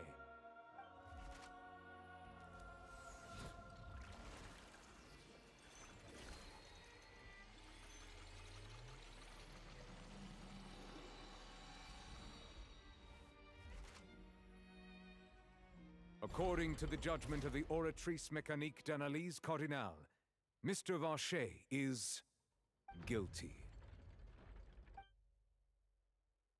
Guards! Take Vacher away. Good. It's what he deserves. With that, the serial disappearances case is over now. We really just witnessed history. Who would have thought the true culprit would be such a polite and well-spoken guy? Yippee! We helped Navia bring the bad guy to justice! He's hurt so many innocent people and now he's finally getting what he deserves. Huh?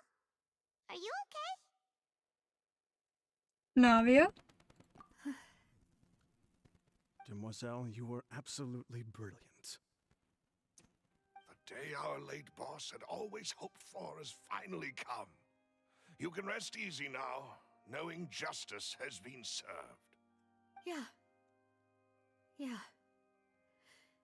It's finally over.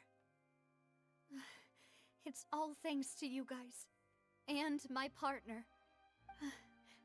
See, Papa? Spina di Rosula's still doing well with me at the helm. Well now, hasn't this been a most delicious piece of drama? The villain has been caught, justice has been served, past wrongs have been righted, and it's a big ol' happy ending. Since it's been such a great show, I'll just let the false accusations against me slide. Either way, I've still got some business to attend to, so if you'll excuse me... Please wait just one moment, Mr. Tartaglia. What now? None of this has anything to do with me. According to court protocol, since this trial was initiated due to a charge against you, a verdict must also be made regarding the initial charge before the trial can conclude. Oh, come on. Is this really necessary? Haven't you already caught the real criminal? Isn't it time for side characters like me to exit stage left? Please respect the laws of Fontaine. This has always been the rule. All right, but this sure is a lot of hassle. All I need to do is stand over there, right? Let's just get this over with. Why do you get Through charged in the evidence first presented place? in the public trial that was just held, it has been established that Mr. Tartaglia has no direct connection to the serial disappearances case. The guilty party has been identified, and thus it is logical to suppose Mr. Tartaglia is innocent of the charges. We now turn to the Oratrice Mécanique d'Analyse Cardinale to render the final verdict on the charges.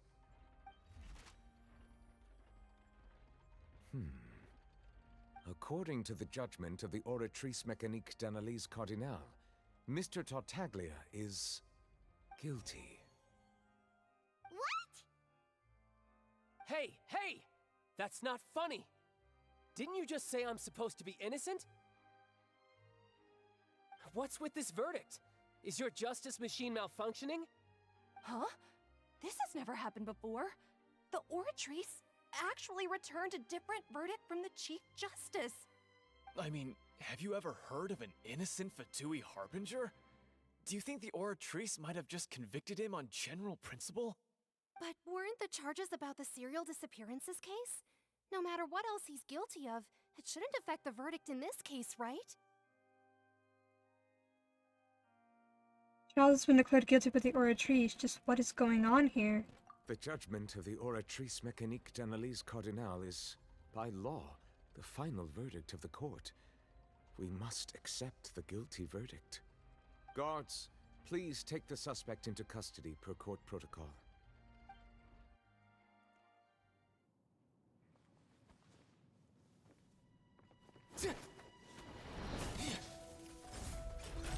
So this is how justice is done in Fontaine. What a joke. You've got your rules. Well, I've got mine too!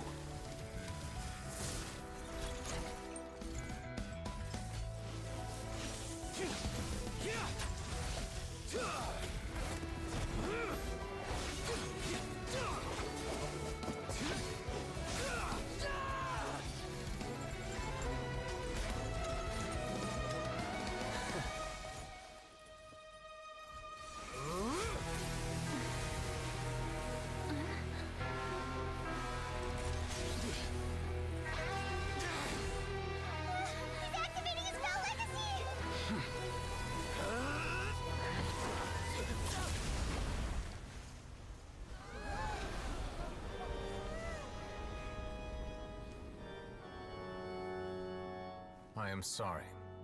If you have been wronged, we will find the truth. But the rules of the court must be upheld.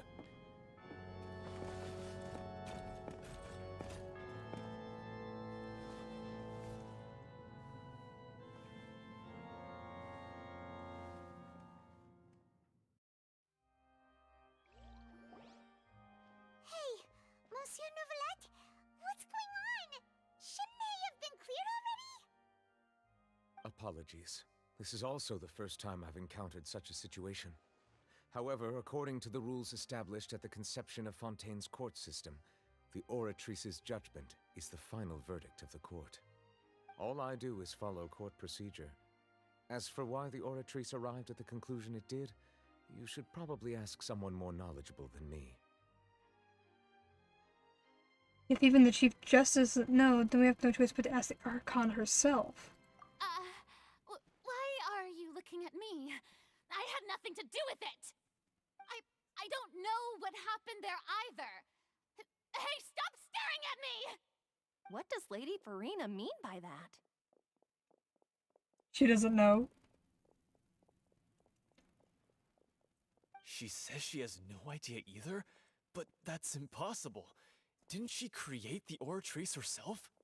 Yeah, so are the verdicts reliable or not? Can results like this really be called justice?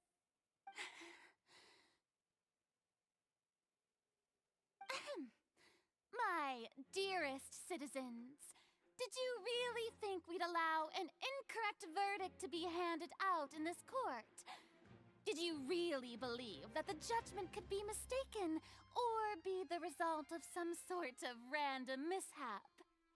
Don't tell me you thought even I had been blindsided by the Oratrice's result.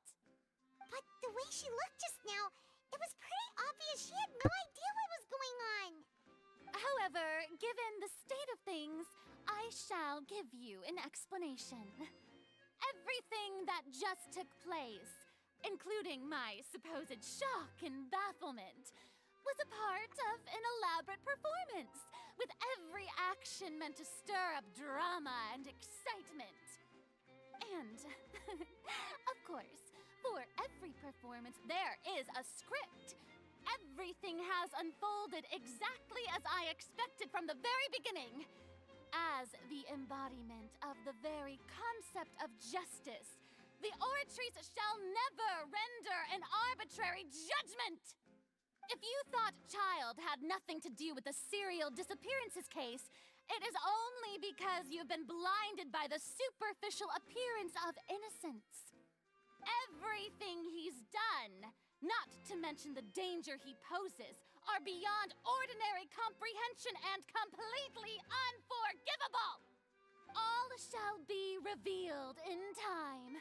You will come to understand my noble intentions, as well as the absolute correctness of the Oratrice's verdict.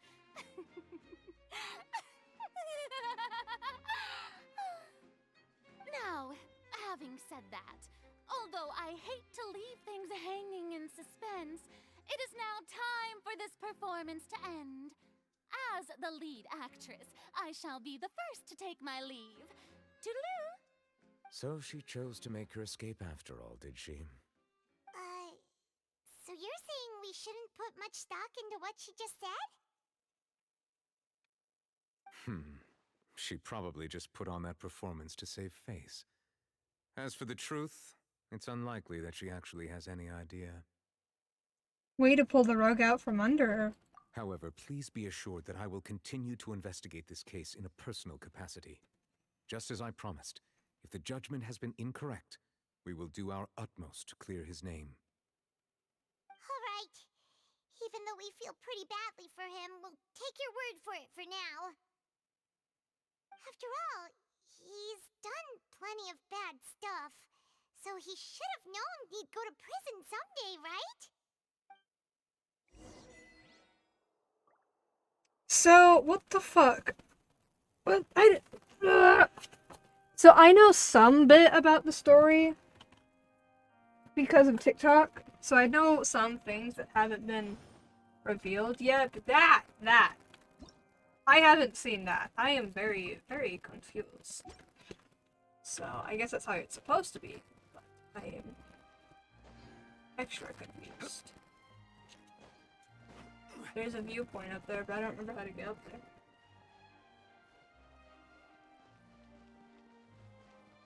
Let me out. Oh, come on.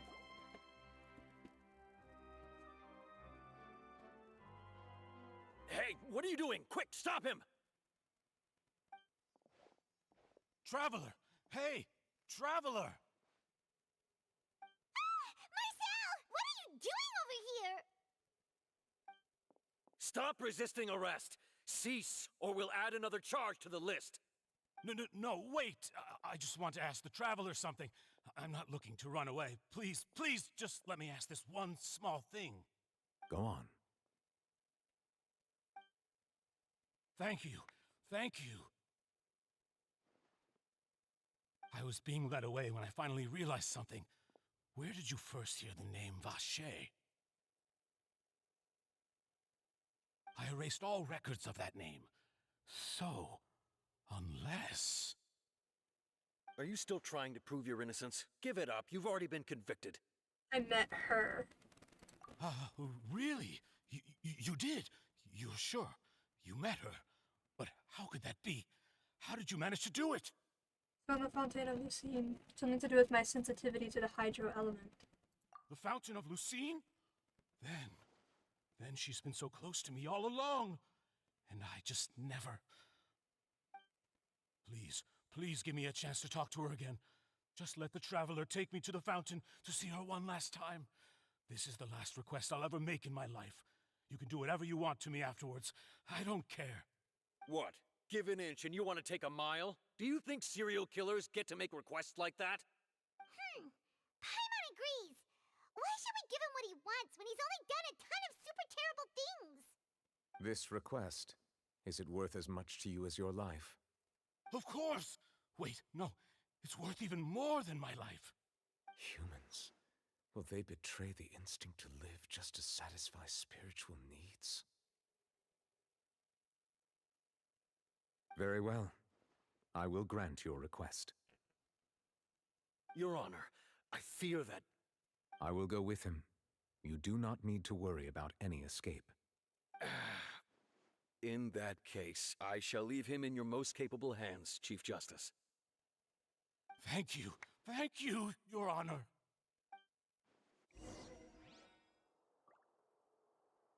Okay, can I get the viewpoint now?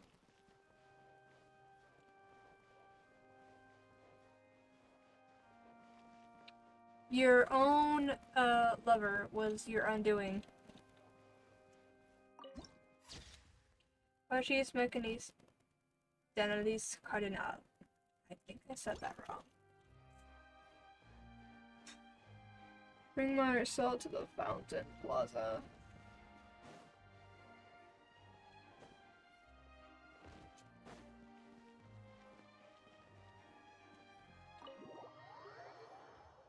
I thought it was gonna open for me.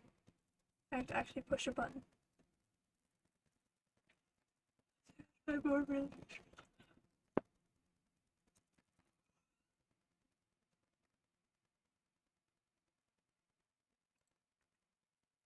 How to do species of a fish. Necessary skill for an angler. Their main is supposed to bad that did not show until nighttime. I didn't know that. Papyrus, Grace. I didn't get to read all that. Okay.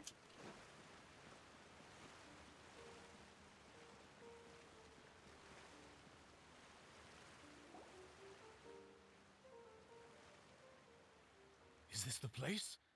You said she's here, but what do I need to do to see her? Back then, I drank water from the primordial sea. It heightened my sensitivity to the hydro element. Yeah, and even Paimon could hear her after drinking that thing. Didn't you just drink a lot of it on the stage as well? Oh, in that case... Vache! Ah! Yes, that's it! So you heard it too! Vinier, it's me! It's me, Vache! Vache? Vache! I'm here! I'm here! Where are you, Vinier? I'm coming for you. I'm finally here for you. Hey, wait! Be careful! Hey,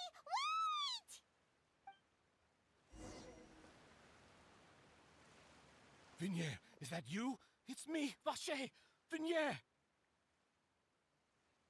Vache? Why did you come? Didn't I say? You don't need to look for me.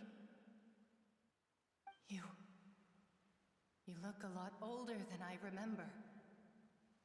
How long has it been?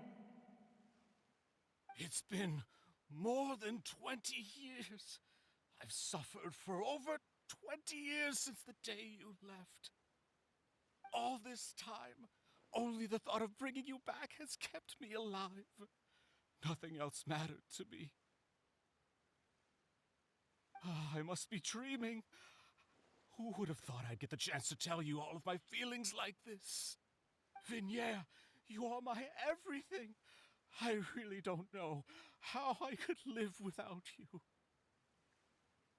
But Vache, if you ask me, this world would be better off without you. What are you saying? If not for you, I would have finished my law degree and probably become a top-tier attorney one day. If not for you, I would have continued to pursue my love of the arts, and my works would have been displayed in the Palais Mermonia itself. If not for you, I would at least have been able to take care of my mother. And she would not have grown old and died alone, with nothing but the tears on her cheeks. It's all because of your selfishness, Vache. It's all because of you. You... Wait, you are not Vinier. Who are you? You're right. I am not Vinier. I am the sacrifices. Every woman who died by your hand, as our bodies dissolved, our consciousnesses flowed back to the primordial sea. Our thoughts circulated endlessly within the primordial sea, and we were no longer individuals, but we became one, just as streams of water come together in the sea. I'm Cressy. I'm Lemony. I'm Azine. The only one I am not is Vignier. Why? But then, where is Vignier? She doesn't want to see you anymore. Every tendril of her consciousness is avoiding you. This is what you get for your selfishness. Your selfishness robbed us of our lives and our futures. You said time and time again that you'd do any and everything for her. But did you ever consider whether she'd want to see you do the things that you did? If she would despise you for what you became?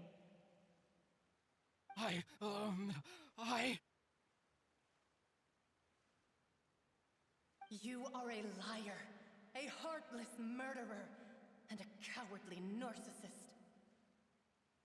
The only thing you are not is Vignier's beloved. From the moment your first victim died and her consciousness merged with Vignier's, she has had nothing but pure hatred for you.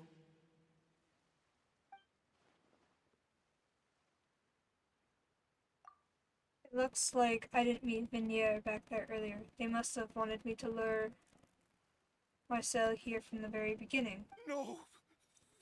Yeah! She can't hate me. Let me see her, please! Have mercy! You still don't understand. When I said don't look for me, that came from the real Vignier. She really doesn't want to see you anymore. But on top of that, she also said that because it's her final drop of pity for you.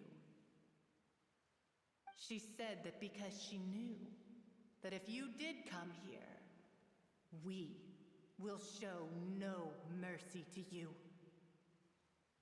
Vache. Vache? Vache. Vache. Vache. Vache. Drown.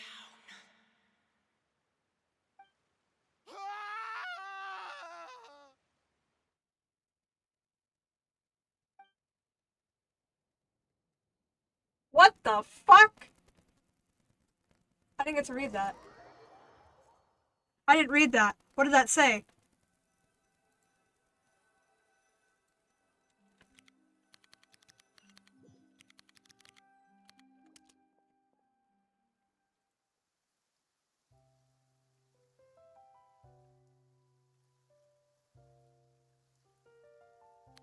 Finally, we have some time to do shopping.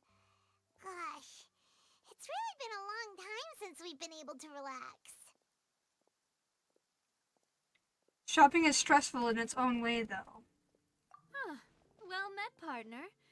I knew something great was going to happen when I woke up in such a good mood today. Even this weather can't put a damper on the demoiselle's mood. It's a pleasure to see you both again. Oh, hey, Navia! It's been a few days. Paimon's already started to miss you. Oh, now that I believe. I'm easy to work with and always bring home the bacon. Who wouldn't treasure having a partner like me? Sounds like you're really enjoying life these days, Navia. What have you been busy with since the trial? It's just been one thing after the other. I've been making non-stop trips between Poisson and the courts in Sen. Everyone from Spina di Rosula organized a memorial for my father. We never held a memorial when he first died, since everyone knew that even if we held one back then, no one was going to come. This time, though, everyone in Poisson, and even many people from the court, all attended. So his name's definitely been cleared now. That's what we like to hear. It's been the dearest wish of Demoiselle all along. That blasted stubborn fool. I was right to put my faith in him. I'm so glad I didn't give up on the case all those years ago. According to the Genshin wiki, it just says, Hiroshina's tell him that Vignier is voting him because of his actions, that she did not want him to come because they would kill him. The entire consciousness, including Vignier, drowned Marcel. In the real world, his death is ruled as a panic attack. That shit was scary as hell. Oh my god. things turned out as well as they could have. Oh, by the way, I ran into Charlotte just after I left the memorial service. Well, maybe it'd be more accurate to say I knew she would be there, and there was no way she'd just let me go. Huh? So you know Charlotte too? The Charlotte? Journalist from the Steambird? Yeah, way back when I first became the president of the Spina di Rosula, she was all over me. Wouldn't take no for an answer.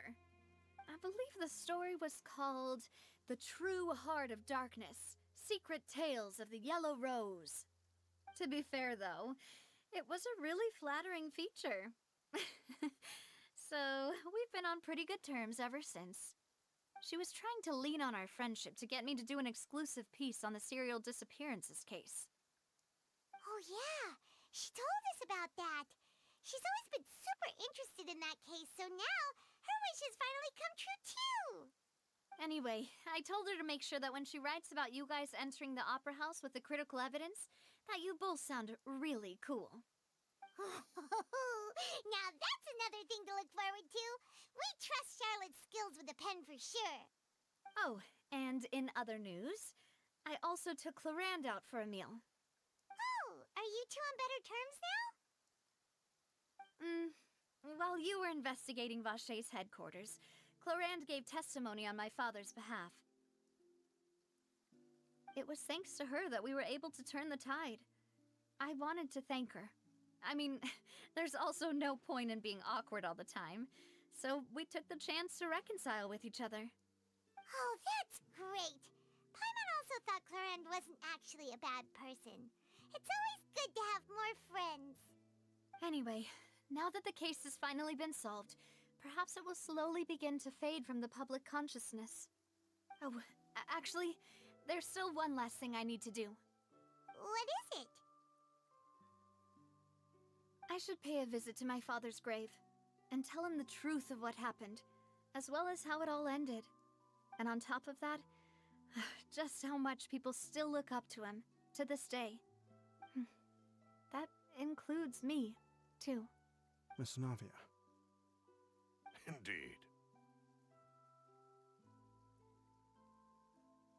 And I come too? We want to go too! We also think Callus is a really admirable person. Sure thing. I'd like you two to share the moment with me. After all, without you, there might not have been such a positive ending. And in that case, everyone, let's be off. Considering the recent weather, we'll be lucky if we can reach Poisson before dark. Yeah, you're right. It's been raining non-stop for a few days now.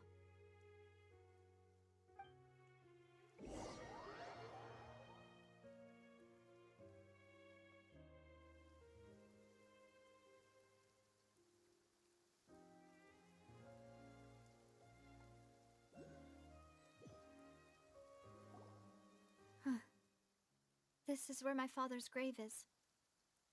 To be perfectly honest, even I haven't been back here for a long time. Huh? There's someone there already. Wait. That figure.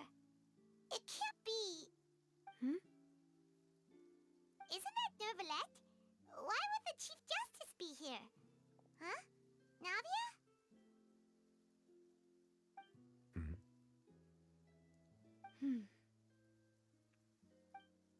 My apologies. I should have asked before coming to pay my respects. Don't say that. Sorry about that. Oh, I was trying to say there's no need for you to apologize. I wanted to show my father how much I've grown, but still, I doubt I've grown to the point that even the Chief Justice would feel compelled to apologize to me over and over. In that case, I will stop apologizing for now. You really could use some pointers on understanding human emotions, Monsieur Nervalette.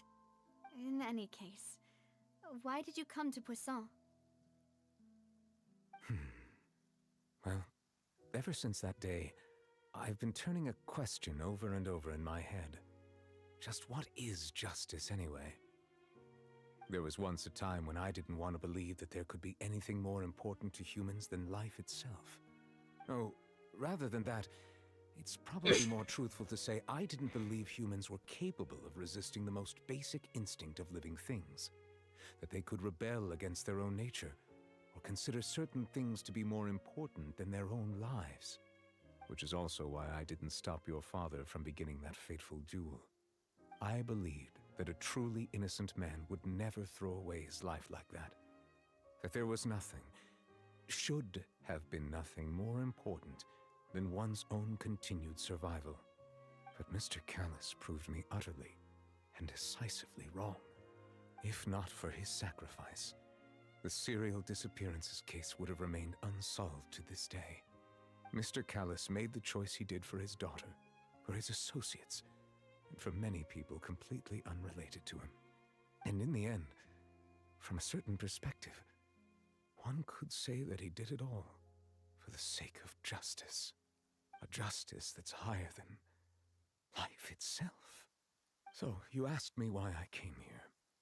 I just wanted to say my apologies to Mr. Callus in person. I should have noticed all of this much sooner. This regret has filled me with a sadness that has haunted me for days. That high and mighty chair in the opera Epiclese indeed insulates one from many important things.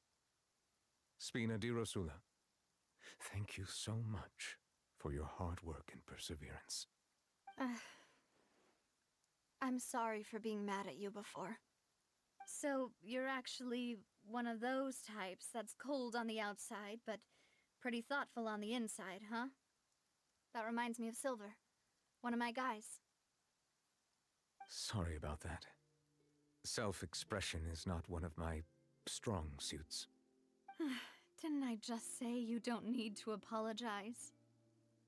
Ah, so Navia and Neuvillette seem to have made their peace as well. Let's not disturb them for now. We can wait till after they're done.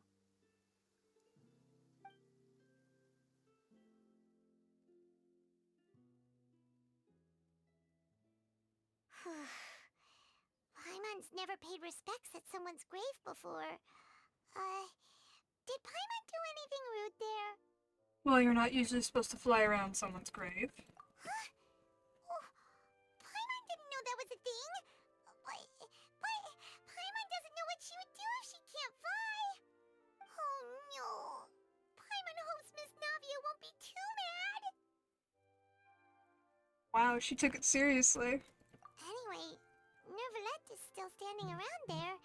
It's not often that we can catch him alone like this, so why don't we go talk to him for a bit? If we can't talk to Lady Farina, we can at least talk to him, right? Alright, because we're still looking for our brother. Oh,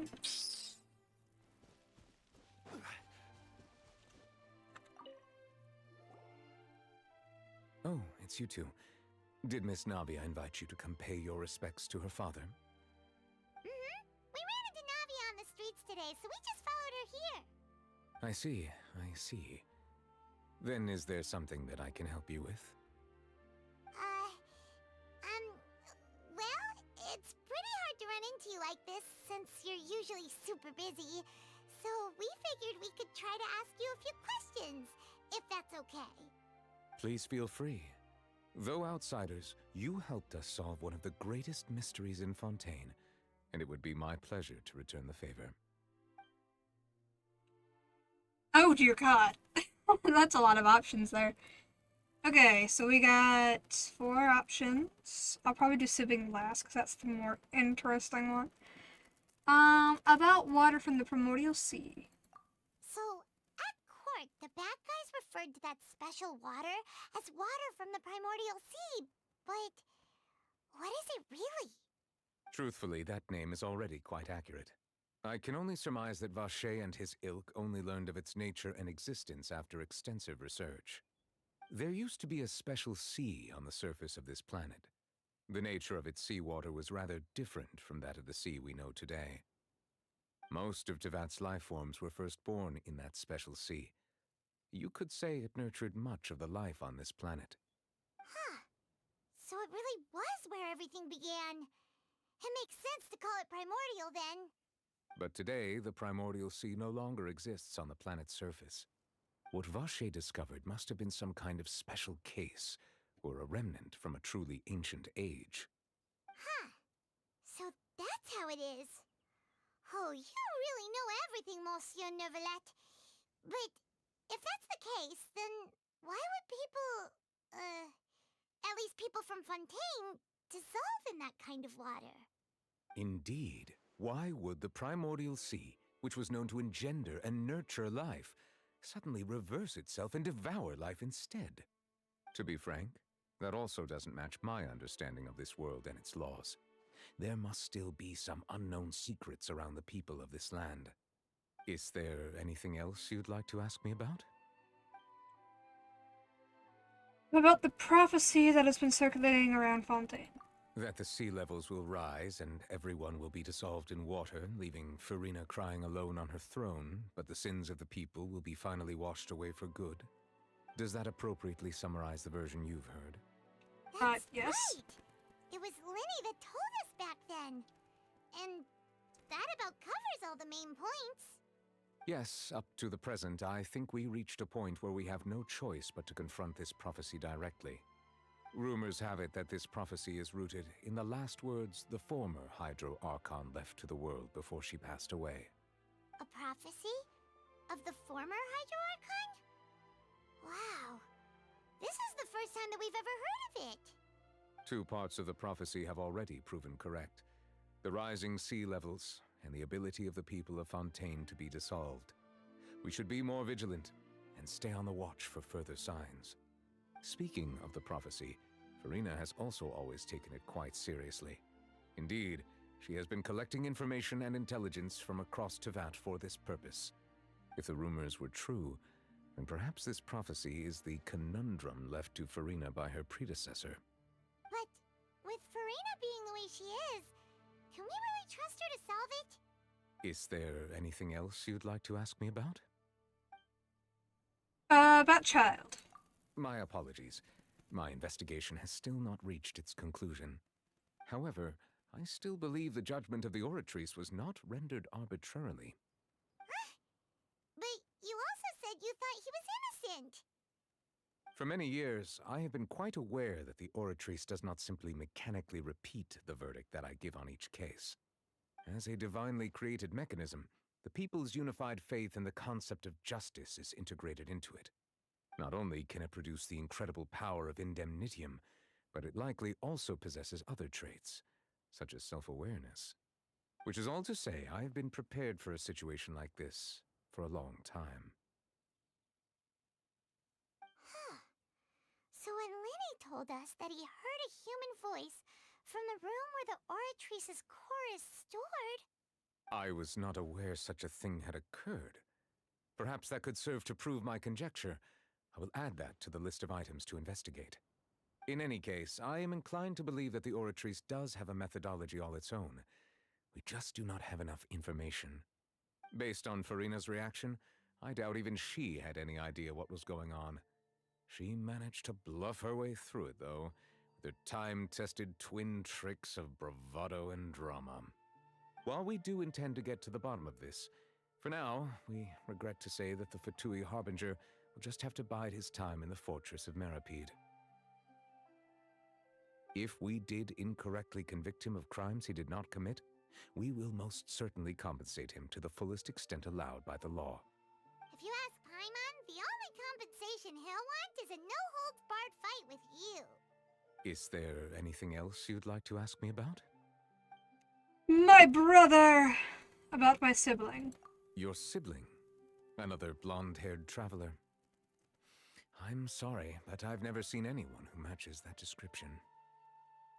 If he ever stepped foot in Fontaine, I'm sure he followed our laws to the letter and had no reason to appear on the stage of the opera Epicles. Is there anything else you'd like to ask me about? No, I have no more questions. Very well. It was my honor to provide you with what answers I could. I very much enjoyed conversing with you. It will soon be time for me to leave this blissful tranquility behind and return to Palais Memornia. You really are super busy, Monsieur Neuvillette. Paimon thought you only came here to pay your respects today because you had the day off. Crime and villainy do not have the day off. and so justice must work around the clock as well. This is merely the nature of a justice's work. Alright. You've got a point. Huh? Paimon just noticed that the rain has stopped.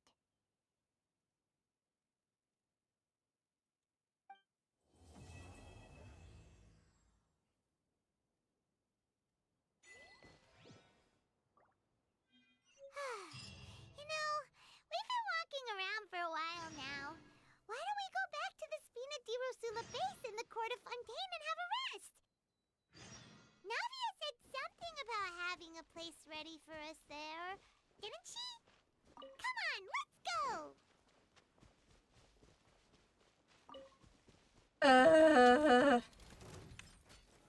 Solidify! That was a lot. Incinerate!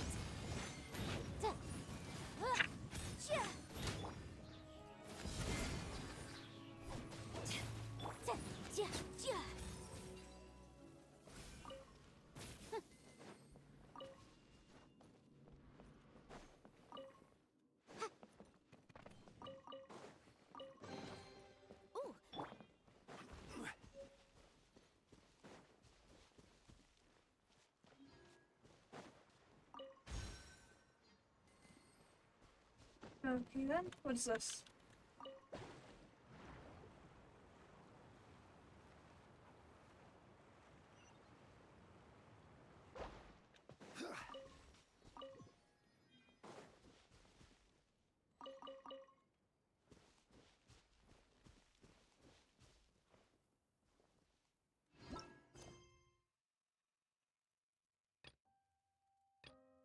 Oh my god.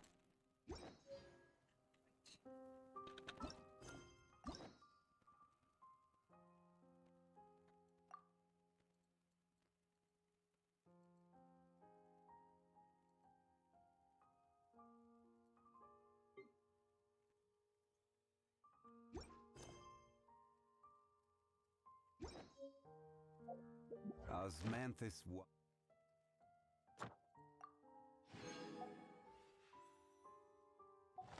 Mine tastes the same as I remember.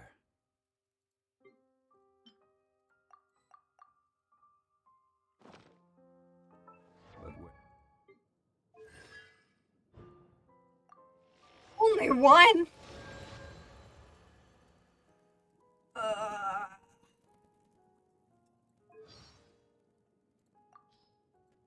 What's new? Secrets in the measurable. Paimon just thought of a great way to deal with Fontaine's prophesized crisis! Okay, let's hear it. You know those great big clockwork mecha they use for digging tunnels? Well, why not send them deep underwater and get them to dig a load of drainage holes? Then no one will have to worry about the water level rising anymore. Sounds logical enough. But where do you think the water will go? Ah, what does that matter? Think of it like a coin pouch. When there's a hole in it, what's the use in racking your brains trying to figure out where all the Mora went? Because the fact is, a coin pouch with a hole wouldn't be able to hold it all anyway. Well, I'd certainly like to know where all my Mora goes. But from what you're saying, it doesn't sound like you keep track. Hey, what's that supposed to mean? Paimon doesn't know where... Paimon doesn't know where your Mora goes.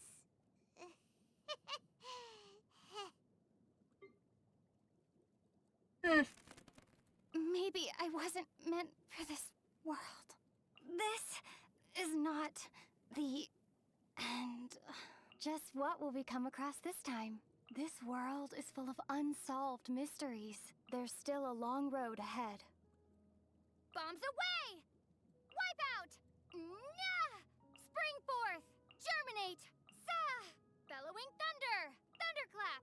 Crumble apart! Ha! Shake! Ha! Prepare to be blown away! Be gone! Yeah! Water jet! Go! Ha! Propagate! Scatter! Ha!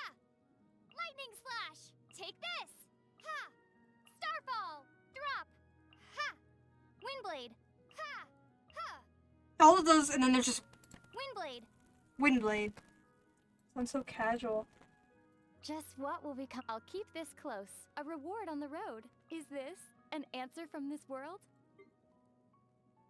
Okay. Those who shit.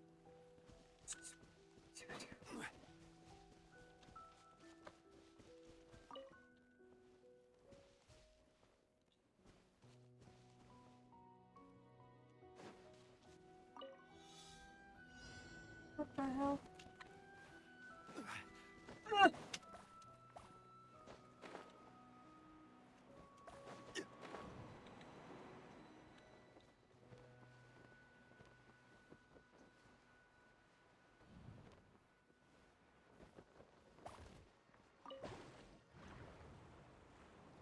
Oh, I missed some. No! Let me go!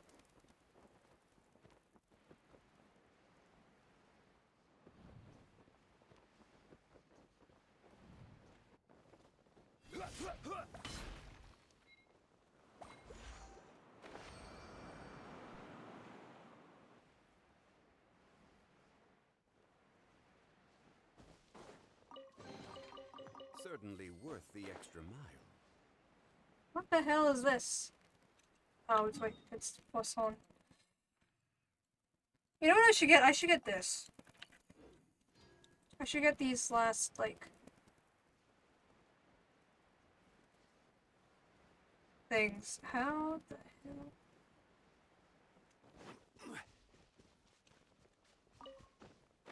There's still, like, I think, like, 3 more large story quests to do. What is that?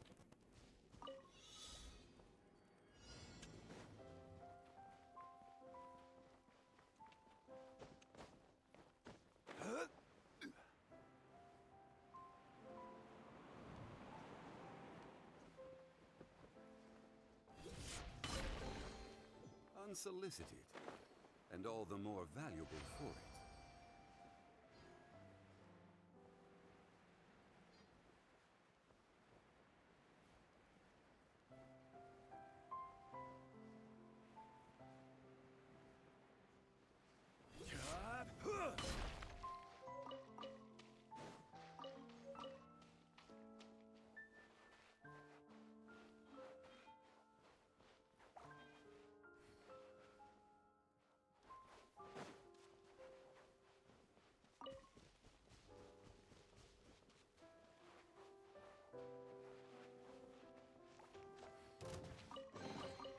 One man's stove is another man's I'm jail. busy trying to figure out this thing. No? Stabilize.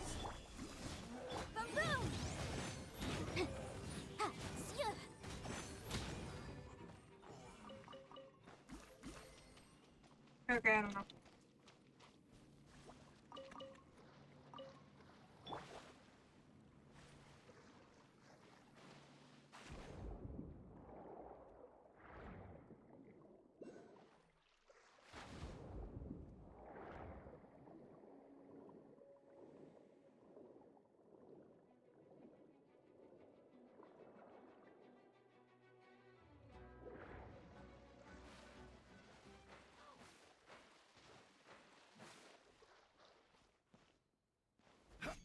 Okay.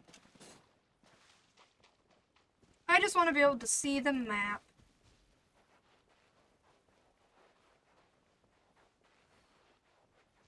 What is that? That's something interesting. I'm still thinking about the whole, like...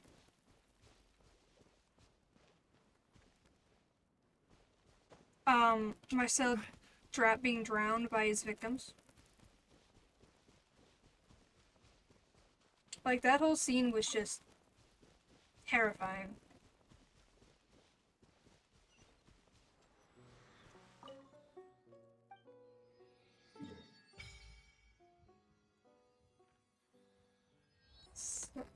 This here looks interesting. And there's one more. Let's see. What? Does that mean I have to, like, lock it a different way?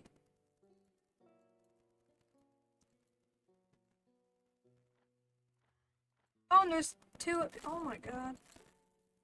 This one here.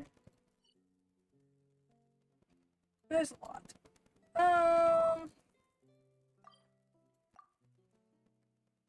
What do you mean teleport currently disabled?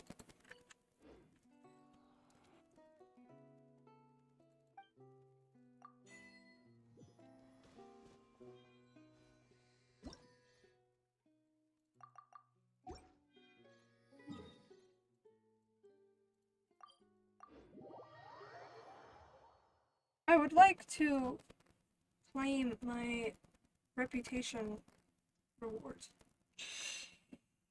Ah! Why do story quests take so long? Most of it's just like, I don't know, sitting there watching dialogue. I've been drawing this whole time while doing this. As a way to keep my hands busy, because otherwise I have a hard time paying attention.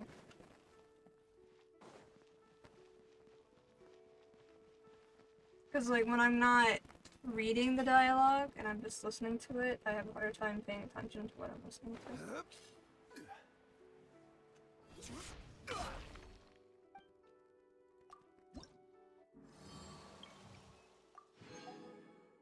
Still have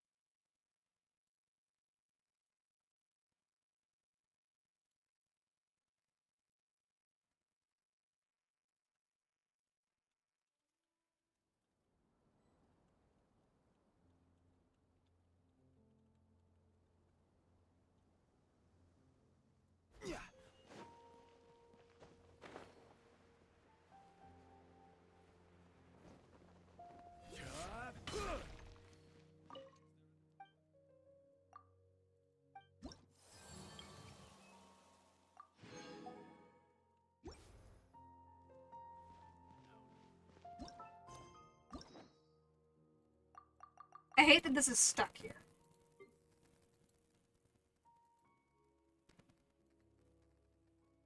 Oh, that's why.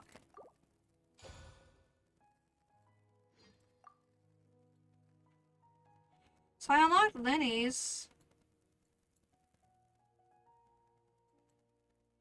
I need to do these eventually one day too.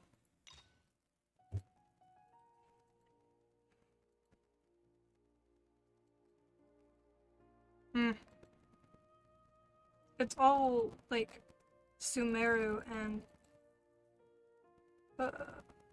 Fontaine people, all except for Cheyenne. If I even said that right. Then I have the hangout events, which I haven't even touched. There's multiple endings to this too.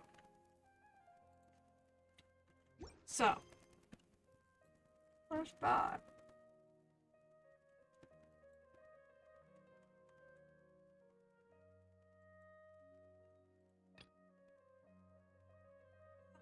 What's this?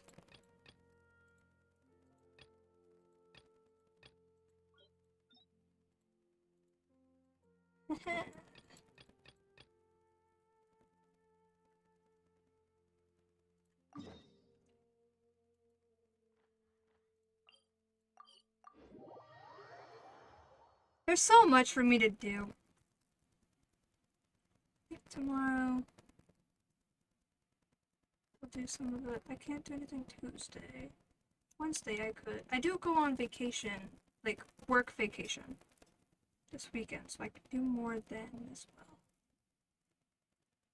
I'm also supposed to be streaming Hollow Knight as well. There's a lot to do. Because I want to Buzz. Is the buzz important? No, it was not. Not at this moment in time. There's so much for me to do, because I want to follow the main storyline and like get all the details and stuff. So then I stopped getting fucking spoilers online. Then I'm also like, oh, but there's so much other stuff to do. There's still room for improvement here. The hammering force still isn't quite right. The materials used are all the same. So is this due to the difference in forging methods, one where the harder material is made to the outer layer and one where it becomes inner layer instead. If that's the case, should the corresponding force be preset, or should I make an adaptive mechanism that sets the force based on forging method instead? Huh, you know, this machine really is fascinating up close, the way it just clangs on the metal by itself. At this rate, it feels like you wouldn't need a blacksmith at all. This machine isn't smart enough to not need a blacksmith yet. When you need to make something, there are still countless little details that need to be tuned, and the tempering and polishing needs to be done manually as well. However, one day I will turn it into a fully automated forge. Anyway, do you have a commission for me? That hinges on how well the autosmith can perform. Then I'm gonna show you what I've got. I'm dying. Huh? So you're the blacksmith too? Not just the boss? That's right, I wear both hats. Wield both hammers, however you want to put it. Surprised, huh? People who find out about me for the first time all end up making the expressions you're making right now. Where are the solid chunks of muscle on your arms? Her arms. She's even leaner than the average person. Yeah, that's right. Can someone like that really work as a blacksmith? Those aren't Paimon's thoughts. I would just continue your hypothetical conversation without even realizing it.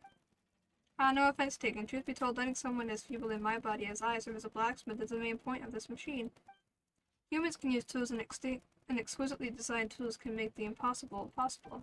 Some say that all automated forgings are hollow and soundless, but if you ask me, the machine is just as much of a tool as a regular smith's hammer. Really, I would love to see those smiths knock metal into shape with their bare hands. Anyway, I digress. I'll forge a razor-sharp sword for you right away. But it seems like I've run out of materials. It appears we've used up too much of our materials in the previous rounds of experiments. What should I do? Paimon knows, for the next phase, Paimon must pull on a mysterious lever. Once Paimon has done that, the forge will guide on chime before transforming to a mobile mechanism that will need to seek materials on its own. Automated material gathering machines. Feels like that would be a high-demand design as well. But how shall they differentiate between different forms of matter? Could they perhaps use the external reflectivity of surfaces to judge the properties of an object? Miss Estelle? Apologies, I got distracted. As it stands, the autosmith is just a hammering mechanism. It cannot transform nor roam on its own. All the materials it uses must be delivered by human beings. Aww. But if you're interested, you can also give me any spare materials you have collected. When one is testing and tuning their autosmith, there is always a scarcity of resources. In return, let me offer you some designs from this workshop. I smell trade secrets. How should I put it? To me, what matters isn't the product that is forged, but the tool used for forging. Letting the autosmith work with different materials to procure more data sets will help the machine create better products down the line. The designs, contrarily, are of lesser importance. So we are interested in more than just forging materials. Feel free to bring over anything that you think might be useful. Aren't you trying to scam us with some strange and useless design, are you? Or you aren't trying to scam us. What if the next time we're back we'll just find an empty shop with no sign of you, the autosmith, or the materials we handed over to you? No, that would never happen. This counts as a long-term partnership. In such relationships, nothing is more important than trust. I will make sure that the designs will be of the highest quality. Besides, even if I could run, it won't be easy for the autosmith to sprout legs and follow. That's a fair point. I'm looking forward to working with you. I hope this partnership will benefit both of us. Yes, I'm looking forward to seeing what kinds of materials you will bring to the forge. Does this just open the smithing feature? Ooh, I'd like to buy some weapons. Oh.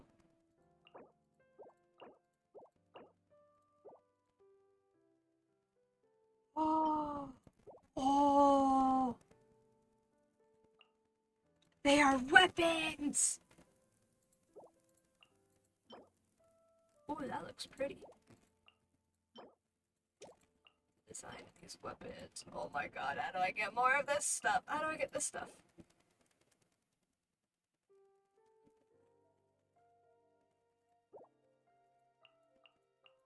Oh my god. Okay.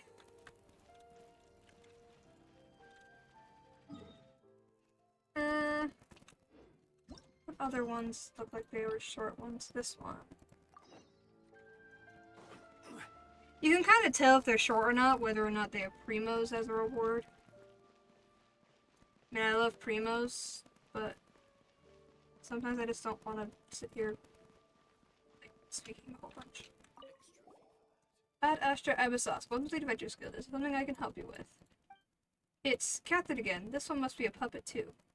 Perhaps. Is there something I can help you with? Are you looking to take on a commission or send one out? I'm just taking a look. I see. If you run into any guild-related issues, you can come and ask me.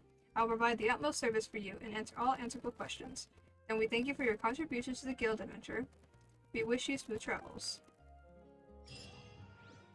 And I think that unlocks the adventure skill for me. Yep. It unlocked Fontaine as a section, as an area to do missions. Which I'm not interested in the moment. I'm busy with Inazuma.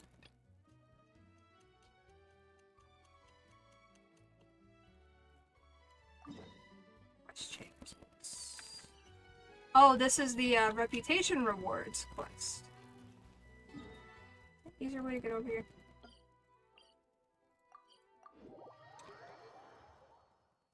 So we've unlocked like all of the simple simple stuff that every nation has. Truly spectacular weather today, no? Quite comfortable. If only the weather was this cooperative every workday, I should be quite merry indeed. And speaking of work, my dear, you are here to interview for the troubleshooter position advertised in our Tales of Humanity section, are you not? I am. Excellent. You didn't ask any questions about the title troubleshooter, and thus it can be surmised that Ethan's word choice, while eccentric, is simple and easy to understand. Putting that aside for the moment, would you like to know how I was able to correctly ascertain that you were here for the job and not seeking to ask for help in our Tales of Humanity section? Observation. Every citizen who comes to the Steamburst seeking help appears anxious and jittery, but you, your steps are relaxed, your expression calm. Those who are fortunate are all the same. Those who fall victim to misfortune all have their own woes. But you needn't worry. Those who seek assistance from others via Tales of Humanity haven't run into any serious trouble, so it shouldn't be hard to handle. Have a look at this batch of commissions. Oh. World exploration, 2%. Wonderful. I only have 3 quests out of 45. All I need to do is find some time every week to read through the submissions to Tales of Humanity, pick out a few commissions you'd like to handle, and come find me to collect your payment. Some commissions are so dropped as simple you wouldn't believe it, but you shouldn't underestimate the value of your work. For us, the problems in their submissions may appear to be easy and insignificant, but for the readers submitting their problems, they are like a splinter under their fingernails, impossible to remove or ignore. If we can help them extract these splinters, and in addition to the monetary rewards, you will also receive the respect and gratitude of the people, and your reputation among the citizenry will increase over time. When that happens, I will give you more complicated and important jobs. Help everyone to achieve happiness and be a lighthouse illuminating humanity, such as the calling of our paper. Such are the feelings and aspirations of every publisher. No need for an interview? Interview? Your interview was complete before you even arrived. Don't be surprised, I have my ways. If I couldn't even manage that, how could I manage a newspaper? Alright, I've told you everything you need to know about this job. As for whether or not you want to take it, that's up to you now. Think it over. Well, I'm sorry, but it's gonna take me a while to get working on your commissions, because I still have Inazuma and Sumeru to do. And I'd rather go in order. I'm currently at level 7 or 8. No, I'm on level 8 reputation for Inazuma. 8 out of 10. I'm getting there. It just takes a while. What do we got left? Not very much. The rest of these have primos. That's the essential. And then these 2 world quests. And then there's obviously a bunch of world quests I could probably go and grab.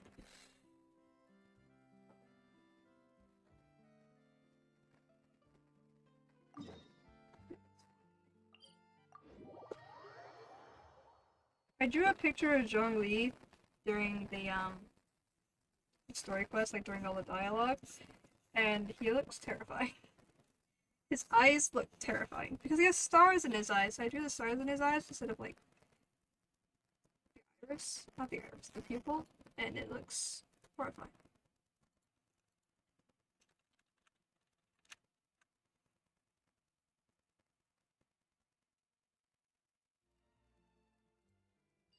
Ah, viewpoint. Valley of the Unsullied. It's so green and lively.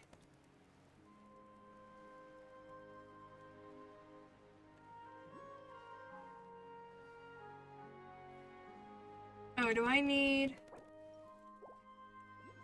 Nope. Ooh. Oh, there's more.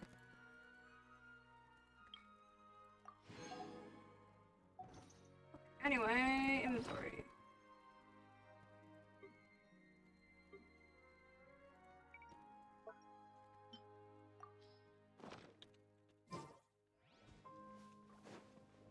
Jar Jar?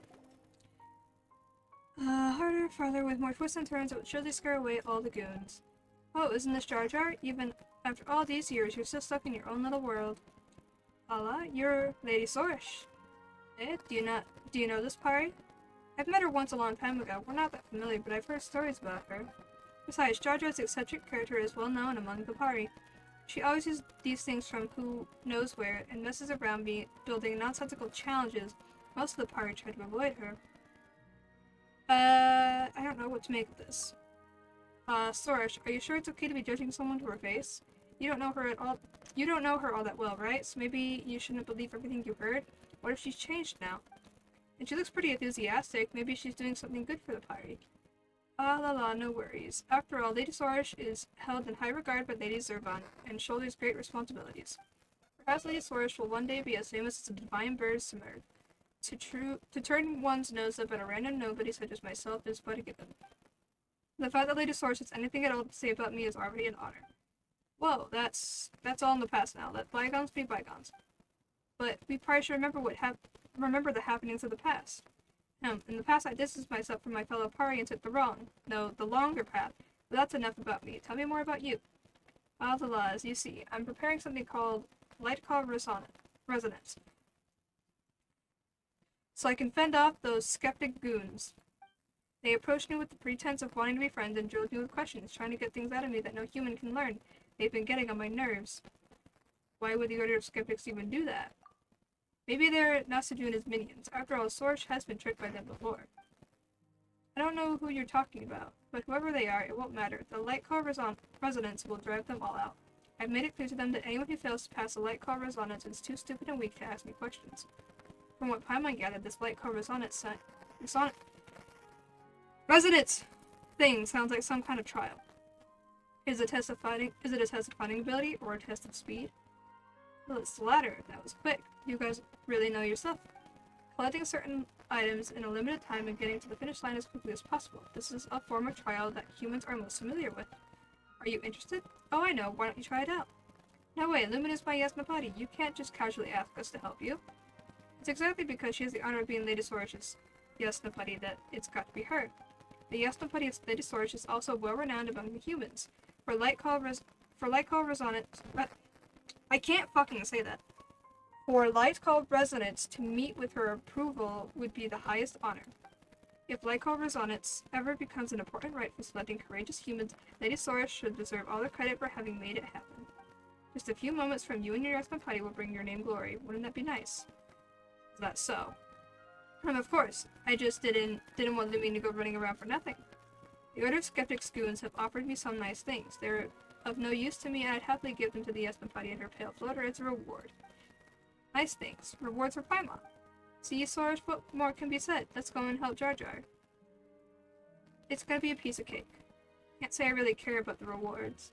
But since you're interested, just say yes to Jar Jar and make it quick. How decisive! It looks like Great Sorish's Yasnapati has a lot of experience and confidence. This is the first simplest test of light call resonance. Let's begin whenever you're ready. Okay, start the trial. What do you think? Is there anything else that needs preparing? I'm ready. Yeah, we're no scrubs, and we always do our best. It's just a test to hold back the Order of Skeptics. It'll be a walk in the park for me and Lumin. Wonderful, you sound so confident. Show me your moves. What the fuck am I doing?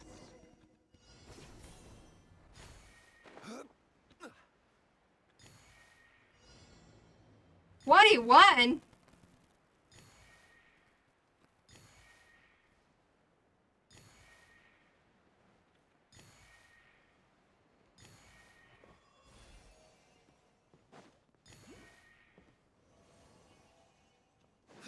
I can't really read that and walk around at the same time.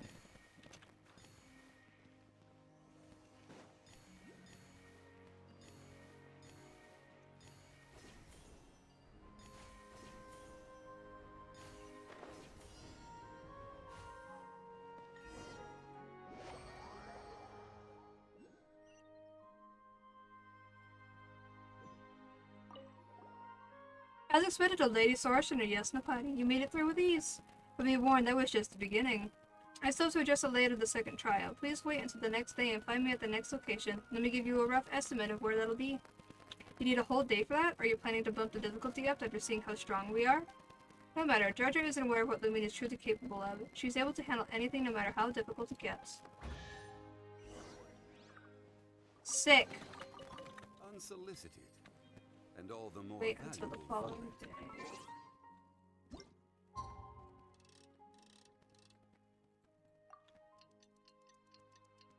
Oh, there's a thing right there. I need that. I want, Google the locations of every single one of these that was up until Inazuma. I haven't gotten all the Samara ones yet. What is this? What?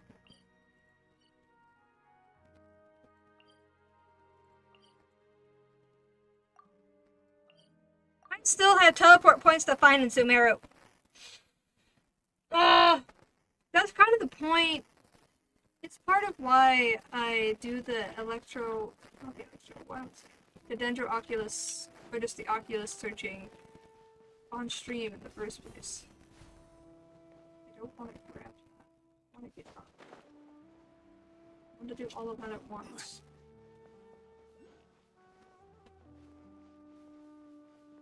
I like to do those collection things all at once so that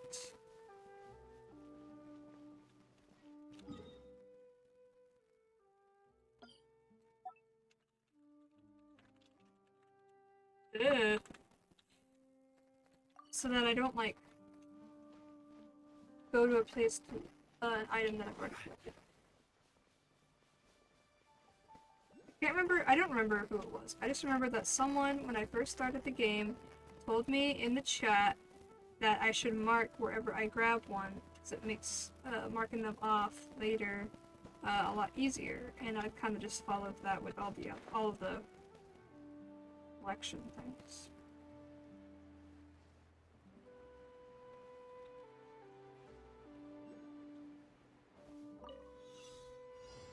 God damn it. Always goddamn barrels. Leave it to me. I mean, these are the easiest ones.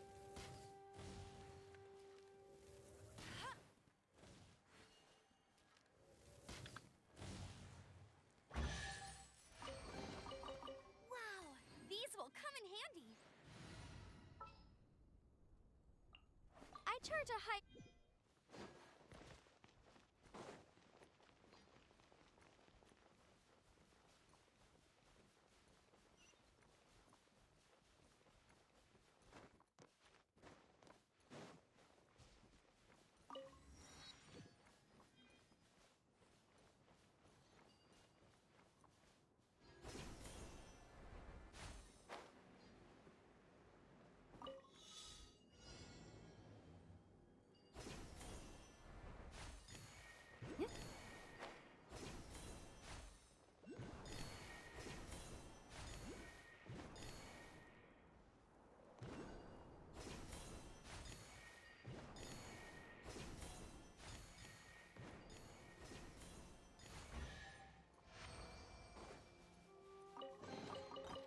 That was easy. Definitely write this off as incidental. Oh, look, and I was supposed to be up here in the first place. Wonderful.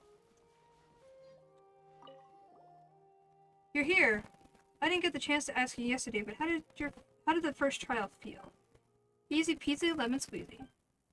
If all you want to do is stop those skeptics from bothering you, just make your trial as difficult as possible so that no one passes. As long as you give them a hard time from the get-go, no one would ever dare mess with you again. Jar Jar? Well, it's nothing. Let's continue. You know the rules. Collect all the particles and reach the end as fast as you can.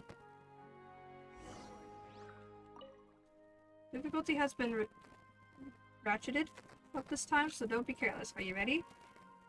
Bring the party trial on. Eek, that sounds kind of strange, but Paimon understands what you mean. You wouldn't want to miss our performance, Jar Jar. The Wind and Pale Floater are really energetic. Maybe I should be a little more proactive too.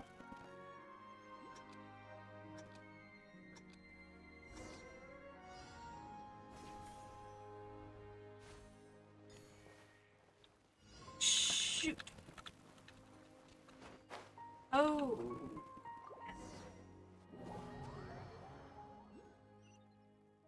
Try that again.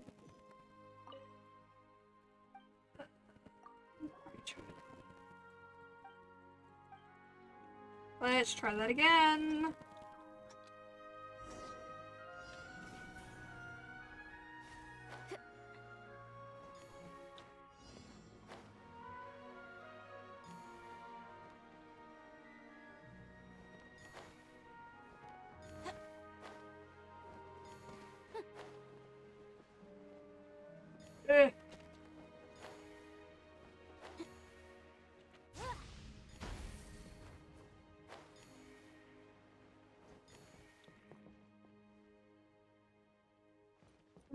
Yes, please. Oh.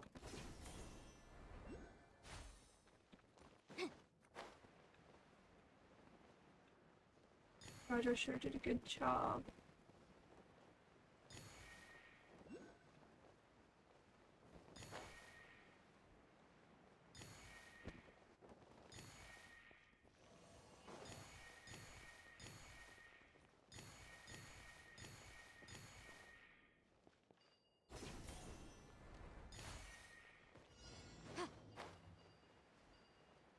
Oh my god. Struggling for a second.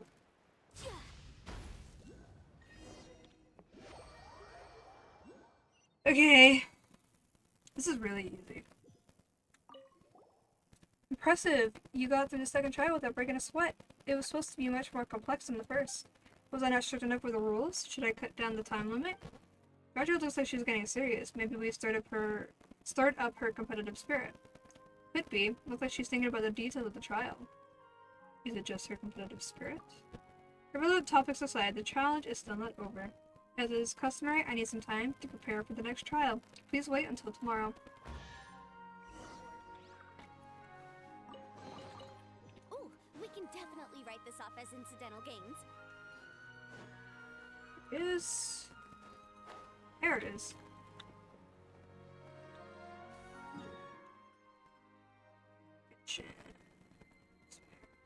Portal of the Sands.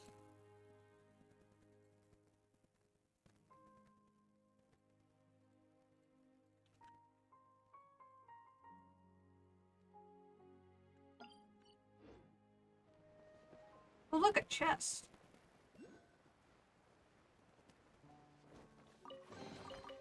Remarkable condition.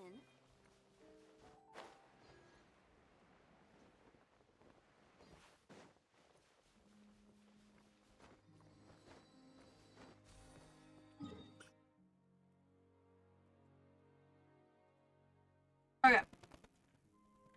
Back to this.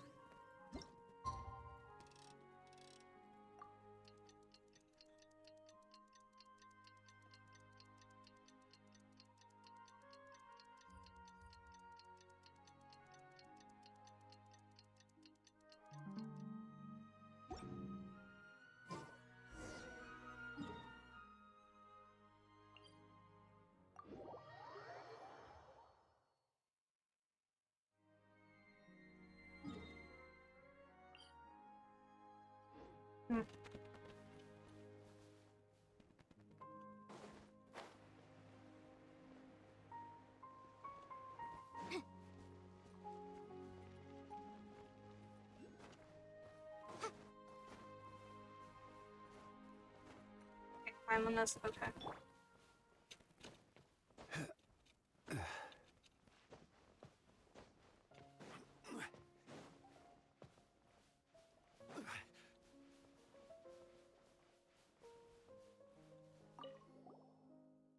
You guys held up your end of the bargain. Now let's discuss the details of the last trial. For example, did you find the difference in height between each track too repetitive, or the obstacles too sparse? There she goes again, rambling with words no party would ever use. Do we really have to talk about such trifling matters before a trial? You don't need to be part of this conversation about nitty-gritty details. You can talk amongst yourselves. When you're just about ready, come call for me. So there's these temporarily. It looks like the last trial wasn't challenging enough for you, Lumine. I thought about your suggestions, and I think it's indeed necessary to make a few modifications and make Lycal resonance more more fearsome. Why don't you call me Lady Sorceress Yasnapati anymore? Yeah, now that Paimon thinks about it, all the alalas in her speech are gone. She sounds more concise. She really should speak like this more often. When you were talking earlier, you kind of sounded like the skeptics. It was as if you were putting on airs, and you were way too reverent towards Sorish. Aren't you supposed to hate the skeptics? We forgot to ask. But what did the Order of Skeptics want from you? Wow, how perceptive of you. Well, I guess there's no point hiding it from you. Where should I start? I knew something was up. Hey, what's the big idea? Paimon's falling behind. No worries, innocent pale floater. It's better not to know these things, as the more you know, the more troublesome it gets. You seem to like treasure and seem solely focused on whether the rewards will make you happy. I'll let Lumine deal with all the heavy emotions. No way, Paimon would never let Lumine be unhappy alone. Paimon's gonna listen to you talk. Is that what they call true friendship? What have I been doing, except making a fool of myself? What? Alright, enough prattling, back to business. Come and try another round of light call resonance. This is an ordinary trial, and you may not make it through this time. Okay, we'll talk later after taking on your painstakingly prepared challenge. Just so you know, compared to the last two, this trial will definitely be challenging for you. If you don't give it your all, you might get knocked down. Let's get started. Something feels off. Did Paimon miss an important conversation? Am I gonna be fighting stuff?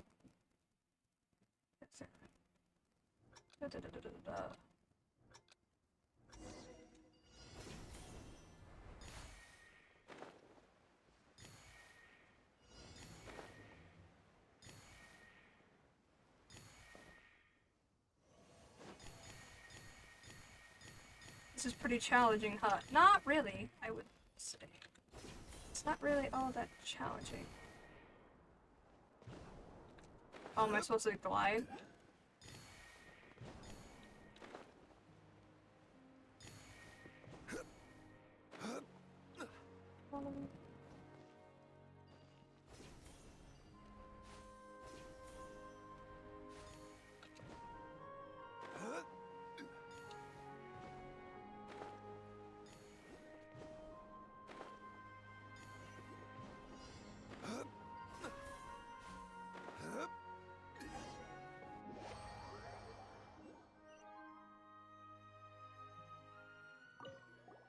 I've never seen anything like this. Oh, you must be the ones I've been waiting for, but you're also Lady Sorceress Yasnapati. Jar Jar, you don't look too happy. What happened? What's Jar Jar muttering now? The Lyco resonance trial was quite a struggle. I'm a little tired, so I didn't quite catch that. It's nothing. Let's focus on the trial. Lady Sorceress seems to be tired, and I also have to prepare the final track. I'll see you when it's done, as usual. Then we can chat again. That's very sensible of you. Good. I'll take a short break. Oh, Yasnapati, next time you meet Jar Jar, go on a chat without me. I'll be nearby having a rest and recuperating my strength. This will give you time to chat about the trivial issues that you discussed earlier. You give Paimon a hit with your eyes. Huh? Oh. Don't worry, Sorish. When the time comes, we'll give Jar Jar some feedback. Until the following day. Unsolicited.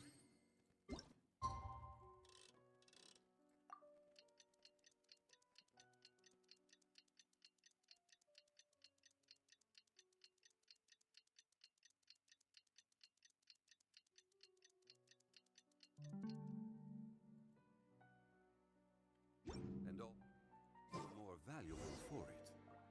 Osmanthus wine. I will not allow you to speak about your osmanthus wine, Zhongli.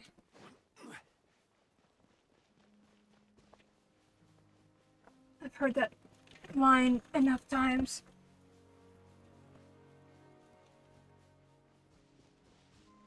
Part of me is like, I should switch up my team a bit, but also I don't have the people to do that. All of my characters are like, not strong enough One day. One day I'll get there. I will have characters strong enough. Where am I going?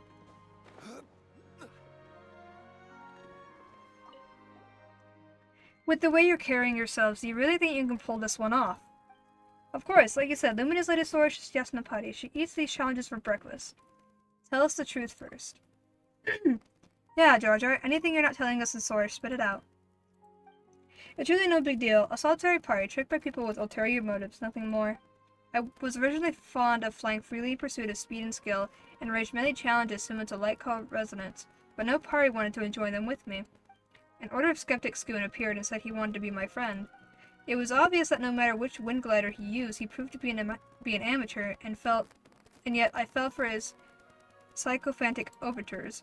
In the end, he saw me as nothing more than an observational sample of ordinary party to be used. He also tried to get information about an important party out of me. An important party? It must be Zervon. That's right. Compared with the first party, the Great Lady Zervon, I'm but a lowly, nameless party that no one cares about. The humans treat me well, but not because of who I am, but because of the information I know. Sounds familiar. Actually, Source was cheated for the exact same reason. I may be a simple, nameless party, but I don't give away secrets easily. When I found out the truth, I drove him away. I thought that would be the end of it, but then the other human came into contact with me, as if unsure that I had just chased his companion away. Are these people all working under Nasujuna? To think that he would do all these things, in addition to tricking Sorish. How demeaning. This is why I came up with the light called Resonance. I want to show the humans that only those who have passed the trials have the right to speak to me. What about those who passed the trials? I will never tell them a single thing about Lady Zervon, even if they do pass the trials. This is a matter of principles. Lady Sorish is right. I'm a strange party, always alone. But I won't ever sell out any party for the sake of being friends with humans. Whoa, that sounds harsh. Sora's situation isn't quite the same. That's true, but anyway, you want to make more friends, right? It seems a little weird to say right now, but didn't Lumine pass all the trials? She could be your friend. Lumine? That's right. No, Lumine is your friend as Sorash is Yasnapati. How could I? Friendships aren't like those strange one-on-one master-servant relationships. You can be friends with Paimon and Sorash. That's all there is to it. Let everyone try out your gliding challenge, enjoy your light called Resonance, and be happy. A treasure, you can have it now. I don't know how else to express my gratitude, and as for Sorash, never mind. Jar Jar chickened out at the most crucial moment. That won't do. It's obvious that you're still talking to Sorash like a member of the Order of Skeptics. What do you think of her? Are you afraid of her? No way, Sorash is such a special party. Her resolve and willpower is something I could never hope to learn. I have a lot of respect for her. I just thought that the Order of Skeptics' manner of speaking could please me to the point where I let my guard down. It must be good enough to make other party feel happy too. I thought that'll make them more willing to talk to me. Come to think of it, perhaps I should stop imitating this manner of flattery. I should be friends with Sorash as my true self. But I'm a little scared. If I don't praise Sorash enough, she'll remember the rumors and won't want anything to do with me.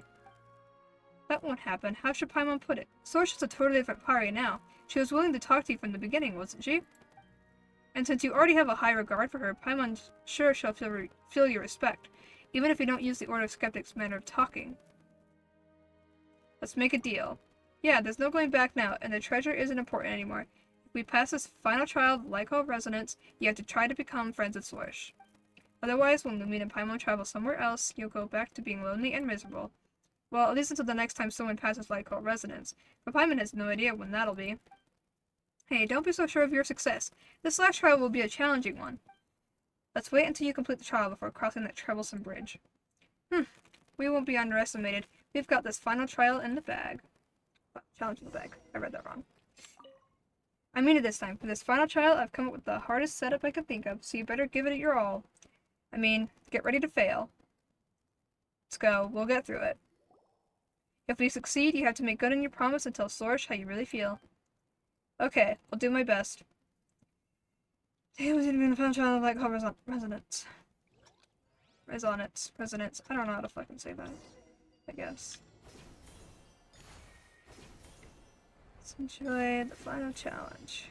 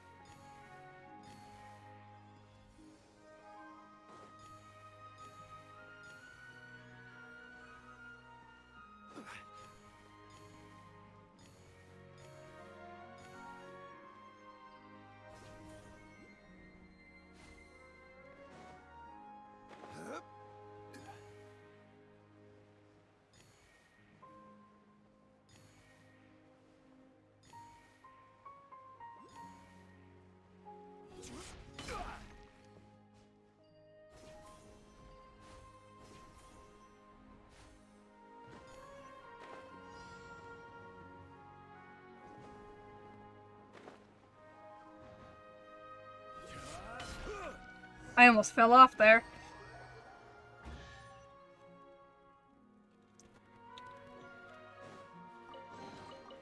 One man's stone. Okay, now all of Jar Jar's trials are complete. The last trial did feel a little more complex. It took us quite some time. Your turn, Jar Jar. Just go ahead and cut to the chase. Lady Sorish, of course Lycol resonance would be slightly difficult. How would you have bothered to ask somebody to come and have a look otherwise? If it ended too soon, Lycol resonance wouldn't deserve to become a proper testing ritual, and it would have been a waste of your precious time. I hope you understand. For a point, I'll let the matter go then. Jar Jar, what's going on? What's with that tone? What happened to showing who you really are? I can't help it. I'm not ready. I can't even get the words out. I can't just tell Source that I've been copying the skeptic's manner of speech. She'll get really mad, that's for sure. Even the thought of it is terrifying. What are you muttering about? Anyway, my Yasnapati, what do you think about Jar Jar's Lycol resonance? It's got great potential? Then I guess there really is something special about it, since even Lumion says so. And surely it wouldn't be a bad thing to spend more time with her. You may consider me your most distinguished friend, Jar Jar. Not many among the party are that lucky. Friend? If I built a more powerful trial than Lycol Resonance, would you consider giving it a try yourself? That's hard to say. I have a busy schedule, you know. However, on the rare occasion when time permits, I'll think about it. Thank you so very much, Lady Sorish. I promise I'll do my bestest to create this most satisfactory trial for you. Why the sudden excitement? You still have a lot to learn about how to socialize with the other party. Should we say that, thanks to Sorish's insensitivity, Jar Jar's problem has been inadvertently solved? At least, it's a good ending. Yeah, I hope they get along from now on. The Lycol Resonance trial was just right for someone as tall as you, right? But don't you think Sorish is a little too small for the trial? Parma can just imagine her stomping her feet in anger when she fails. One man's stone is another man.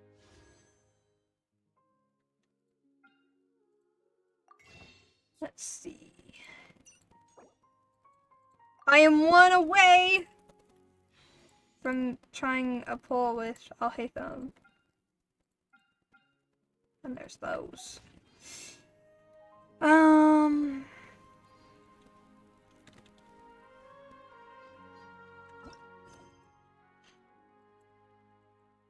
Thing is so empty right now. And if these commissions were here, it would be like solid one. And I only have it because I got the claim thing from when I did the time trial event thing. Not the time trial event. The event that ends tonight.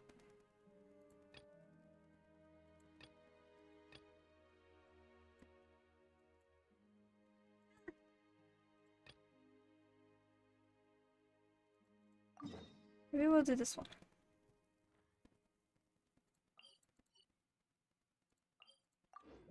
The more quests I do, the better. Gives me rewards, and it allows me to continue on with certain things like world quests and stuff. And sometimes it allows me to unlock certain areas and all that. That's usually a world quest thing, and a story quest thing, not necessarily much of the other quests, whatever they're called. But still, they give me rewards. And you get some, like, lore details and stuff sometimes.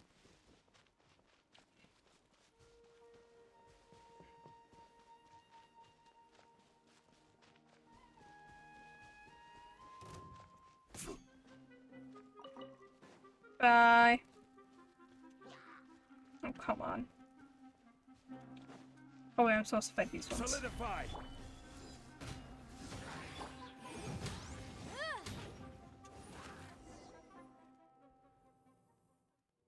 Huh? These heliotropes dropped something strange. It seems to be made out of flowers. Weird, but these flowers are ordinary and were picked quite some time ago, yet they still haven't wilted. Probably because that's quite a lot of Dendro energy on it, and it's been discarded here too. It might be from Dendro. It must belong to Aranara. Yeah, it must be. This flower thing has so much Dendro energy that it didn't even wither in the hands of the heliotropes. Maybe it's something very precious. Yep, let's return this to the Aranara as soon as possible. Let's go inside the house. I mean, maybe whoever lost it is super bummed out right now. I doubt that.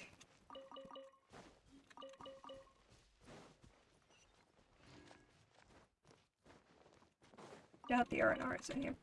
Hello, is anybody here? Looks like no one's here. These pages contain a very small script of writing. I can't believe this. A Nara willing to be Shakun's friend. What a good Nara. The good Nara didn't mind timid Arashakun, and even taught Arashakun how to write Nara words. Good Nara comforted Arashakun when Arashakun was frightened by a leaf that fell on his head. Good Nara is Arashakun's friend forever. The handwriting becomes tinier and more flustered in the following pages. Oh no, Nara friend was taken by furry masked demon king. It has such long arms, so scary. But must save Nara. Oh. The following pages are written in big, forceful handwriting. The furry masked demon king has been defeated. Save Nara's friend, and Nara's friend gave Arashakun's courage. Arashakun is not the same old timid Arashakun anymore. Arashakun has courage now and bravely fought the furry masked monsters. No Nara nearby will ever have to worry about getting bullied by the furry masked monsters again. Handwriting shrinks back down in the latest pages. Oh no, how did this happen? Arashakun's courage is missing. The courage Nara gave to Arashakun, it must have been stolen by the furry masked demon king. Furry masked demon king, arms very long, very scary, but Arashakun can do nothing after losing his courage. Arashakun will go look for it in the cave to the east. So, is Arashakun the R&R who wrote all this? The writing in the journal is big at times and really tiny at others. The big letters are fine, but gotta say the small ones hurt Paimon's eyes a little. Are little Paimon's having trouble reading those small letters? Hey, Paimon reads letters of normal size just fine, thank you. Paimon's just not used to reading tiny letters, that's all. Did this Arashakun not return after writing these most recent pages? Let's check out that cave in the east. The journal said that his courage is missing. Can courage really go missing? Paimon's curious.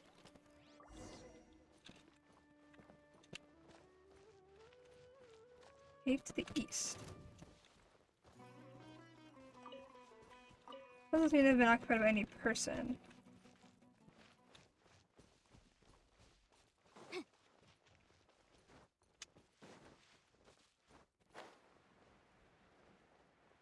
Is it this cave?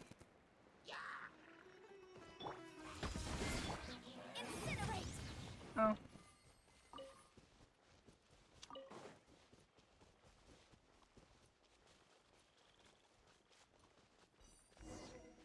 Help me, could someone out there save Arashakun from this scary cave? So that someone's calling for help. Oh, there he is.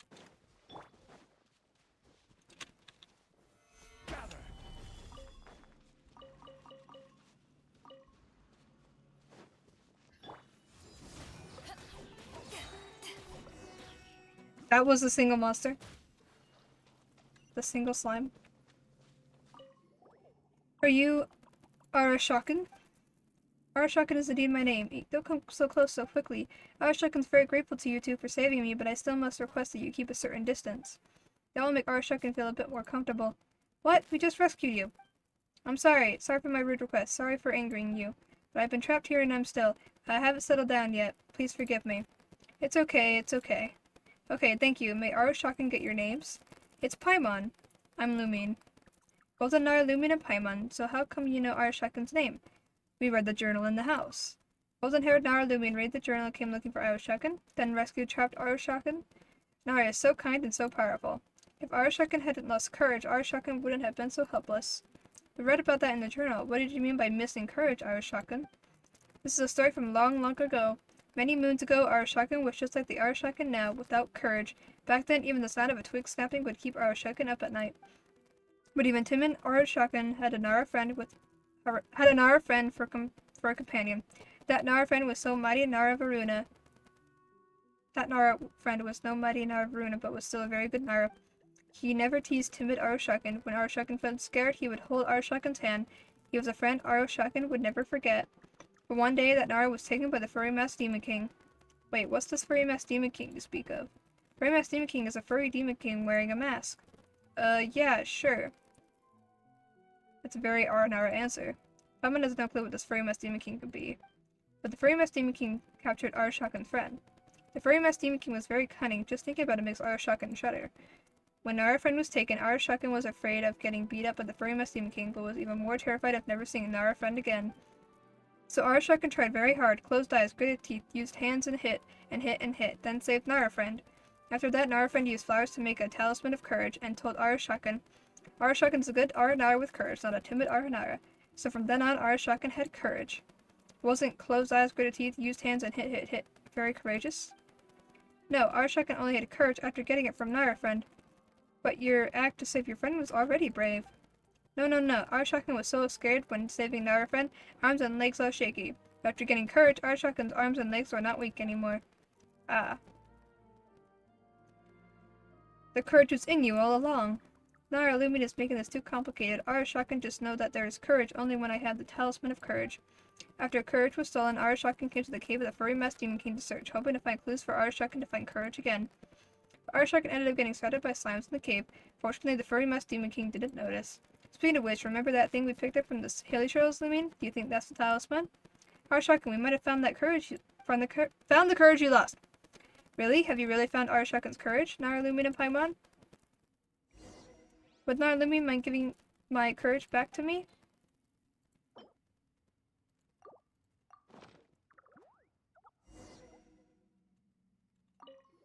Yes, this is it. This is it. This is the talisman of courage. The flower has faded a bit after being apart from Arashakan for a few days. But it's okay. Arashakan will guard it well from now on. Arashakan is a good Aranara with courage, not a timid Aranara. Thank you so much, Nara Lumin and Paimon. Arashakan now has courage back. Nothing can stop me. I beat Furry Mask Demon King once before and I shall do it again. Whoa, Arashakan's attitude and tone are completely different now. The Furry Mask Demon King has done a lot of evil things. Please come with me, Nara Lumin and Paimon. With your help, we'll defeat it for sure. Arashakan can feel it. Today will be the day it meets our end. Meets its end. Okay then, Lumion, let's go and see what on earth that furry masked demon king is supposed to be. I'm gonna guess it's a Samaturl. Or the mage. Like a mage. Something. But probably a Samaturl.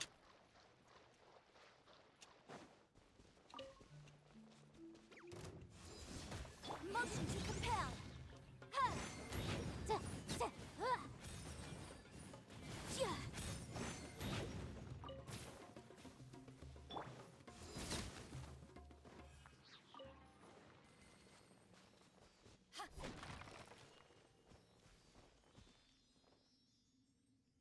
Hold on.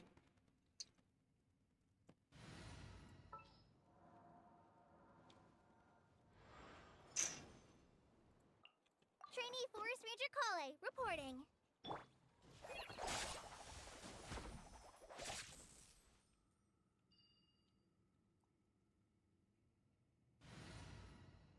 Actually, we'll leave her in the party for a sec, just in case I need her again.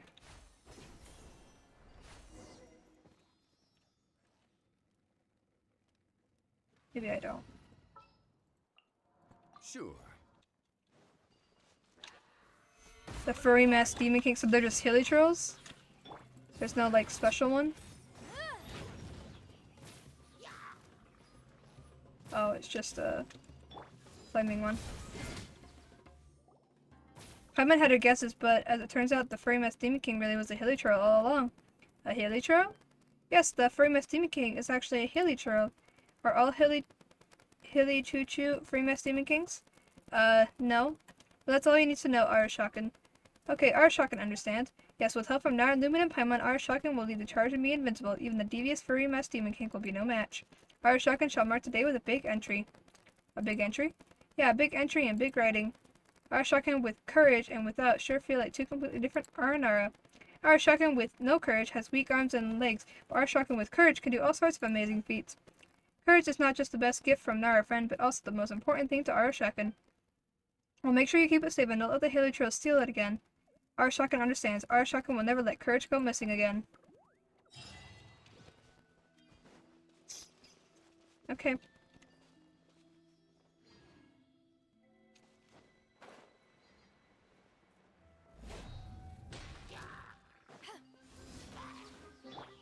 Incinerate!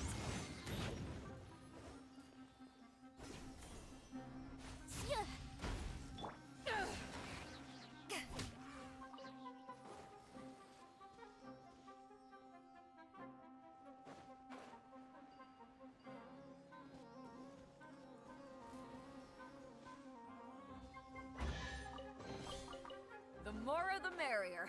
First round's on me.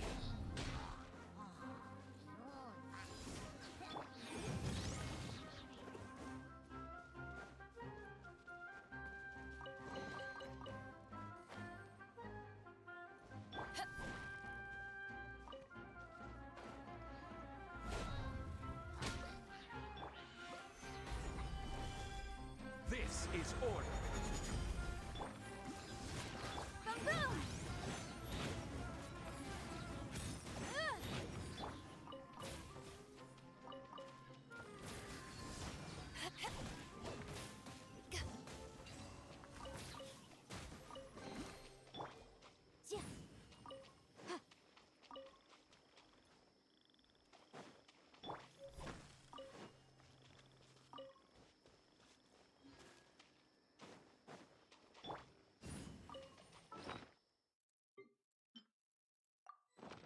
Okay. That's pretty much it. We only have world quests now, not counting this one. So there's Archon quests, story quests, commission quests, and world quests. I don't have any story quests. Oh, Ascension is technically called a world quest. I did not know that. Ow. Fuck. I just hit the mic with my head. That kind of hurt. I was also probably really loud. Oh, that hurt. I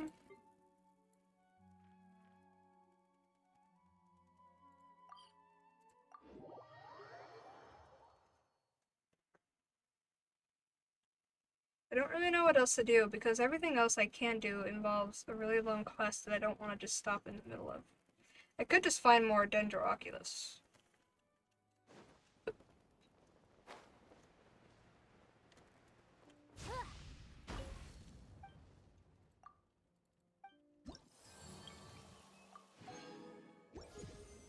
Oh, leveled up. Hold on.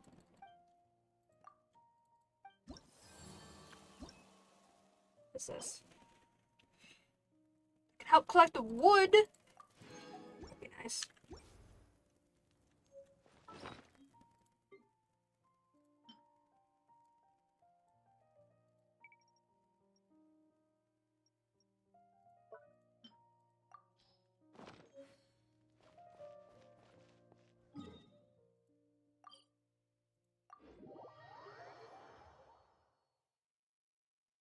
Try to get rid of all the things that are popping up on my screen.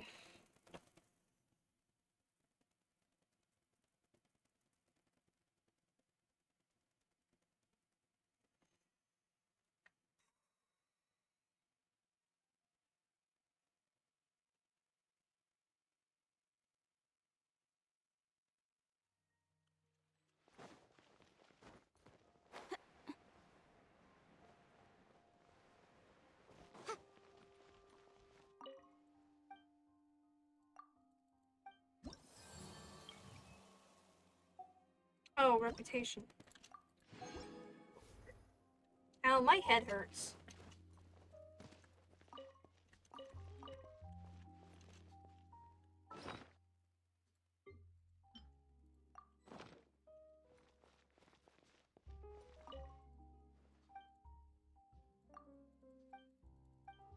Do you have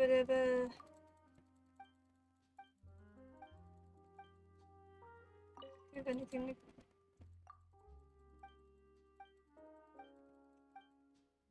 Nope. Why is this still on my screen? I did the TCG stuff. I guess I didn't feed all of them.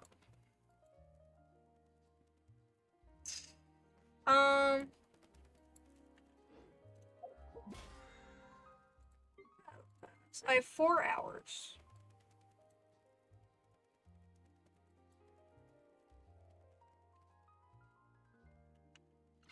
Sometimes the lot.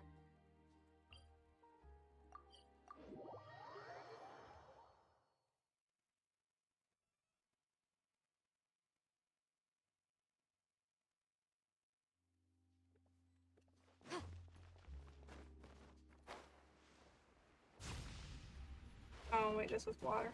God damn it.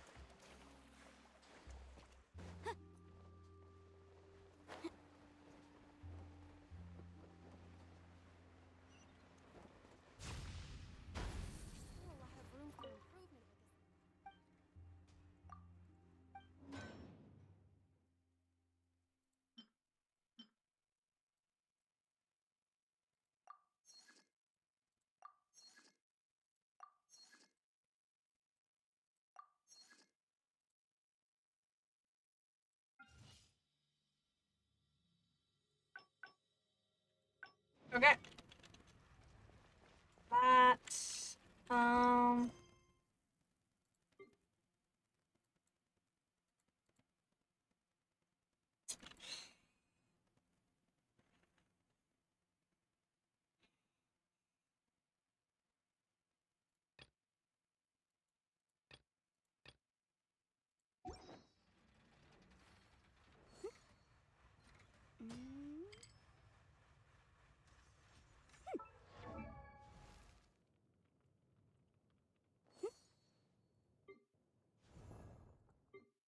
I don't need to level up. I need to level up her.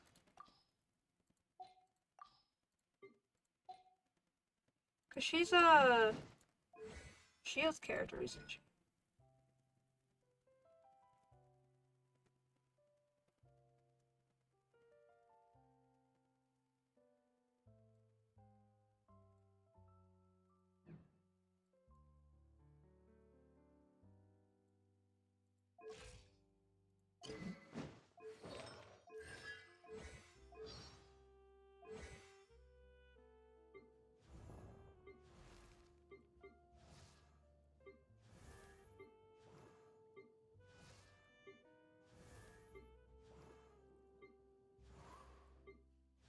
There's no TikTok about the different positions they give when you look at the talents.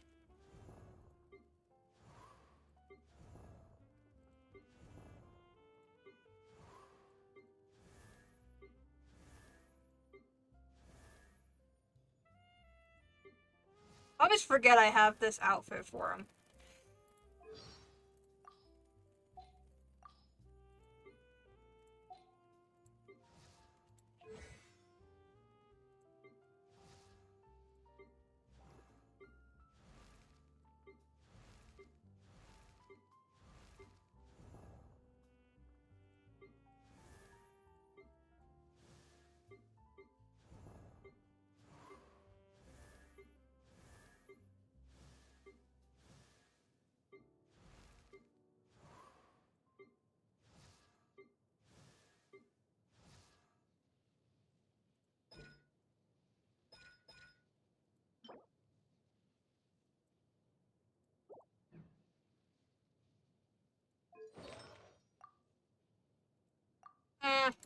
It's the same issue with Sethos. I don't know what artifacts to give him. I don't know what everyone else is giving him.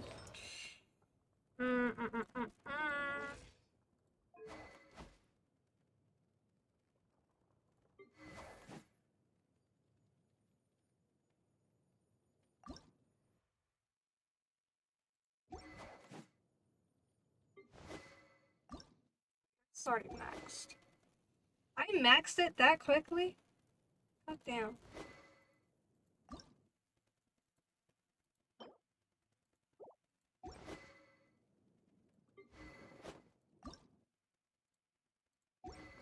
Okay. I really can't think of anything else to do that doesn't require starting a whole new quest line. And it's almost 11 o'clock. So, I think tomorrow... 2 seconds. Okay. I think tomorrow I'm going to stream Hollow Knight because I don't think that I'll have enough time to do either that story quest or that world quest. So I think tomorrow I'm just gonna stream some Hollow Knight, and then Wednesday probably do one of the two. Most likely. Let's get the music up actually. I'll go deaf.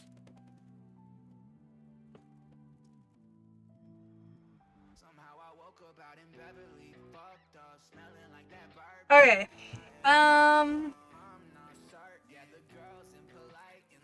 Kind of understood what I was gonna do. Probably streaming Hollow Knight tomorrow.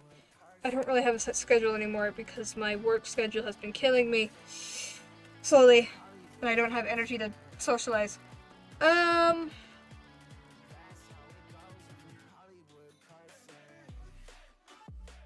Yeah. So Hollow Knight Monday, and then Wednesday there will probably be a Genshin, and then after that I have no idea. You too as well, Sanjin. Thanks for stopping by. Yeah, that should be the plan. And then this weekend I have a lot of days off, so there'll probably just be a big binge of streams. I'll probably get through a lot of Genshin's story during that time. But yeah. Anyway, thank you to everyone who stopped by, everyone who's chatting, everyone who's lurking, and everyone watching this back as a VOD. I love you all. I hope to see you all tomorrow. Bye!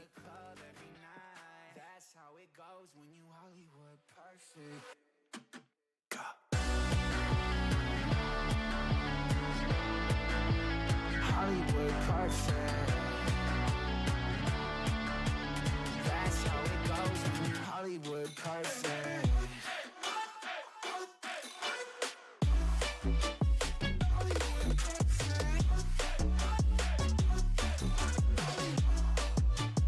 Somehow I woke up out in Beverly, fucked up, smelling like that bourbon. How'd I end up alone? I'm not certain. Yeah, the girls impolite in the club every night. Somehow I woke up out in Beverly, fucked up, smelling like that bourbon. How'd I end up alone? I'm not certain. Yeah, the girls impolite in the club every night. That's how it goes when you're Hollywood perfect.